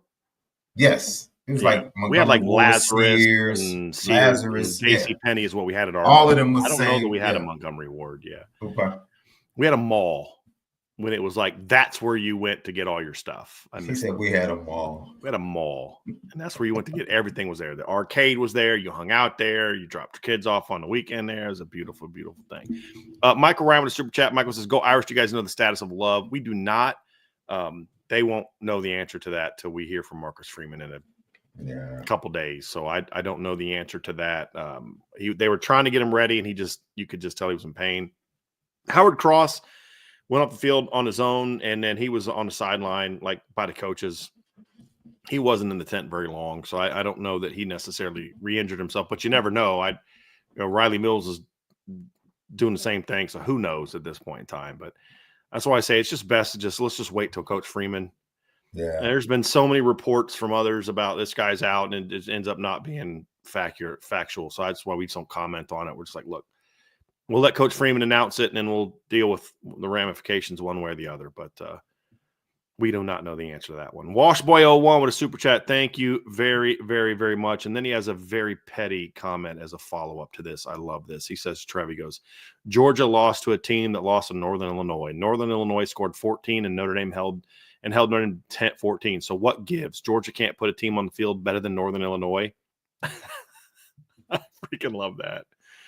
I absolutely love that comment right there. Thank you for that. That kind of made my night a little bit. Maltavius with a super chat. I think we've got our coach. No doubt about that. Got a super sticker from Jonathan Ray. Thank you, Jonathan, very, very much for that. Appreciate you. Yofi with super chat. Thank you very much for that. Go Irish. If I got that wrong, please let me know in the chat. I would appreciate not getting that wrong. Blood of Zeus. Winning is sexy. Screw stats. Go Irish. That's a great comment. Heard. Just talking about it wasn't sexy. Like winning is sexy. I dig that. I dig that very, very much. Just getting through a couple super stickers, a couple quick ones here, guys. We can kind of knock some of this number down. Kevin Fetters, let's handle successes. It's a great, great comment, Kevin, because one of the things that Trevor and I will talk about on one of the shows this week is there can be this whole, we did slay the dragon, and so now we got through the hard part. Now, life is good. And I think Ohio State and Notre Dame both have to guard against that this week. They both have to guard against we had our arrival moment, so to speak. No letdown. That's going to be the mantra that both programs are going to be. Hey guys, I don't care how much we won. That's gone. That's in the past. Now it's all about Texas for Ohio State. Now it's all about Penn State for Georgia. Don't let because that was a big thing Mark Freeman said back in Northern Illinois. Travis, like we handled adversity really well. We didn't prove that we can handle success very well. And that's going to be like they've handled it well up to this point, but this is the first time Notre Dame's been on the field since probably Ohio State last year, where the other team was on their level talent-wise. So, like, A&M's not. I mean, had that conversation before. This is the first time you played a team where that roster's as good as your roster for the most part. It's like, debatable here and there. And so it's a different feeling for this team. How are you going to handle that? It's a great point. But I have a feeling they start watching Tyler Warren and Katron Allen and Nicholas Singleton and Abdul Carter and I keep forgetting their D tackle's name, who's a dude. They're going to be like, okay, yeah, let's get locked in, boys. Let's get locked in and ready to go. Well, the interesting thing is Ohio State and Notre Dame are going to be facing two teams in the next round that they are now looking for their I'm here wins. Yes, it's a great point. That's what's going to be interesting about this is you have two teams coming like Ohio State overcame the rematch and handily beat Oregon. Notre Dame got their signature defining win in the last 30 years. And now you're looking at a team like, yes, like they're all in the semifinals of the playoffs, but I don't think anybody's looking at Penn State beating Boise State or SMU the same that they're looking at Notre Dame beating Georgia. Trev, they're looking at it like Notre Dame beating Indiana. Yeah. That's what they're doing. It's a fair point. Urgency, right, guys? Mm-hmm. After Northern Illinois, that's when urgency kicked in. After Michigan, that's when the urgency kicked in for Ohio State. Urgency can spur you on to accomplish some amazing things, man. You got your back up against the wall. So you're right. Those two teams they'll have that edge, if you want to call that an emotional edge, going into those matchups. Mike Slade, my guy, with another super sticker. Appreciate you, Mike. Hugh Murtha, love Irish Breakdown and the Indy fan base. Go Irish. Well, we appreciate you, Hugh. That's a really, really nice super chat. We appreciate you very, very much. John Hay1, I love my dude John right now. Just returning Josh Pate's receipts. That is very well done, my friend. Thank you, John. I didn't hear anything about what he said about this game. I assume he picked Georgia to win. I would assume, since he didn't think Notre Dame. He apologized tonight. He did. Yeah, he said he has to launch an investigation because the SEC might have been a tad overrated. You think? Phil Frankie with a super sticker. Thank you very, very, very much, Phil. Mike Ford, go Irish on to Penn State. Yes, sir. That one from Adrian Hooks with a super chat calling out Cam Newton. That's almost like low-hanging fruit, my man. Like, that dude, Sean, I had some very colorful things to say to you about Cam Newton. I will keep those between us. But I think words like Willy Wonka. Yeah, looking like a trying to get me in trouble. You almost made me say it. Your mom is watching. Your mom is mother's watching, and my wife is watching, and all 7 of my friends are watching. So, we got. He's so fired up right now. Come on. Ed 3. Well, let me pitch in. I appreciate you, Ed, very, very much. But I did want to get back to that. Here we go. Hugh Murtha, now 86 super chats. There we go. My man.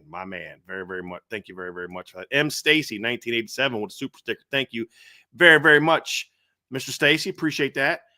I did want to get back to the Cam Newton in all seriousness, right? Because Cam was a great player and all that kind of stuff, but he's turned into a little bit of just a strange character. But he said it in a really odd kind of childish, like just you're not even making any sense right now with what you're saying. You clearly haven't watched this, but that's the stigma that's out there about Notre Dame. Mm-hmm. Like he may have said it in a way that I laugh at him and I mock him because of how he looks, but he's repeating sentiment that's not like uncommon in SEC country. They're not real. Look what's happened to them in the past. You know, they've been here before. They got blown out. They don't have the athletes. And he's not wrong about what they were. The problem is, bro, do your homework. Don't clown yourself. Do your homework. This isn't that team. Ryan Clark tried to tell him. And I'm pretty sure he's going to tell him this week. Oh, yeah. But tomorrow. But you know what people like him are going to do, though? It's just going to be the excuse making. It's they didn't have Carson back, and if they wouldn't have done this, and if they don't give up this kick return, blah, blah, blah, blah, blah. We're going to hear that again. Well, if you take away the 98-yard touchdown by Jeremiah Love, Notre Dame only ran for, it's going to be the same stuff. And that's okay. Just keep on winning. Just keep on winning. Keep on winning. And just kind of, my guy, Ronnie Reeves, can we get Deuce Knight to do a wellness check on Cam Newton for us, please? I love it. Joey Lawrence. This guy actually has Joey Lawrence as his avatar. That's so great. We have Pete Weber, Joey Lawrence, Jaden Harrison on the return. Whoa. Guys, that was a huge, huge moment. It really was. Yeah. Just huge moment in that game. Nitesh Gudapati, go Irish, a fan from India. My man, a much-deserved win. The team played with heart. And it's morning for you, my friend. So what a great day for you now. It was a huge, they played with heart. Here's the thing. They both did. Like, both teams played their tails off, guys. We said before the game, Trev, and I'm sure, Sean, you guys talked about it on your show, Georgia was not going to quit. I don't care how big you were up. They were not going to quit. They were going to play for 4 quarters, and they did. They coached hard for 4 quarters. They played hard for this. They couldn't make enough plays to beat Notre Dame because Notre Dame's a better team, but they played their butts off. Like, Georgia fans are probably devastated tonight because they lost to a team that they all think is inferior. But, guys, you lost to a really good football team. Your team battled their tails off. They just ran into a buzzsaw. Like Oregon. Oregon has nothing to be ashamed of for the season they had. They just ran into a buzzsaw. And again, beating a team twice is hard. And then you don't have Evan Stewart gets hurt in pregame. Maybe the game's a little closer, but Evan Stewart wasn't covering Jeremiah Smith or Mecca Buka, so I don't know. It wouldn't matter on the outcome, but maybe it's a little bit more competitive game, and at the end, maybe it's a 41-28 where, it wasn't 34-3 at halftime, that kind of thing. But, like, you weren't beating that team. Georgia wasn't beating Notre Dame today. They just weren't. And it's okay. It's okay to say you're wrong. Mick Leffert, just because $19.99 super chat. Just because I remember 1998 and the heartbreak of 1993. We're there with you. We're there with you. The Spankies, my guy Jason. It's coming home. Talking about the Notre Dame Natty. AST 1, 2, 3, 2, 1. Feed the Lions to the Catholics. I love it. I love it. Another one from my guy Spanky. It's coming home. Jason, no more drunk super chats. You're making me feel bad. So I appreciate you, my man. But he is fired up. He yelled at me for like 5 minutes straight when I switched over. He was so excited. And he's not alone. He's absolutely not alone. Paul Rose with a super chat, my guy Paul. Thank you very much with a super chat. Thank you, sir. Trying to knock some of these off and the numbers not going down a whole lot, guys. Andy Milton fan for Parker Jones counseling fees and my thanks, LOL. Is that the kid that ran into the referee? Yeah. That poor kid. Yeah. Did you hear the ESPN clowns talking about how, like, basically like blaming him for kind of, come on, dude. Georgia not scoring a touchdown on the drive. Yeah. Right. Right. Illmatic. Ooh, I like that. Program changing win. Love this coach. Love this team. Love y'all at IB. I loved that album too, by the way, Sean. One of the greatest ever. That album right there. Top Andy 5. Milton. Yeah. There's no doubt. There's no Yeah. doubt. Andy Milton fan with a super chat. That was FU 4 quarters of FU football. That's who Notre Dame is. Right? I mean, that's who Notre Dame is. Dennis Stockton with a super chat. We got this. You guys rock. Thank you very, very much. We knocked a few of them off of there, so let's get back up to the top here to Triple J. Super chat from Triple J.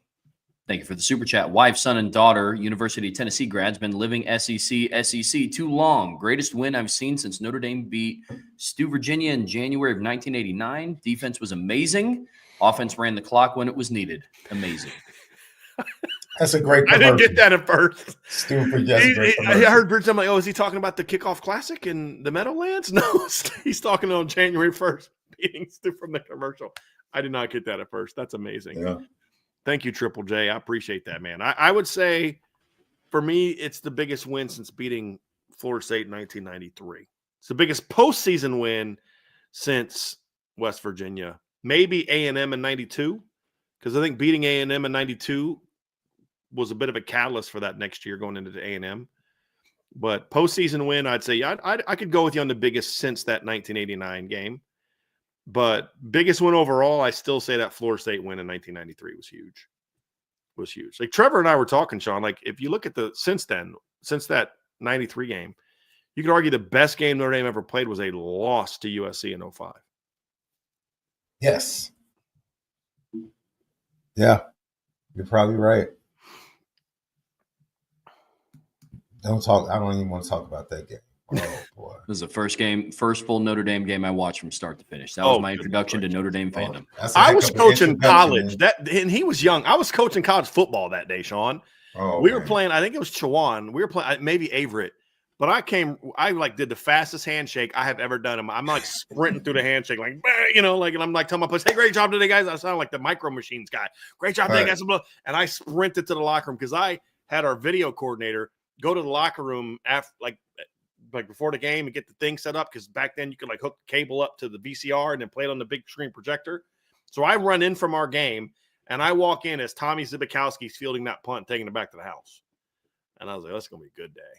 And it was downhill from then, buddy. It's like almost like I kind of jinxed him. But I'm sorry. Did you read the super chat yet from Sean O? No, not yet. Not yet. Super chat from Sean O. Heading to bed, fellas. Great work. Would ask you to donate $5 of this to Tiger Bait, as I'm their number one troll. Nice. I ain't giving them jack. I'm not giving them jack, but we appreciate you. Oh, goodness gracious. Speaking of that, this makes it a perfect time to bring up Alex Rohr's super chat.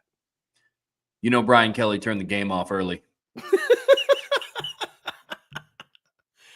No, he's probably saying like, oh, yeah, I'm responsible for that, even though I recruited very few of the guys that are actually playing in this game. But, yes, I deserve credit for that. I hired Marcus Freeman. Yep. He probably wasn't watching. He probably flew out. He's probably playing golf somewhere. Probably. Going somewhere where the sun's up so he can play golf. Or went to bed early so he could get ready for his tea time tomorrow morning. Florida Irish, my final petty BK take. As the BK era is officially behind us, Coach Marcus Freeman just had a bigger win down in Louisiana than Brian Kelly has had in 3 years at LSU. See everyone in Miami.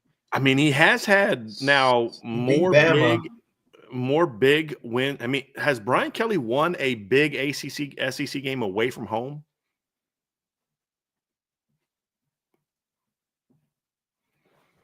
Beat Bam at home in 2022.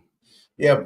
I was thinking in the state of Louisiana, but I mean, has he gone away from home to win a big? Like, what's the biggest game he's won away from home? Because all I know is Notre Dame just beat Georgia in the Superdome, and they went down to College Station and beat Texas A&M, where Brian Kelly is 0-2. Away from they beat Ole Miss last year at home. They got smacked by Tennessee at home in 2022. I don't think they've got a big one. So basically, Marcus Freeman has more big wins over SEC teams. You could argue, period. The biggest but definitely away from home. Last year was Missouri. That comeback win was the biggest last year. I guess you could call that a big win. That's a very Brian Kelly-esque big win. It is. It is. Right on, man. Yeah. Right on par. B Straw, LFG. Bye-bye to my BK PTSD. Love it. Bought tickets to the Orange Bowl on Christmas Day. Oh. Being from Pennsylvania, I really wanted the Penn State matchup. 2 down, 2 to go. Go Irish. Looking forward to the next week. That's some confidence right there, Sean. Love that. That's some confidence right there, man. I don't know. My wife texted me in the third quarter. She's like, "Do you want me to go buy the airline tickets?" I was like, "Shut your mouth. Do not jinx this. Do not jinx this." I said it much nicer than that because I'm not an idiot. But yeah, I was like, don't jinx it. Don't jinx this. I don't believe in jinxes, but I was like, don't jinx it. Don't jinx it. Yeah, B Straw is definitely in Patrick Mahomes territory.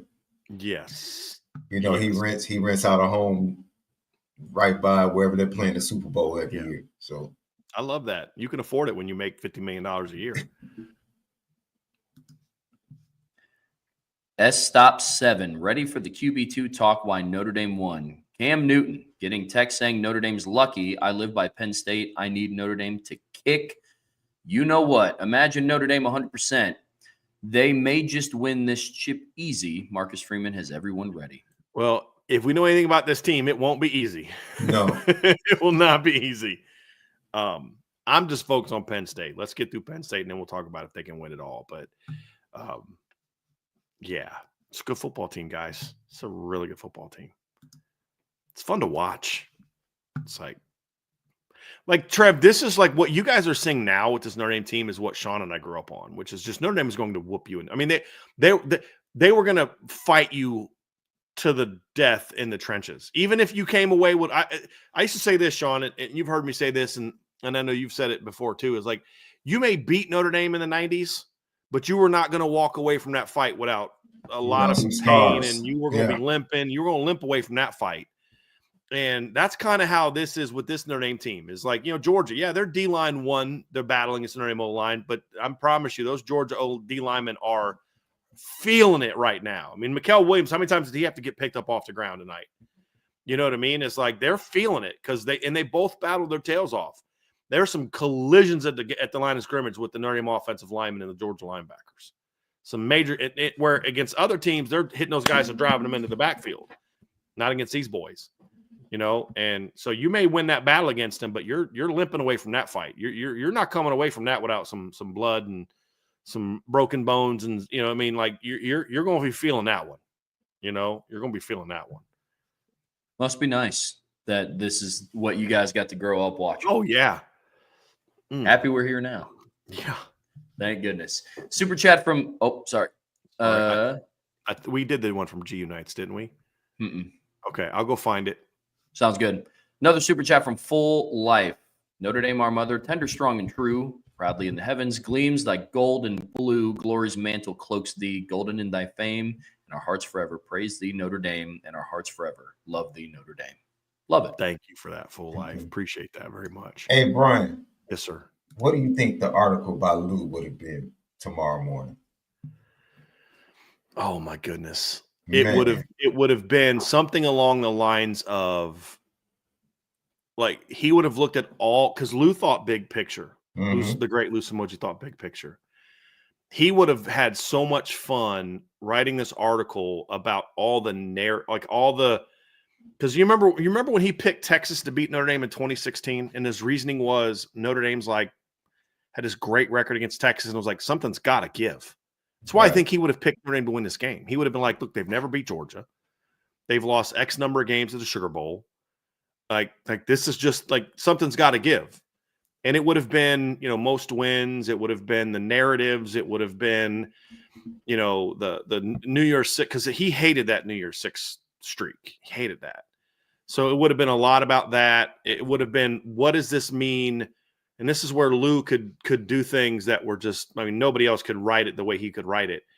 It would have been, this is like this moment in Notre Dame history and what it means. Not just the win over Georgia, but what it means. He would have put so much great context to that. Yeah. In a way that like we could fumble our way through it over the course of a 3-hour show, 4-hour show now, but like Lou would have just just put it eloquently.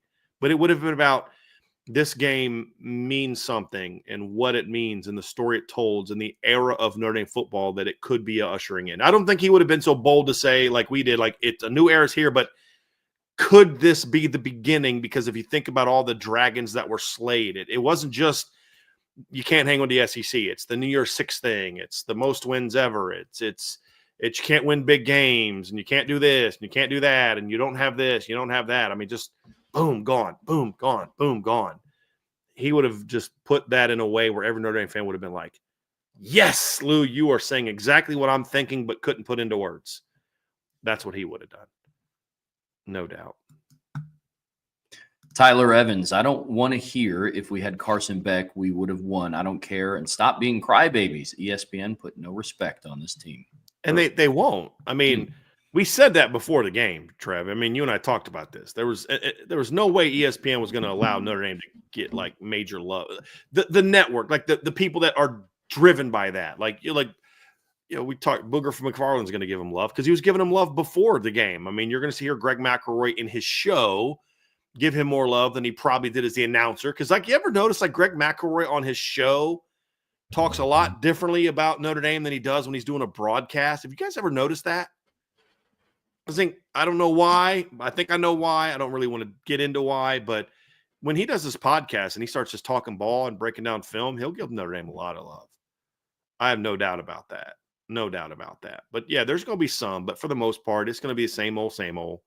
They got to give some reason, some justification for why we can't give Notre Dame credit for what they just did. But you know what? I'll listen to it with a smile. Actually, I won't listen to it because I'm not going to give them the time of the day. But when people tell me what they say and they show me what they say, I will gladly just smile and remember how, you know what? It doesn't matter because Notre Dame is one. Here's that one from G Unite 75. I apologize for not. I thought we had. I'd put that one. I'd unstarred that one because I thought we'd got to it. So I apologize. G Unite 75. The Notre Dame defense has not taken the field with a deficit in any game this season except NIU. I first saw that and I was like, that's not right. But he's right because they went down 7-0. They never trailed against Miami, correct? Or did they trailed 3-0, actually. They trailed 3-0, and I think Notre Dame went down and scored. They fell down behind Louisville 7-0. Notre Dame offense went right down and scored. I do think they actually trailed for a possession against Georgia Tech. I don't think Notre Dame immediately answered with a touchdown against Georgia Tech, did they? I'm going to have to go look that one up. But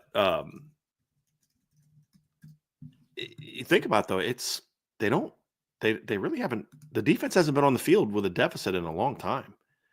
Now that I really think about it, he is correct. Georgia Tech, Notre Dame went on a 14-play 75 because the reason I thought Georgia Tech because Notre Dame didn't score until like 7 minutes left in the second quarter when Georgia Tech scored in the last play of the first quarter. So I was like, but no, they went on an 8-play drive and tied it up. So they didn't have one there either.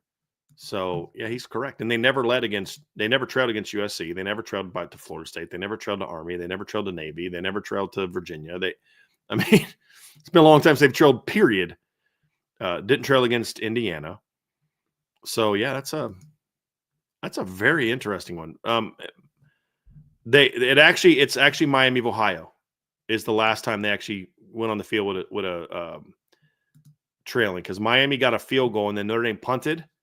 And then they forced a 3-and-out. The only time, I'll say this, since Northern Illinois, the only time Notre Dame went on the field trailing, the other team had 3 plays and -2 yards. So, and that streak kept going tonight. That's amazing. As long as Notre Dame doesn't have to play any MAC teams, they're going to win a title with no problem. MAC teams give them problems, man. Oh, my goodness. Isaiah Lehman, consider the corner turn. What a dominant defense this is. Need to get healthy. Brian Kelly, thanks for nothing except leaving. I'm so hyped. Hashtag go Irish. I love the pettiness some of y'all are showing towards Brian. I wasn't even really thinking about Brian Kelly tonight till we got in the chat, which is kind of, I think, shows that officially my BK PTSD is officially dead. Because a buddy of mine called me the other day, and I don't know if you guys had the same reaction, but a buddy of mine, he goes, "How you feeling about the game?" And I said, my head tells me that Notre Dame's going to win and win convincingly. My heart tells me that it's going to be an ugly, they're going to lose. He goes, "Well, which one is based off film?" And I said, "The head." But my heart is like, we've been here before. So I even had some of that this week, guys, where I even had some of that. I don't know, man. Can they really win this one? Can they really get to this game? And they did. D-Troll Hunter. This is for Trevor, and his fear of their tight end should scare him as much as Drew Aller scares me next week. D-Troll Hunter's not a fan of Drew Aller. I will say I was surprised they didn't do more to get their tight ends to football early.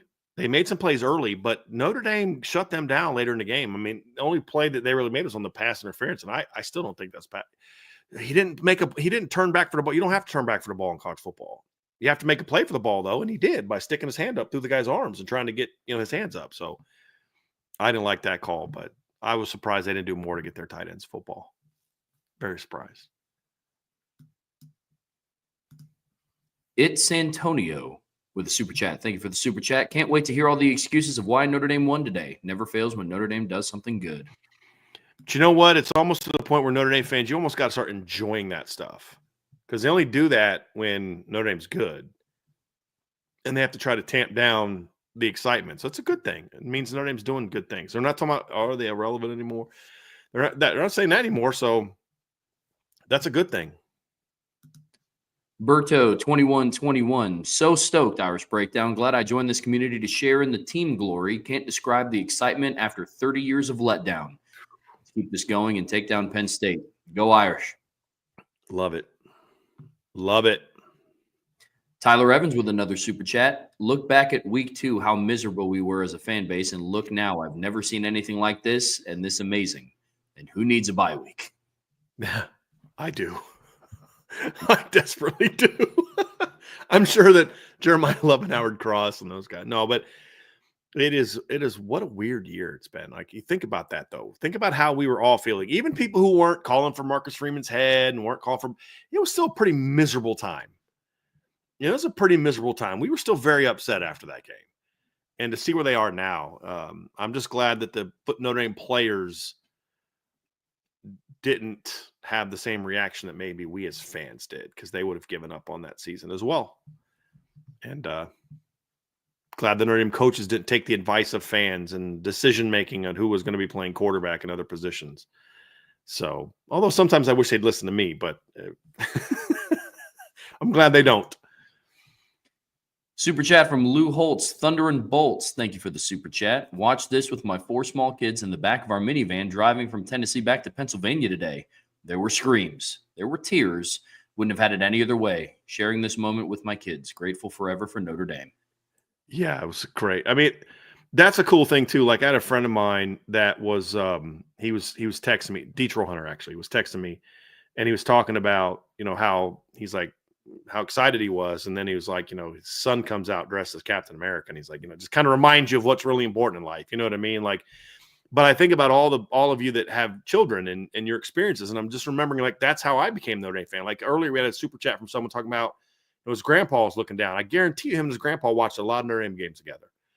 Sean, your story is a little bit different. Like, you and your dad would watch the Notre Dame USC game in a different way because your dad was a USC fan. But like, that love of the sport, and a lot of times the love of Notre Dame and I think it was your grandpa was a Notre Dame fan, right?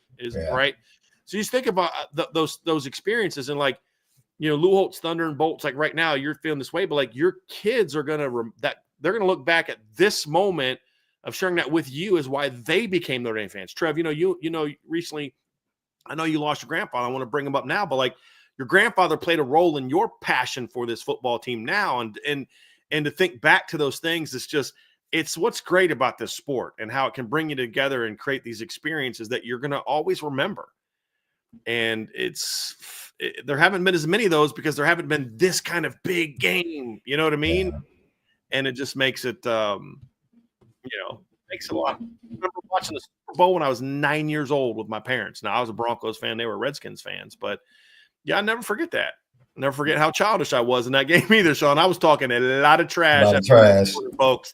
It was 10-0 Broncos, and I was letting them have it. All right, I didn't start to. I didn't, Sean. You know I can talk trash pretty well. You've heard me say some things off the air. I did not learn that recently. Okay, I learned that as a kid, and my dad just sat there and was like, "A lot of game left, Brian. A lot of game left, Brian. 42 unanswered points later by the Redskins. I'm throwing my jersey on the ground, and my dad's just like, "I told you, a lot of game left." Big learning lesson for me, but you don't ever forget those moments. You don't ever forget those moments. And I'm glad you got to experience that with your kids and the trip you're on. And I know there's a lot of other parents that got to experience this moment with their kids, and it's just pretty awesome. It's pretty awesome to be able to do that. And there are things you're going to remember the rest of your lives. It really will. And that's what I love about this game. Are there things more important in the world than sports? Of course. But this is such a great unifying thing and a great memory that Sean, you've talked about watching games with your daughter who's a USC fan because of her grandpa, right? But you have those memories that she's always going to look back on. No matter if she gets married, she's going to have her own kids. She's going to look back and have those memories. Mm-hmm. And it's a pretty awesome thing. It was pretty cool getting a text from her. Yeah, I bet. Tonight. Like, she knows how happy you are. Yeah, she's like, yo, y'all, you did your thing. I'm like, well, I didn't do it. I didn't do jack. Although I did kind of hurt my right shoulder tonight with the let's go. I did a lot of these tonight. Yeah, sorry. Charlie Weiss, last belt loop. So pumped. Go Irish. Had to watch it work. But you watched. Mm-hmm. You watched, my friend.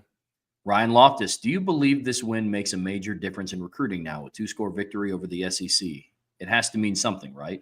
Go Irish. Yeah, no doubt, Ryan. It matters. Is it going to matter that all of a sudden they're going to land the number one recruiting class in the country every year? No, for a host of reasons. Number one, they're not necessarily trying because they're not going to take a 5-star recruit at corner that they don't think is as good as the 3-star recruit like a Leonard Moore or Benjamin Morrison. I mean, they're still going to take those kids because they evaluate them properly. But is it going to matter? Yeah.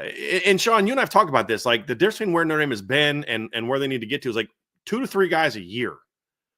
Now it's down to like 1 or 2 guys a year. Like watching Ohio State game, I'm like, if Notre Dame just gets something like I don't even need Jeremiah Smith. Just give me a Mecca. Give me Cardinal Tate. Just like if they can ever get to the point where they can get like one of those guys, how do you beat this team? Right. So like there is still room to grow as a football program. And you start thinking like, boy, what if they ever get one of those guys? And then you get frustrated because you think, well, they had guys like that.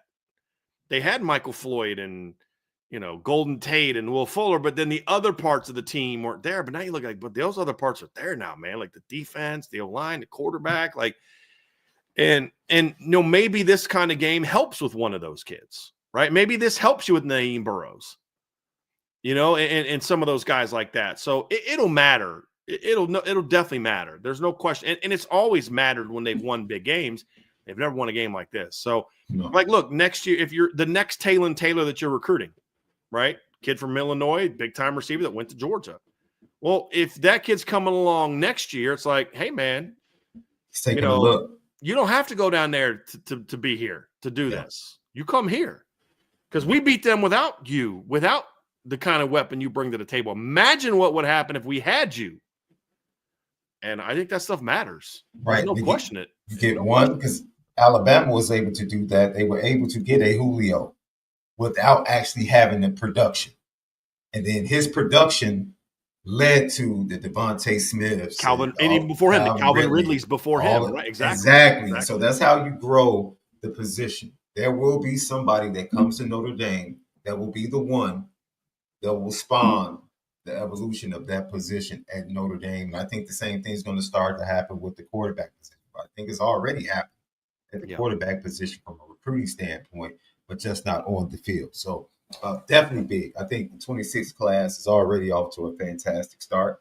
And I think a win like tonight definitely opens the eyes of some of the most elite players. I'm very interested in how – go ahead. I want to see the bump that Al Washington possibly could get in the 26th class. Like Thomas Davis Jr. Mm-hmm. I mean, that was he's a guy that's going to be tough to hang on to because everybody's going to keep wanting him. His dad played at Georgia. Now it's like, hey, man, you don't got to go to an SEC school to get what to accomplish what you want to accomplish as a football player. Will it pay off tomorrow? No. But over time, is it going to pay off? Yeah.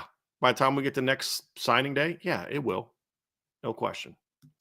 Like, you know, Chad Bones just sitting there. Sorry. You know, Chad Bones sitting like, y'all gave me this? Y'all give me this? Okay. Okay. All right. Let's go. Let's go. Full life. I'm honestly more nervous for Penn State simply because of my hate for the Big Ten homer, James Franklin. I hate Franklin more than Day and Kirby, but I'm keeping it PG. Go Irish. Appreciate that, my friend. It's been hard a couple times tonight. I'm not going to lie to you. It's been a little challenging a couple times tonight, but we appreciate you. Yeah, I mean, look, you got to go prove it, though, right? I mean, Penn State's a very confident football team right now. Well, they haven't played anybody like Georgia. I get that, but that doesn't change their confidence level. They still won 2 playoff games. They're going to be a very confident football team. You just got to go out there and sap that away from them, you know, and it's going to be fun. Another super chat from Lou Holtz, Thunder and Bolts. What I would give to know how Marty B helped Mitch revive himself before the college football playoff. Not a moment too soon. It's a combination of him and Marcus Freeman. And really what it comes down to, and I don't know the particulars, but here's what it comes down to. It's you show faith in young people, genuine faith in young people, and they will reward you. 9 times out of 10. You let them know I truly believe in you, not by just words, but by actions. I was frustrated they kept sending him out there to kick. But it would appear that sending him out there showed him, hey, we still believe in you. Let's get it right. And you could see the way he responded to Marcus Freeman after he made that kick. It's like, so that faith that Coach Biaggi and Marcus Freeman and Coach Freeman showed in him helped him restore his belief in himself. I mean, we just got to get you physically right. You're going to be fine. You're a 90% career kicker. You know what I mean? Like, just let's get you right. Instead of like berating him and, you know, doing some of the things that maybe a past coach might have done in a similar situation. They never gave up on him. Just your ordinary Joe. For any Irish fan who booed the team at Northern Illinois game, redemption is in reach. I assign you to our Father and 3 Hail Marys. Enjoying this with the IB team and community. Loving this. Yeah. Y'all know my stance on booing. I get it. But you know what? Like, they played in a way that if you're someone who believes in booing, that's a game where you're going to boo them. I understand that. I'm not a booer, but I get it. But I also like the fact that y'all didn't give up on Notre Dame, because they still sold out every game since then. Right. And, you know, we've had some people that canceled their memberships that have come back. Right. And, you know, that's part of being a fan. If people weren't passionate enough to boo, then they're not going to be passionate enough to care as much as they do. And the game would look different. It'd be D3 football. Michael S. I guess my prediction was a little off. Congrats to IB for keeping the faith. Well, we appreciated the super chat even more, even though he did. Remember, this is the one at the end of the show where he was like, yeah, I don't think they're going to win this game. Yeah, 32-13. I remember. Yeah. Ooh. Okay, Trev. I was like seared in his brain. Yeah, but you know what? I love you came back, and I know you want him to win. So it's good that they did. Dennis Stockton with a super chat. Thank you, Dennis. Why don't running back and D-line wear knee braces like the O-line? It's a little limiting. Defensive linemen and running backs have to make different types of cuts than offensive linemen. And it's hard to make the kind of sudden moves and the change of direction type of moves the way you need to with those big knee braces on. Defense, like Riley Leonard or Riley Mills and Howard Cross, and they all wear those in practice. They just don't wear them in games because you can't move the same way. Offensive linemen don't have to move the same way other people do. With your chest. For Irish Breakdown, guiding me through my anxiety to the greatest win of my adult lifetime. Down with the SEC. It just means more. That adds to the win for me. I'm not going to lie. I'm not going to lie. And the fact that Georgia actually won the SEC adds to it as well. Like, if they would have played them and let's say Georgia wouldn't have, like, let's say they'd have played Georgia last week at home after Georgia lost to Texas. I don't know. This one means a little bit more because here's the thing too, Sean. You had to go back into their backyard. You had to go down south into where they used to play the SEC championship all the time. It wasn't until recently that got moved to Atlanta, right? Like, I mean, they've been here how many times? I think Georgia's. This is their third. I mean, that was Sugar Bowl. SEC champ always played in the Sugar Bowl. Yeah, always a direct connection to the Sugar Bowl, but. I just think the environment, I was really proud of the way Notre Dame handled the environment. Mm-hmm. I don't know how the stadium looked. It looked like Notre Dame traveled well. I know they were worried about some Notre Dame fans having flights out the next morning. Some had to leave. And some had to leave. Definitely were some Notre Dame fans that had to leave because of the game getting postponed. So, yeah. Yeah, but it looked like it was still a strong contingency of Notre Dame fans, and they handled things well. They handled when the crowd started going for Georgia as Georgia made plays. What Notre Dame handled well is did we talk about this? I don't know if we talked about this when we spoke about the offensive line or the defensive line. Offensive line handled that late shift from Georgia. I don't think there were any penalties. No penalties from off of that. Yeah. There's a couple times they missed the angles of blocks weren't good. I don't think they adjusted like their mental technique, but not a single, to your point, Sean, not a single pre-snap. Yeah. So I thought that was really something they definitely probably focused on. They're going to do this. There's only one false start from the O-line, and that was a meal. I don't think it was based on the shift. No.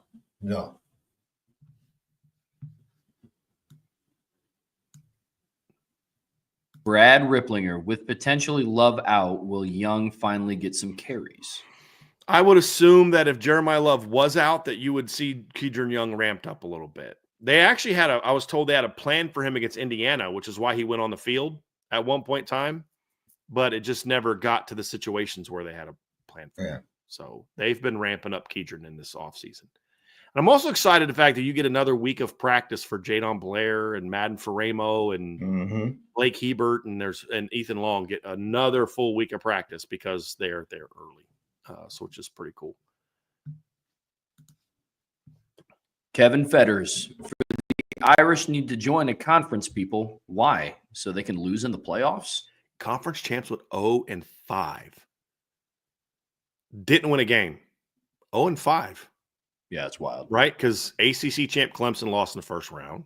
Mm-hmm. Pac-12 champ Arizona State lost. And by the way, that was the most competitive of all of them was Arizona State.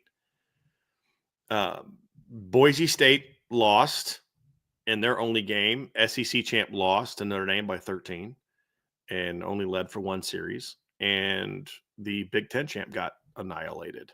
So, yeah.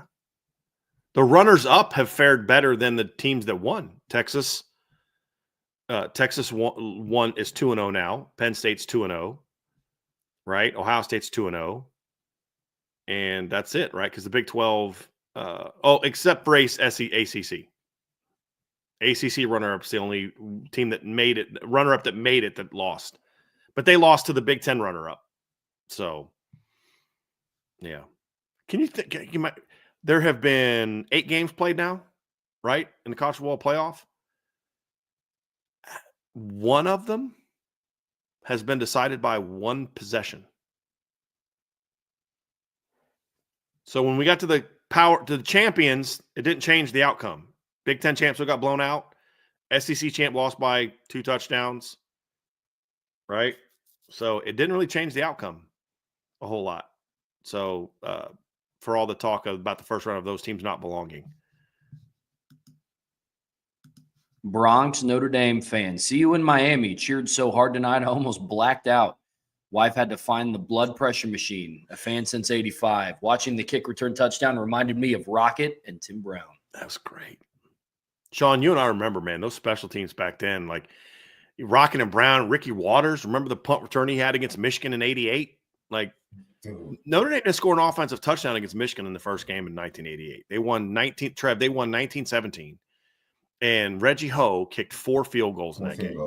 Yeah. Man, But their only touchdown was an 80-something yard punt return by Ricky Waters. You know how good of a punt returner he was? He kept Rocket from returning punts as a freshman. That's how good Ricky Waters was. Because Rocket returned kicks that year, and Ricky was their punt returner. But I do think Rocket kind of took over at times in 1989 as the punt returner. Yeah, I think it might. That's what Sean and you have talked about this. That's what people don't get about this team. This team is the closest we've seen them to being that fast outside of the 2015 team. This is the team that Notre Dame team that has the most team speed since that 1988 team. Because I think that's something that people have lost because they think of like Frank Stams and the Michael Stonebreakers and the Wesley Pritchetts and the Chris Zorches and Andy Hex and Dean Browns and those type of guys. And you forget like they had the most explosive player in college football on that team. And he was so good that people overshadowed Ricky Waters, who was a 10,000-yard rusher in the NFL. And they were so loaded at running back that they had Ricky Waters playing receiver on that team.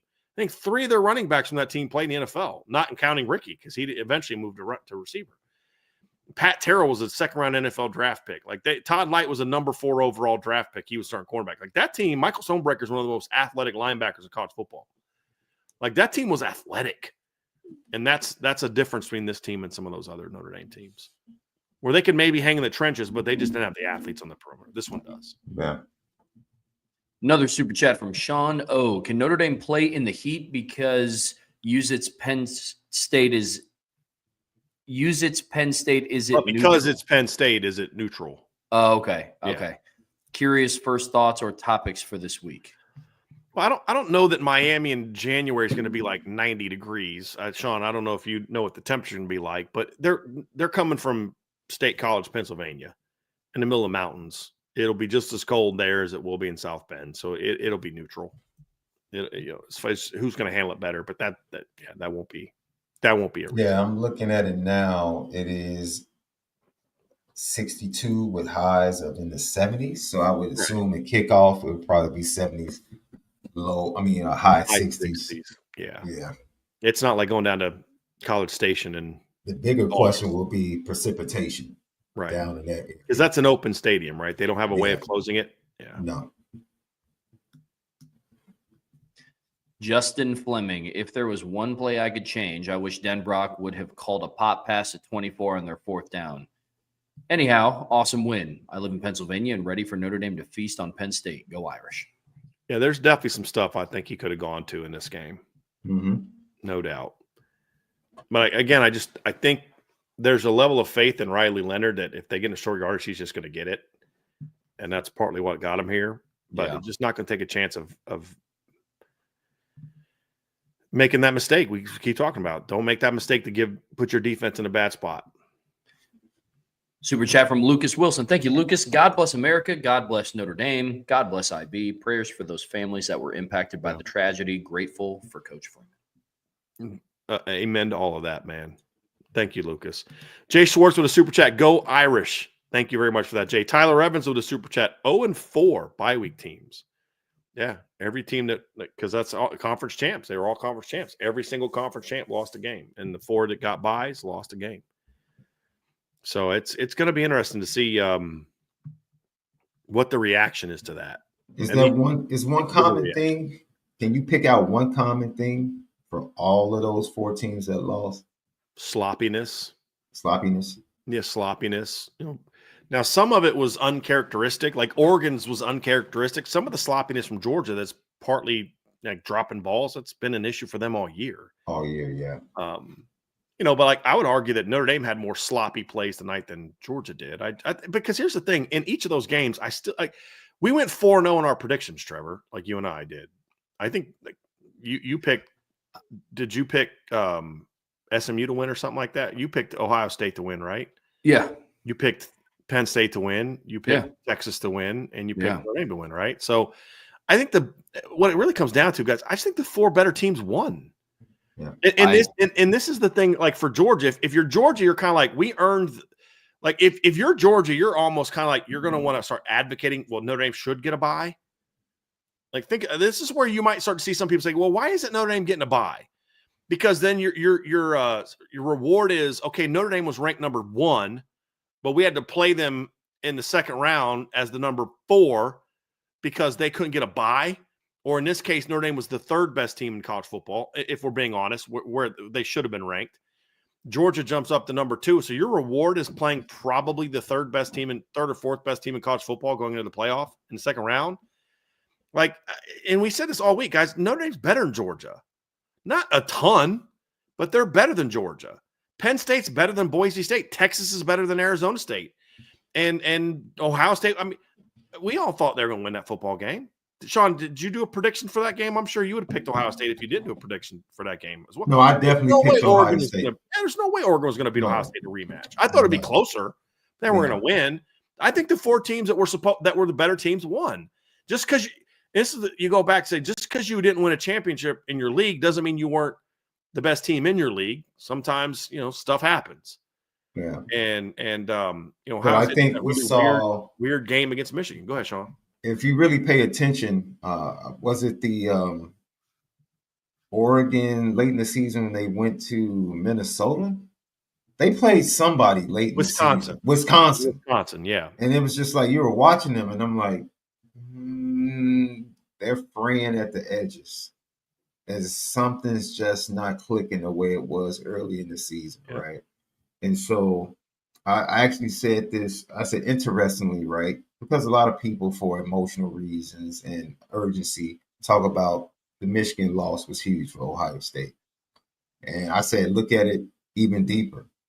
If they beat Michigan, the rematch is in the Big Ten championship. So if they see Oregon again in the playoffs, because they're both still going to make the playoffs regardless, but the rematch is in the Big Ten championship. And so now if they face each other a third time, the adjustment that has been made by Ohio State, Oregon gets a chance to see it. And now it's a different game. So it really had an effect. And I just think really, when you look at those teams, like you said, they're better teams. And, I don't want to sit here and say winning a conference doesn't mean as much, but I wonder how much value, because is this going to convince the SEC and other conferences to move away from the conference championship? That's going to be interesting. Yeah, because there's money involved. Yes, absolutely. We know that. But from the standpoint of, okay, you win that, you get a bye. You're talking about 20 days in between games. And, teams are playing. They're, it's going to be interesting. It's going to be interesting. Ohio State ended up with the advantage, right? Because they had the revenge factor. They made the adjustment. They did things, forget the offense. They did things just defensively that were totally different than what Oregon saw, in the first matchup. That just made things uncomfortable. And then losing Evan Stewart, it was. And they were able to play a game to work out some of the kinks for Oregon, too. That matters. That matters. There's the risk and the reward, right? The risk is you get to play sooner. Yeah. The reward is you have another game where guys get hurt for the team that doesn't get the bye. And then the risk and reward for the team that gets the bye is, okay, you get the extra time to rest. But, you've got to work out your stuff against a pretty good football team that's coming off of a win. So there's no perfect system. Next year it could be completely opposite. Next year we could see all 4 conference champs roll in the second. And this is why people need to stop overreacting to 1 year. Because again, the teams that won this last 3 days, were the better teams. Like if you give them the same amount of time, it's because, okay, let's say Notre Dame doesn't have to play Indiana. All right, cool. Guess what? Guess what's happening tonight? That means Riley Leonard's playing, or Riley Mills is playing. Like Kirby Smart said that. If Notre Dame didn't have to play Indiana and he's went to 8, let's say, and they gave everybody time off, or let's say Notre Dame had a bye, guess what? Riley Mills is still playing. So that's all part of it. That's all part of it. Actually, we did that one already. Here we go. Joe M. People forgot Marcus Freeman outcoached Kirby when Marcus Freeman was the defensive coordinator at Cincy for their Peach Bowl game versus Georgia a few years back. That was a heck of a game. They held Georgia to like 40-something yards rushing. Now, they passed for over 400 yards because they had a couple big plays, and I don't think Sauce Gardner played in that game either. But, they had a great performance. I love this name. I've never seen this name before, but this is Yeah, that's a good name. Clint Beastwood, first major bowl win since my sophomore year in high school. Go Irish. Well, so you're even older than I am. So yeah, that's it's been a minute. It's been a minute. I would say this is the best team. This is the best team that Notre Dame has beaten a bowl game since Colorado in 1990. Did you agree with that, Sean? I think this team, the Georgia team, was better than those two Texas A&M teams. Yeah, maybe the 92 team for Texas A&M was really good. Yeah. Maybe that team. That team was really good. But I'd probably say back to Colorado in 1990 because Colorado's ranked number 1. Now, when I say 1990, I'm talking to the January 1st, 1990, so the end of the 89 season. That's what I'm referring to. Because they lost to Colorado at the end of the 90 season, but that was technically in 1991. So I'm referring to the actual date that the game was played. Date the game, yeah. The 89 Colorado team. That was ranked number 1. So, Miami, you're welcome. Because of Notre Dame, Trev, just Miami beat Notre Dame that year, which knocked Notre Dame off the number 1 spot. Miami had a loss, though. They didn't lose to Florida State, Sean. Yeah. But Colorado, going into the Orange Bowl, Notre Dame was 4, Miami was 2, and Colorado was undefeated number 1. Yeah. And so Notre Dame beat Colorado, which allowed Miami to go win the national title that year. Gotcha. Raymond Tittman, 5 special team plays won the game today. 40-plus yard field goals, 1 kickoff return for a touchdown, and 1 fake punt. Is that technically a fake punt? Technically, no. So it's interesting because Kirby in his postgame talked about how he thought that play shouldn't have been allowed to be ran. He was saying that at the time. It's like they can't do it. Can't run everybody. Because you can't substitute 11 players, and you can as long as the long snapper doesn't touch the ball, which he didn't. Oh, interesting. So that is so if the long snapper touches the ball, that means the play is now like ready to go. Since he didn't, it was a dead ball. So you can substitute whoever you want to. Because he can't come off the field once he touches the ball, I would imagine. Correct. Right? Interesting. Shout out to the Notre Dame coaches for knowing that rule. That's like next level preparation. Never even heard of that before. First of all, I've never heard of running 11 dudes off the field and running 11 of them on like that. You know what I mean? Like, because they made it look like they were shifting. Yes. At first I thought, well, because the camera angle on the broadcast was from the behind view. Right. And I just saw everybody shifting, and I was like, I hope this isn't like a James Rendell run. For a like if they would have faked it like they're like at their own whatever, like, oh, guys, no, come on, man. Right. What are we doing here? Beautifully done. Yeah. Very well done. Go Irish. LSU fan who thinks Notre Dame is irrelevant is sure Notre Dame will soon have to join a conference and believes Notre Dame will never win another natty. Humbly texted me congrats. Admitted he lost money on the game. Go Irish. Now that brings me joy. Poor you. That brings me joy. Yes. This is interesting. Charlie Weiss. Hold on a second. Notre Dame's I guess they deleted it. They had put some out that Notre Dame is the first team ever to win in 6 different months. But I think they might have got it wrong because I think they were maybe thinking, I don't know, but they won in August, September, October, November, December, 5 months. They've won a game in 5 different months this year. Man, pretty interesting, huh? Wait, we didn't get I to know. That's my bad. Charlie Weiss last belt loop. The $14 million Notre Dame has earned already. What exactly does it go to? Does this get split or used for the football team, et cetera, to get even better? Go Irish. Usually this kind of money gets kind of dispersed in different places. Some of it goes to athletics, some of it goes to the university. School. Yeah. So it gets dispersed. It doesn't always just go to the football team. And then the football team will then raise money in other ways too. But yeah, it usually gets dispersed. Now that may have changed recently, but that usually gets dispersed throughout. Everybody gets a little piece of that. That's why the school always understands. Like the school understands, like if Notre Dame's good, that benefits everybody. Not just this way, but then because donations go up, money goes up, like, you know, admissions, everything. Vacations, everything. Yeah, everything benefits from it. Yeah. More people coming to the bookstore in the off season, like just everything is better when Notre Dame football team wins. And you finally have leadership at Notre Dame that understands at every level, right? That understands that. Brandon Brees, Georgia punter, is going to have nightmares about Bryce Young. There's no question. There is no question. what did I ever do to you? Like, I was like thinking of the program. Are you the dude Alvin Mack? Yeah, like I Yeah. don't know you. Or even or a funnier note, happy or not happy, water boy. I didn't say anything about your mother or whatever. Like, I love you too. You know they're coming out with a Happy Gilmore too. Yeah, I saw that. I cannot wait. I cannot wait for that.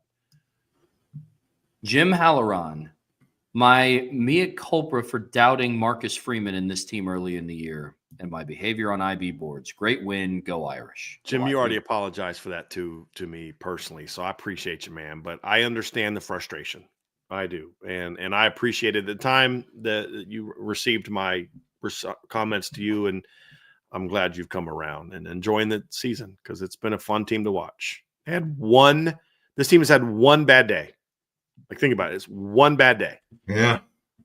And how we allowed that one bad day to color so much of our lives. You know what I'm saying? Like, and this team responded like champions. What'd they do the next week? 66-7, right? They bounced back quick. We didn't all bounce back quick, but they bounced back quick. That first quarter against Purdue was like, okay. All right. Super chat from a stubborn Mick. Coach D, you have known me a long time. You knew that I was only worried about how young Freeman was when he took this job. Bruh. He coached the insert expletive out of Kirby's LOL. I understand the whole Notre Dame is not the place to learn on the job. And the point was, look at Charlie Weiss and Bob Davie. But I've had a motto, and Trev, this might be the first time you've heard this. Sean, I know you've heard this before. I have a philosophy in coaching, and it's been proven true every time. If you got the chops, you got the chops, man. Like, and yes, when you're inexperienced, you're going to have some rough patches. You are going to have a learning experience. And Marcus Freeman went through that. But the reason I wasn't as concerned about that as like maybe a Bob Davie or something is because he has the chops. It's just how long is it going to take him to figure it out? We still don't know if he's a championship coach, right? But he keeps proving, that he's this, he's this, he's this, he's this. It's like when Clark Lee got hired and people were freaking out. Like, the guy's never been a defensive coordinator. I was like, guys, I've been around Clark Lee. This guy knows football. He's going to be fine. And he's got the chops. It's like, I hated the Jonathan Nude hire, and I got roasted on message boards because I hate it.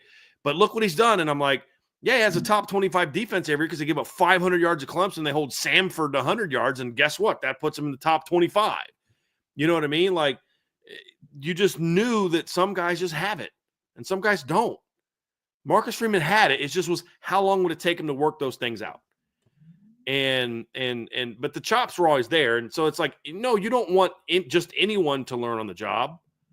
But if you got a guy that's got something special to him, then you live with the Marshalls and the Stanfords and the Northern Illinois because you know he's going to learn from it. He's going to be better for it. And he's going to get you here. And so you live with it. So I understood all the concerns. And that was, we didn't expect Marcus Freeman to win it all in year one. Thought they were going to be better than they were, but that's part of this. That's part of the stumbling process. It's part of the growing process. But the thing is, Marcus Freeman has rarely, if ever, made the same mistake twice. I say you could probably say he has, because you look at the Louisville game, to me was like, and the Clemson game, we're kind of like, okay, similar type of, but it's rare. And you look at how he responded after that. Like, I think he's been pissed off ever since that Clemson game. And if you think about it, Notre Dame, since that loss to Clemson, has gone 16-1. Yeah. And all but one of those games was by double digits. Yeah. Think about that. And they've actually gone 18-2 in their last 20. And all of those games have been by, all but one of those games was by double digits. Like, they're not just winning, guys. They're smashing people. It's definitely a different era. But I Kelly, I've understood you then, and I just know that it's like playing a young quarterback. Look, I'll live with Peyton Manning throwing 20-some picks his rookie year because I know what's about to come once he gets that experience under his belt. Yeah. I'll live with John Elway lining up under the right guard or left guard against the Steelers as a rookie because I know what's coming. Same thing with Marcus Freeman. Like, you just kind of knew, like, okay, live with this, work through this, but just be patient because it's going to be worth it in the end. and we're starting to see that. Nicholas Aarons with the super chat. Thank you for the super chat. The discipline to do a full unit swap and then draw them offsides, out coaching the other team's coach in back-to-back games is real progress. And good coaches too. Yeah. I mean, these are good football coaches, man. I mean, Kurt Cignetti coached at Bama a year they won a national title. He's coached in the FCS national championship game, right? I mean, he's coaching some big environments, and he got out-coached by Marcus Freeman. Kirby Smart's 2 rings. And, you know, just it's an impressive thing. Mm-hmm. Chris Heffley with the super chat. Love all your content, gentlemen. Figured it was finally time to join in. I was 25 years old when I last saw a win this big. 2 more to go. I'd be curious, Chris, which game that was that you're referring to. I'd be curious about that. Super chat from David. Best win we've seen in years. This is a team with a different DNA and a culture put in place by Marcus Freeman. Way to ball, boys. And the dogs go down. I love it. Wonder if maybe he's thinking one of the Florida State games back in like 02. I was thinking that, at Florida State when they went down there. It beat that 02? Chris Ricks. Yeah. Yeah. That was Shane, Maybe Walton, Derek Curry, and the crew. Was that Willingham's first year? Yeah. Yes. Yep. Spencer Schmidt couldn't run it on Georgia with the backs, but will we be able to against Penn State? Well, I mean, I still think they ran. I mean, Jadarian ran pretty well. If you have that penalty that didn't affect the play, he'd have looked better. But this is what makes it different, guys. Georgia's entire game plan was we're not going to let those running backs beat us, right? Which is why Riley did. I mean, that's what Trev, you and I talked about this. Like, no one is yet to be able to stop all 3 of them. And I don't think Penn State will either. The team that had the best chance to do it was Georgia. Because 100%. Like, they're not the best run defense in Notre Dame's face this year. They're not. But they're, I say it all the time, it's about matchups. They match up better against Notre Dame because they can do to Notre Dame what is Notre Dame's kryptonite, which is big, physical bullies against the Notre Dame offensive line. It's not real big. Penn State doesn't have that same advantage. Now, that doesn't mean Penn State won't still gear everything towards shutting down the run game and all that, but we've seen teams kind of slow the running backs down before, and in those games, Riley Leonard tends to go off a little bit. And we've seen teams focus on Jeremiah Love, and then Jadarian Price goes off a little bit. And we're 14 games in, and we've yet to see a team that could stop all 3 of them for an entire game, except maybe Northern Illinois. But even then, Jeremiah has the 30-something yard touchdown run. And Riley couldn't run in that game. Remember, after the first series, he goes right down the field. He was hurt. They couldn't run him anymore after that. Yep. I think the linebackers for Georgia, too, are going to be a difference when comparing it to Penn State's linebackers, too. They're good line. I mean, they got good linebackers at Penn State, but this Georgia linebacking core, Trev, you talked about it from the minute we started breaking out film. Like, these are some dudes. Mm-hmm. And it's not just Jalen Watt. It's him. It's C.J. Allen. It's Ray. I mean, Raylan Wilson would start for probably 10 or 11 of the 14 teams played in Notre Dame this year. 13 other teams they played this year. Agreed. You know? Agreed. God, Country, Notre Dame barbecue. 37 years lifetime fan. Biggest Notre Dame win I can remember. 2 more. Go Irish. Yeah. Let's get it. Let's keep it rolling. We appreciate you. ND Milton fan with a super chat. I'm happiest for Freeman. He's done some amazing things. Worked through a lot of adversity. Took the bullets with class. All while being only 38. Coach Marcus Freeman. Greater than Brian Kelly. Hashtag thankful BK took the excuses with him. Hashtag no lazy takes. Hashtag BK. I love your long hashtags. I love your long takes. I love your disdain for Brian Kelly. I'm here for all of it, my man. I'm here for all of it, and I appreciate you very, very much. I mean, yeah, he's 3 years. He's already got a bigger win than Brian Kelly ever had. You know, again, I said earlier, I do think Brian Kelly had some marquee wins, but never had anything like this. Super chat from Drew Reynolds. Thank you, Drew. Atlanta Notre Dame fan here. Awesome to see the Irish beat Georgia Tech and Georgia. SEC what? Biggest win of my lifetime. Love all the work, Irish Breakdown. Let's get 2 more. Appreciate you, man. They actually beat there was other teams they beat that are in the SEC foothold, right? I mean, so obviously they beat, you mentioned beating Georgia and Georgia Tech. But you also have to look at it, and like they beat Louisville, who's in the state of Kentucky, where there's an SEC team. They beat Florida State, which is in the state of Florida. So that's another team in the SEC foothold, right? They beat Texas A&M, who's an SEC team. So, I mean, this is not the only Southern team that Notre Dame has beat this year. They've handled some business in the South this year. There's no doubt about that. Super chat from Rob. Thank you, Rob. Brian, after today's win, I will now give you $30 million for the IB tailgate and triple option statue. We can now have statues of Trevor and Sean in the backfield. Go Irish. Love it, my man. I'm all for it. You keep up in the ante. I'm all in, man. I'm all in. Trevor, you're my pitch back. Sean will be my fullback. So let's do it. Let's do it. Thanks, Rob. Super chat from The Hook. Watched with my son tonight. When he said, "Congrats, Dad," I got emotional and told him I've been waiting 36 years. Best team since 93. I love the show. I'm so thankful for IB Nation. Let's get 2 more. We're thankful for you too, man. We really do appreciate you. And again, Trev, I just love these moments. I'm sitting there texting with my dad. My dad's 69 years old. I'm 46, and we're texting during the game, just fired up about it. So I love it.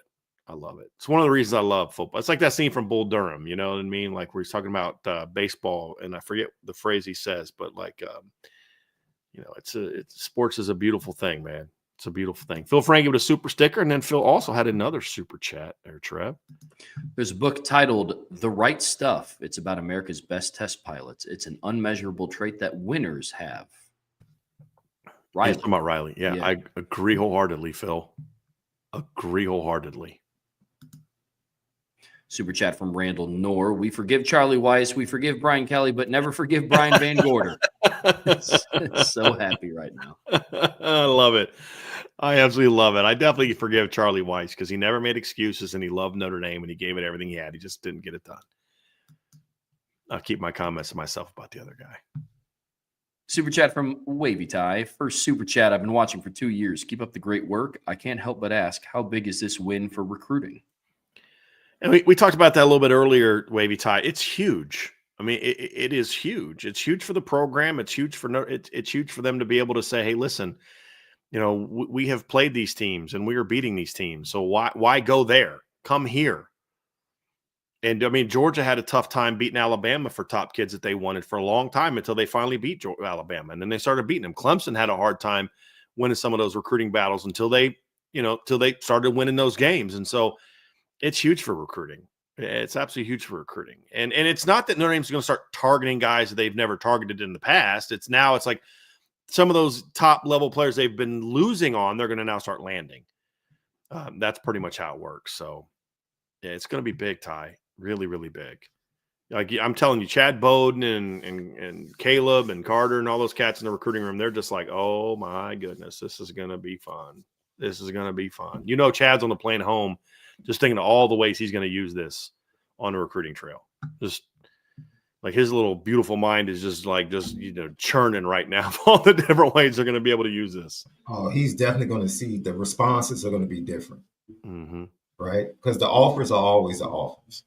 They've been going after top kids, but now the response, the callbacks for visits, in the off season for a junior day, leading into the spring, can we come up? Irish invasion. You probably see more top kids at the Irish just want invasion. to check Notre Dame out now. Exactly. I want to see it. Exactly. Yeah. See here. I love this one from 44T. Thanks for the great content, guys. My little girl's listening with me and was cheering for Notre Dame the entire night. I love it, man. I absolutely love that. I love hearing that kind of stuff. Y'all are going to have that memory forever, and that's a beautiful thing. And we behaved because I had you in mind tonight a couple times. I almost kind of said some things, but I appreciate you because I remember what you said when I did say something bad a couple weeks ago, and I felt bad for it. And you reminded me that he is listening to his little girl, and that's why we don't say certain things on this channel, because I want you to be able to watch and listen to the show with your kids and not have to worry about what's Brian going to say tonight.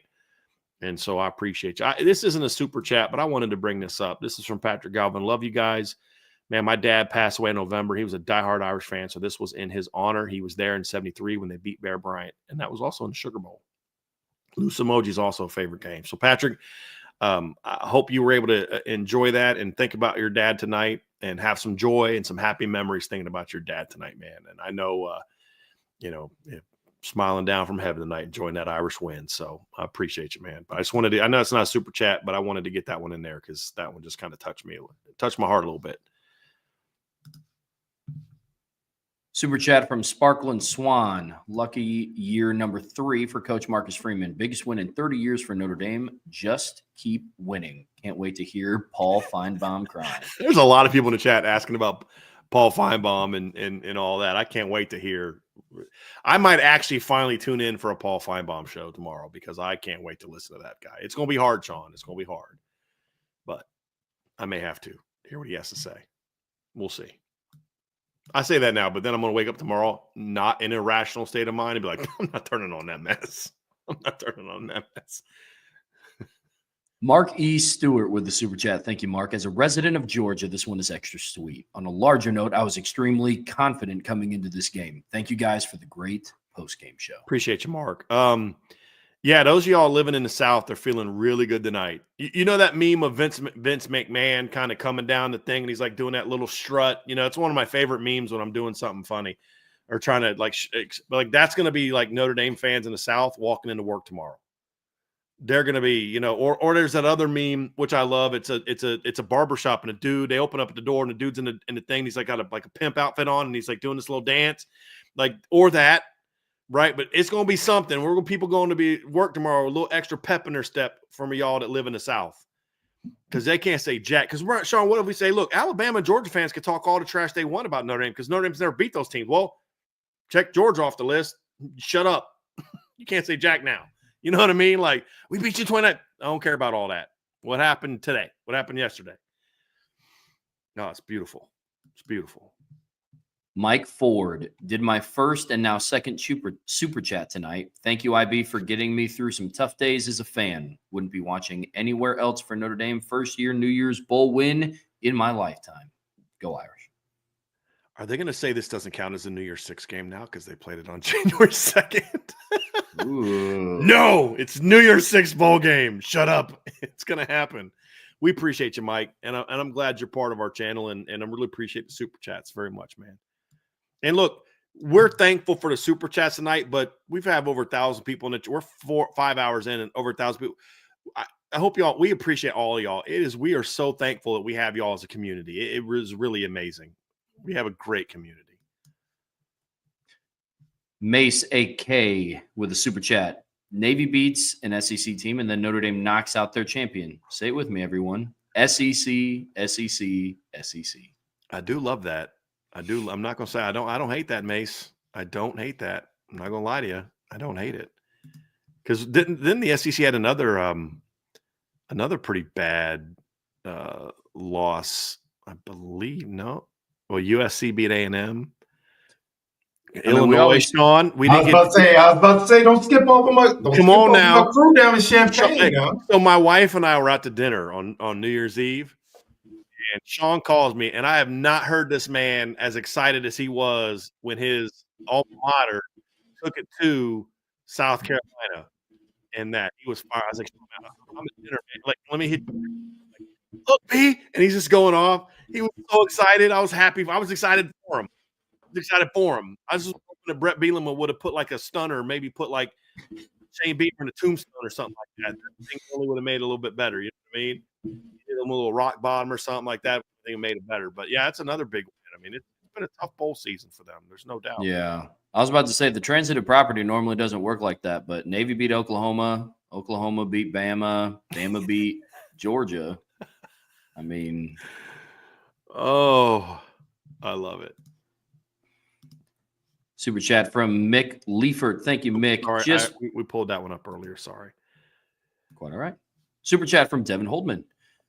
Don't have a lot to give since I just bought tickets to the Orange Bowl. Let's go win Thursday. Come on now. Go Irish. We appreciate you, Devin. We appreciate you. I'll see you down in Miami. I haven't done anything yet, but I am going to look into possibly doing some sort of meetup before the game. We always do those every year at a bowl game. And so I'll look into that, but keep that in mind. They've had great attendance at those, but I'm going to look into that. If any of y'all are from Miami and you can think of some places, that might be good, let me know. But I'm going to look into doing something probably the night before the game, which we've done in the past for bowl games. Super chat from Elizabeth Crook. Thankful for my dog's son. Bought me IB membership for Christmas 3 years ago. Enjoying the Marcus Freeman era with you, and all this community is amazing. We appreciate you, Elizabeth, very, very much. Very much. There's another lady on our show that was like, or in our, I think she might have been on the board, but she's like, yeah, my kids are all Tennessee fans, so my phone is going on mute at 4:00. No, she was on Twitter. She said, might actually been Elizabeth. But some it's like, yeah, my kids are all Tennessee grads or something like that. So like, because I put up a tweet, I was like, I don't know if you saw that, Sean, but it was like it had like 2 text messages, and you get the little like number 2 on your text message, and it was like, and it said like 2, my birthday. It's like 2 missed texts, and then my favorite team loses, and it's like 47, and I was like, facts. Like that is my life, no question. And she's like, yeah, my phone's going on silent at 4:00 today because her kids are SEC fans or SEC grads or something like that. It's hilarious. Super chat from M Stace 1987. Born in 87, best win in my lifetime that I can remember. As someone who lives in Northeast Pennsylvania, beat Penn State. No doubt. Because he'd have been 6 when they beat Florida State in 1993. I don't remember anything that Notre Dame did when they were 6. I remember some Broncos stuff when I was 6, barely. But, yeah, I'm with you. Patrick Fleming, my favorite part of the game was a demonstration of an important skill set by getting to the end of the game by holding the ball for 7 minutes and 29 seconds in the fourth to protect a 2-score lead. Well done. Go Irish. Close it out. They close it out. All phase of the game. They absolutely close that game out. Super chat from Mike Primich. Cheers, IB Nation. The Irish were the more mature and better team tonight. Sean, isn't that great to say? Notre Dame was better than Georgia. Coming in, they were better than Georgia, and they played like they were better than Georgia. Man. And faster. That feels really good to hear and say. Yeah. Oh, I'm just as giddy as I was earlier. I'm just a little bit more tired than I was earlier. Yeah, I feel that. Super chat from Raymond. Would you have ever thought that these stats would yield a win? 90 passing yards, 3.8 yards per attempt, 154 rushing yards, 4.2 yards per attempt, equals 244 total yards minus 75 penalty yards. I'd have thought Notre Dame got killed in that game. Killed. Mm-hmm. And you told me Gunnar Stocks is going to go 20 of 32 for 234 yards. I'm like, oh, they're going to get smashed. They're going to get smashed. No chance. But they won, and they led a long time. Won by double digits. So we're talking about that earlier, guys. To win a game like this, it wasn't pretty. They weren't on top of their game. They weren't playing their A game. They weren't like, oh my gosh, this team is so hot. They were just better. It was just a better football team. Super chat from Trent Weston. Thank you, Trent. In 1993, I was in Macedonia with the Army and was able to see Notre Dame beat Florida State on AFN. This was the biggest win of my lifetime until tonight. Go Irish. First of all, my man, thank you for your service. We appreciate that very, very much. He's talking about that's Armed Forces Network because they'll play games when the troops are overseas. But I thank you for your service very, very much. But, yeah, that's awesome. That's very, very awesome. I'm hoping you were able to watch this one from home. But, I mean, yeah, Sean said that. It's biggest win since Florida State 93 for people of our age. Yeah. Like, that's big. And it's kind of like that win kind of ended an era. If you think about it, Sean, that win that was the last big win at Notre Dame. This was the last time that Notre Dame under Lou Holtz was a legitimate title contender. That was the last year of just dominant. They went 6-5-1 the next year. And then I think they were like 8-3, 9-3 the 2 years after that, 95 and 96. It was the last win of that great era. Does this win, is it truly the kickoff of this? Because, like, I think you and I think we're discussing this the other day. Maybe it's me and Trev, but like you look at all the teams that have become dominant in recent years. They had that one game that was like Clemson said that it was their win over Notre Dame. Yes, it was, Sean, because you were talking about how it was that way. Yeah, it was in I remember we were in the grocery store talking. I was in the grocery store talking. And it was like that Georgia game in 17, that Notre Dame win for Georgia in 17 was kind of that because they had gone 8-5 that year before, and it was kind of like that big win for them, and it kind of sprungboard them into 17. And eventually, it didn't lead to a championship till 21, but like you knew Georgia was for real that year, and that was the game that kind of put them over the edge. You think of Clemson, and it was that that win over Notre Dame, but then also the wins over Florida State and South Carolina. I mean, every team kind of had that moment. Alabama in 2009 beating Florida, beating Tim Tebow in Florida, who had smacked them the year before, and it was like they were the dominant power in the SEC until Bama had to kind of knock them off the hill. Trev, you and I have talked about shows. I said, why did I want Georgia in round 2? Not because I was like, oh, Georgia sucks, and this. It's because, look, you want to be the man, you got to beat the man, right? I've said this how many times, and Georgia is the man, right? They are the king of the hill right now, and you needed a win like that to beat them. And maybe is this the win that kind of springboards them into another great era? I think it's possible. I think it's very possible that it does that. No question. Super chat from Brad Ripplinger. Did y'all see the Marcus Freeman dance after that kick return? Style points. That was awesome. BD, you got moves like that? Sean, here's the thing. Marcus Freeman was doing that to be funny. That would probably be more how I would actually dance. Like that old man dance, like, you know what I mean? Sean was like, Brian, come on, man. Just no, buddy. Come on, please, no. No, I got some moves, but I'm also old and broken, so it might not look like it used to. But yeah, that was pretty funny. It might, man. Sean was doing that thing earlier in the show when we were hitting the cabbage patch. Oh, I can cabbage patch with the best of them. Come on. Yeah. We're in our 40s. Come on. I can cabbage patch and Running Man with the best of them. Oh, I hit you with the sprinkler like it's nobody's business now. Oh, not the sprinkler, not the. Oh, yeah. I go from the lawnmower to the sprinkler like it's nothing. I mean, I pull that thing out and I'm like, damn, I hit him with it, Sean. I hit him with it. I go from the lawnmower to the sprinkler like in one smooth motion. It's a thing of beauty. Oh, that's hilarious. Thing of beauty. It's definitely getting late now. It is definitely getting late. But I want to get to every super chat because all of y'all gave that, and we appreciate y'all very much. And there's still over 1,000 people in the chat. So I want to make sure we give respect to everybody who gave a super chat and the people that are here with us. So we appreciate y'all very much. Super chat from Michael Schwinger. How much did Notre Dame bank as an independent program tonight? Feels good beating the SEC champs. Go Irish. 14 That's mil. a smooth 14 milli. Yeah. And you did it in their backyard. It's good pocket change. Good pocket change. Yeah, that's decent. That's decent. Super chat from Bry Guy. Giddy right now. Going to be tough to sleep tonight. Work's going to be rough tomorrow. Marcus Freeman in this team. Go Irish. Yeah, remember this team. I forget about it. It is going to be really tough to sleep tonight. Plus, I got a lot of work I got to do. I got articles to write and stuff. But yeah, man, this team is fun to cover. Mm-hmm. Super chat from Josh Phillips. Thank you, Josh. All week heard about how the Georgia offensive line would dominate our D line and how they haven't played anyone. Once again, this team has proved the haters wrong. I think we brought this one up earlier because I had skipped it. But yeah, it just killed like 15 narratives all at once tonight. Because like now people are still going to say him, Sean, but it's like, come on, dude. Come on. Yeah. You're better than that. Notre Dame hate nation is an absolute shambles. But like they don't have the ammo now. It's just you're going to still say it, but now it's like, come on, bro. 100%. It's okay. You know what I just realized? Chris Mitchell's going to be playing his brother, isn't he? Yeah, John's a freshman at Penn State. No, is he a freshman there, or did he just? He's a freshman. Yeah, I don't think he's playing a lot for them, but yeah. Did Notre Dame try to flip him late?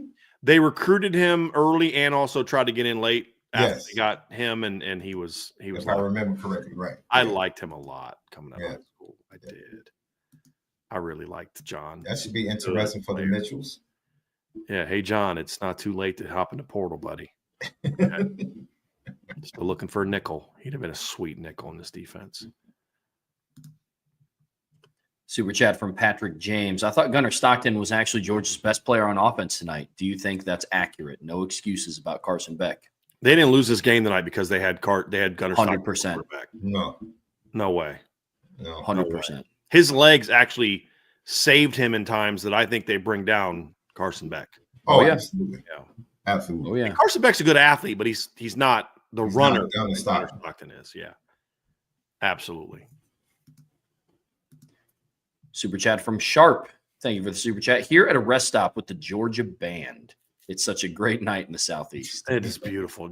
Sharp sent me some he tagged me in some tweets he put out from the game. Like he had really low seats because he had some videos of the quarterbacks warming up and stuff. It's pretty awesome.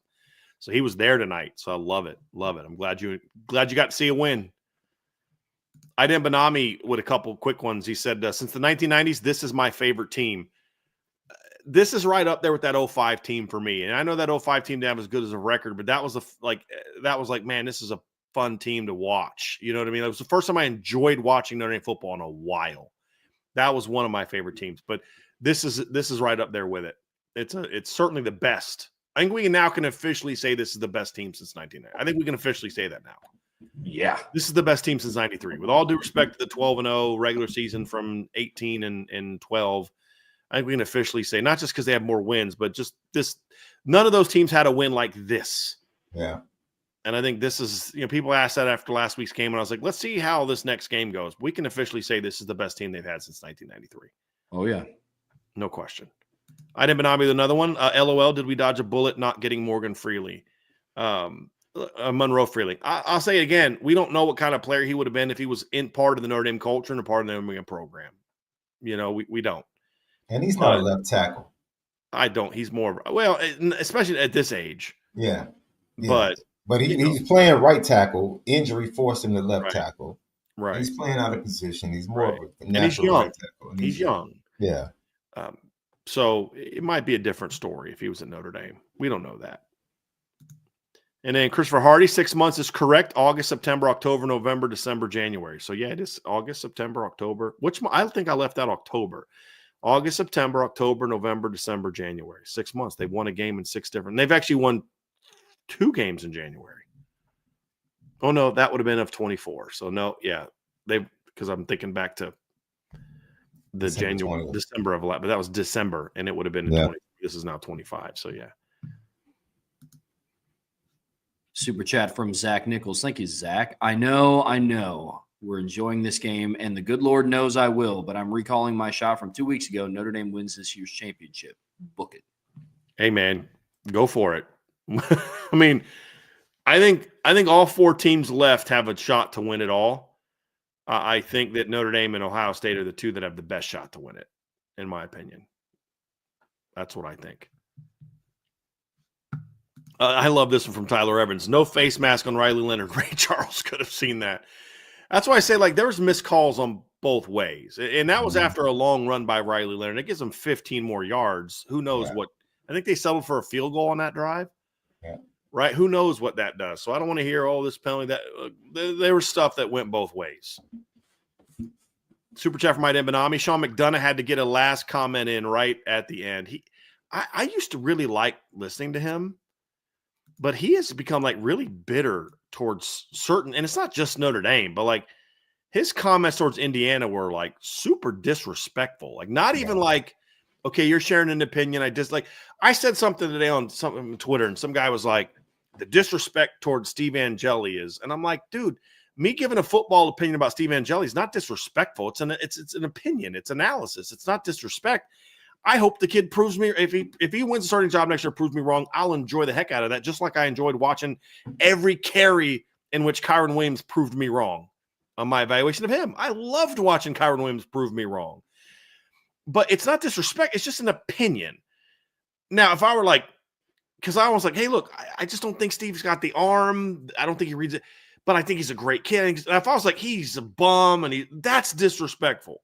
Mm-hmm. And Sean McDonough's treatment of Indiana last week, in the last 5 minutes of the game, was disrespectful. And it was disappointing because I've always viewed him as a top-notch professional as a broadcaster. And I kind of felt the same way listening to the last 5 minutes of this game too. It's you're really trying to talk this one away, aren't you? What happened to you, man? His final call was actually pretty good, though. Which part? as they were shaking hands, Mm-hmm. I think he summed it up by saying this was not the best Georgia team in recent history, but this is definitely the best Notre Dame team. But like, did you really need to say that part about Georgia? Like, to me, that's almost like a backhanded compliment to Notre Dame. Yeah, the best Notre Dame team beat the I not can see how you best could Georgia take. I team. can see how you could take it either way. I think he was just Especially trying after what to. he said last week. Like, he took away, Notre Dame's win didn't mean a whole lot because Indiana Because didn't. Indiana, yeah. Yeah, Notre Dame won, and this is their best team in forever. But let's be honest, it's not the best Georgia team. Yeah.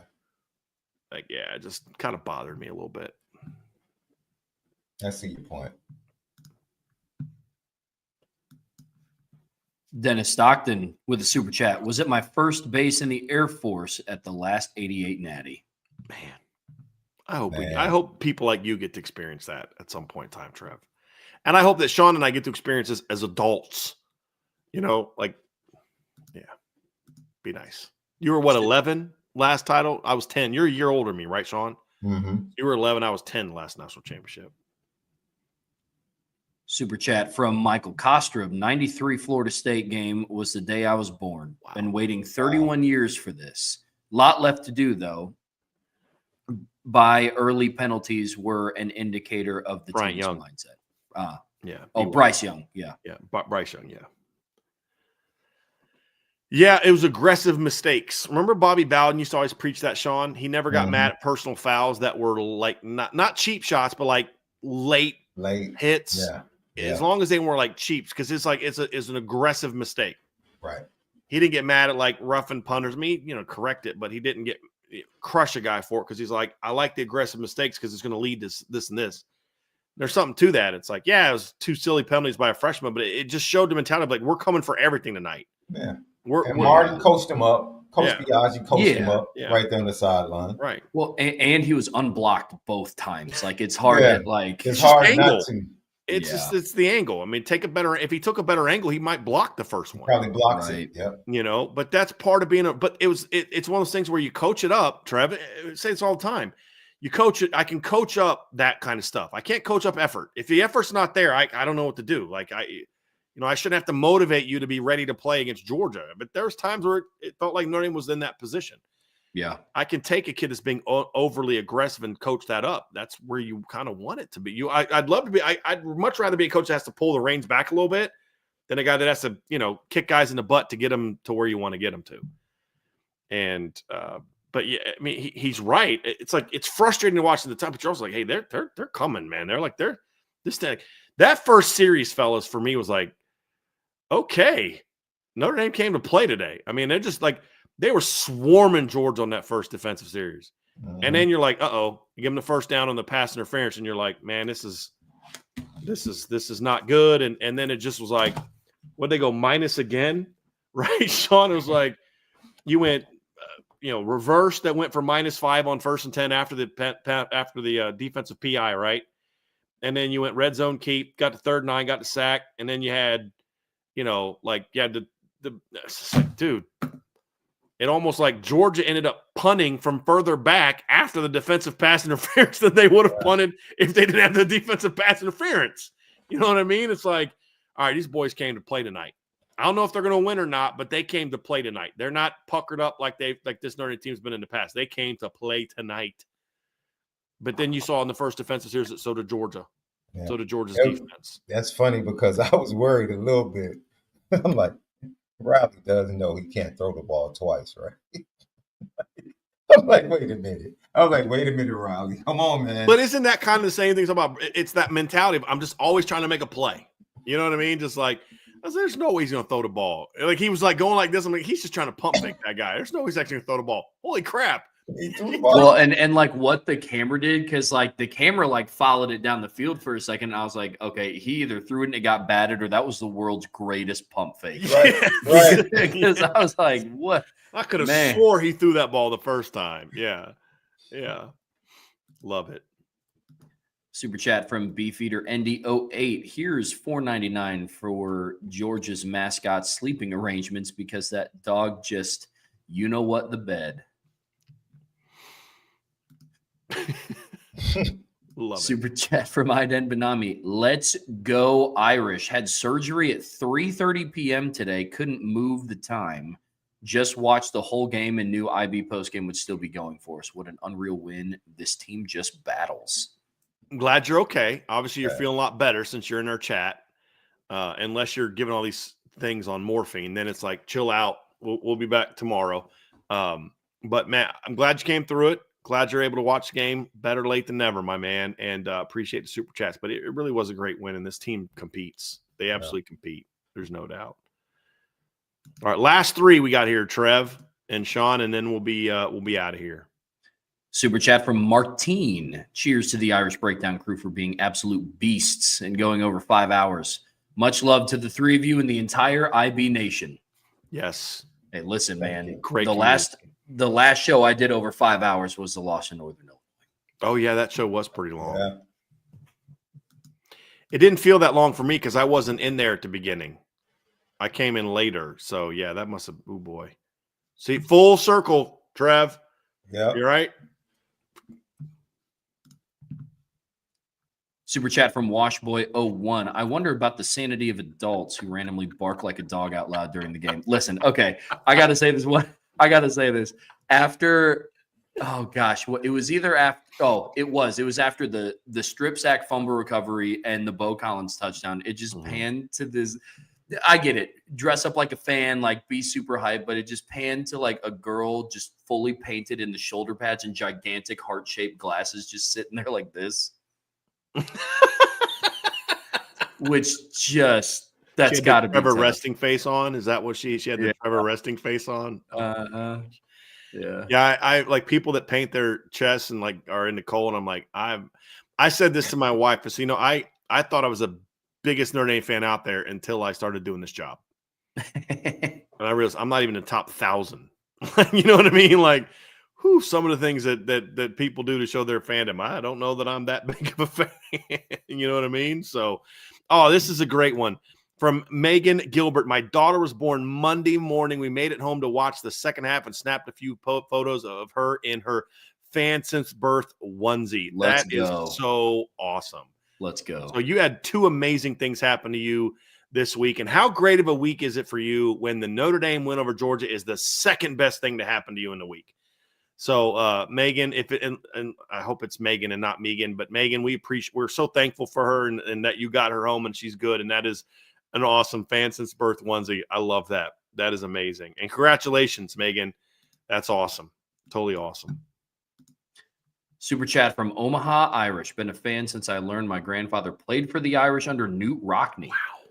I've waited for this coach since Jerry Faust fizzled out. Go Irish. Love you guys. Appreciate that, man. Appreciate that very, very much. Well, Trev, that's it, man. So you and I will be back tomorrow night for the Upon Further Review. Sweet. Probably tomorrow night. It may have to do it on Saturday. That's why you got to hit that like button, hit the subscribe button, make sure you got it notified, because I got to get with Trev about the schedule and some different things like that. But Trev and I are going to be doing the Upon Further Review this week, so that's going to be a lot of fun. And then he and I are going to have a full week of content preparing this game for Penn State. So it's going to be a big one. But we thank you all so much. I'm going to take us out of here real quick, guys, because I just want to give a special thank you to all of you. I know this is the beginning of a new year, and I didn't get a chance to do this at the end of the year, but the 2024 was an incredibly trying time for all of us. It was a tough year for Sean and his family, for me and my family, for Trevor and his family. And every time knowing that we had y'all there praying for us and giving us support and encouragement and reaching out to us has truly made this year, it's been a blessing. It doesn't mean that it took the pain away, but it's knowing there's people out there that care about you, that pray for you for no other reason than they're just that's the kind of people they are, and that people view this as a community, and IB Nation means something, right? More than just like a slogan. It's we're a family. I didn't get a chance to say that at the end of the year. I want to say that now. I can't tell you how much my wife and I are both so thankful for who you are. I know Sean and I have talked about this and what he has gone through this past year, and just the outpouring of love and support that he received. Same with Trevor, who's still kind of new here. But you all are such an amazing group of people, and we are so thankful and so blessed that this thing has grown to the way that it is and the type of people that are in it. And I can't thank y'all enough to have people reach out to me and say, hey, thank you for starting IB, because, you know, people are getting jobs because of connections they're making with other people at IB. You know, the prayer that people have, the support people have, can be a very low. It's funny. We have the most reach we've ever had because of all these things, but it can be also the most lonely time.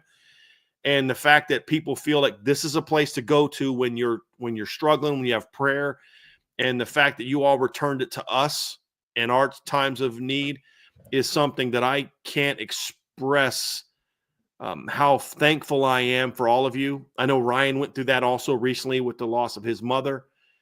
You are truly great people. We are so thankful for all of you, and so thankful that we get to just go through this journey of life with you on top of what's been a great Notre Dame football season, because those things are always more important. And I know this is a little bit of a sappy way to end a 5-hour show, but I didn't get a chance to do this at the end of the year.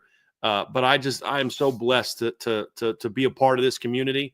I'm so blessed that God gave me the opportunities and the encouragement to start this community, and to see what he's done in it just beyond the football part of it is so amazing. And we thank you all very, very, very much. And we're excited to be ready for a great 2025. But I just felt that I needed to say that to y'all. And I mean it from the bottom of my heart. You are such an amazing group of people. And getting through some really tough times this year was made easier because of y'all and your support and your love. And we can't thank y'all enough. We did have a late super chat from my guy, Tyler Reese. My bad, I'm late. I've been celebrating. Go Irish, go IB, beat Penn State. You know what? Guys, I don't know if there's a better way to end the show than the way Tyler just did it. Go Irish, beat Penn State. Have an awesome rest of your night, everybody. For Sean, Trev, I'm Brian. We love y'all. Go Irish. Great win. We'll talk to y'all again very soon on the Irish Breakdown Podcast.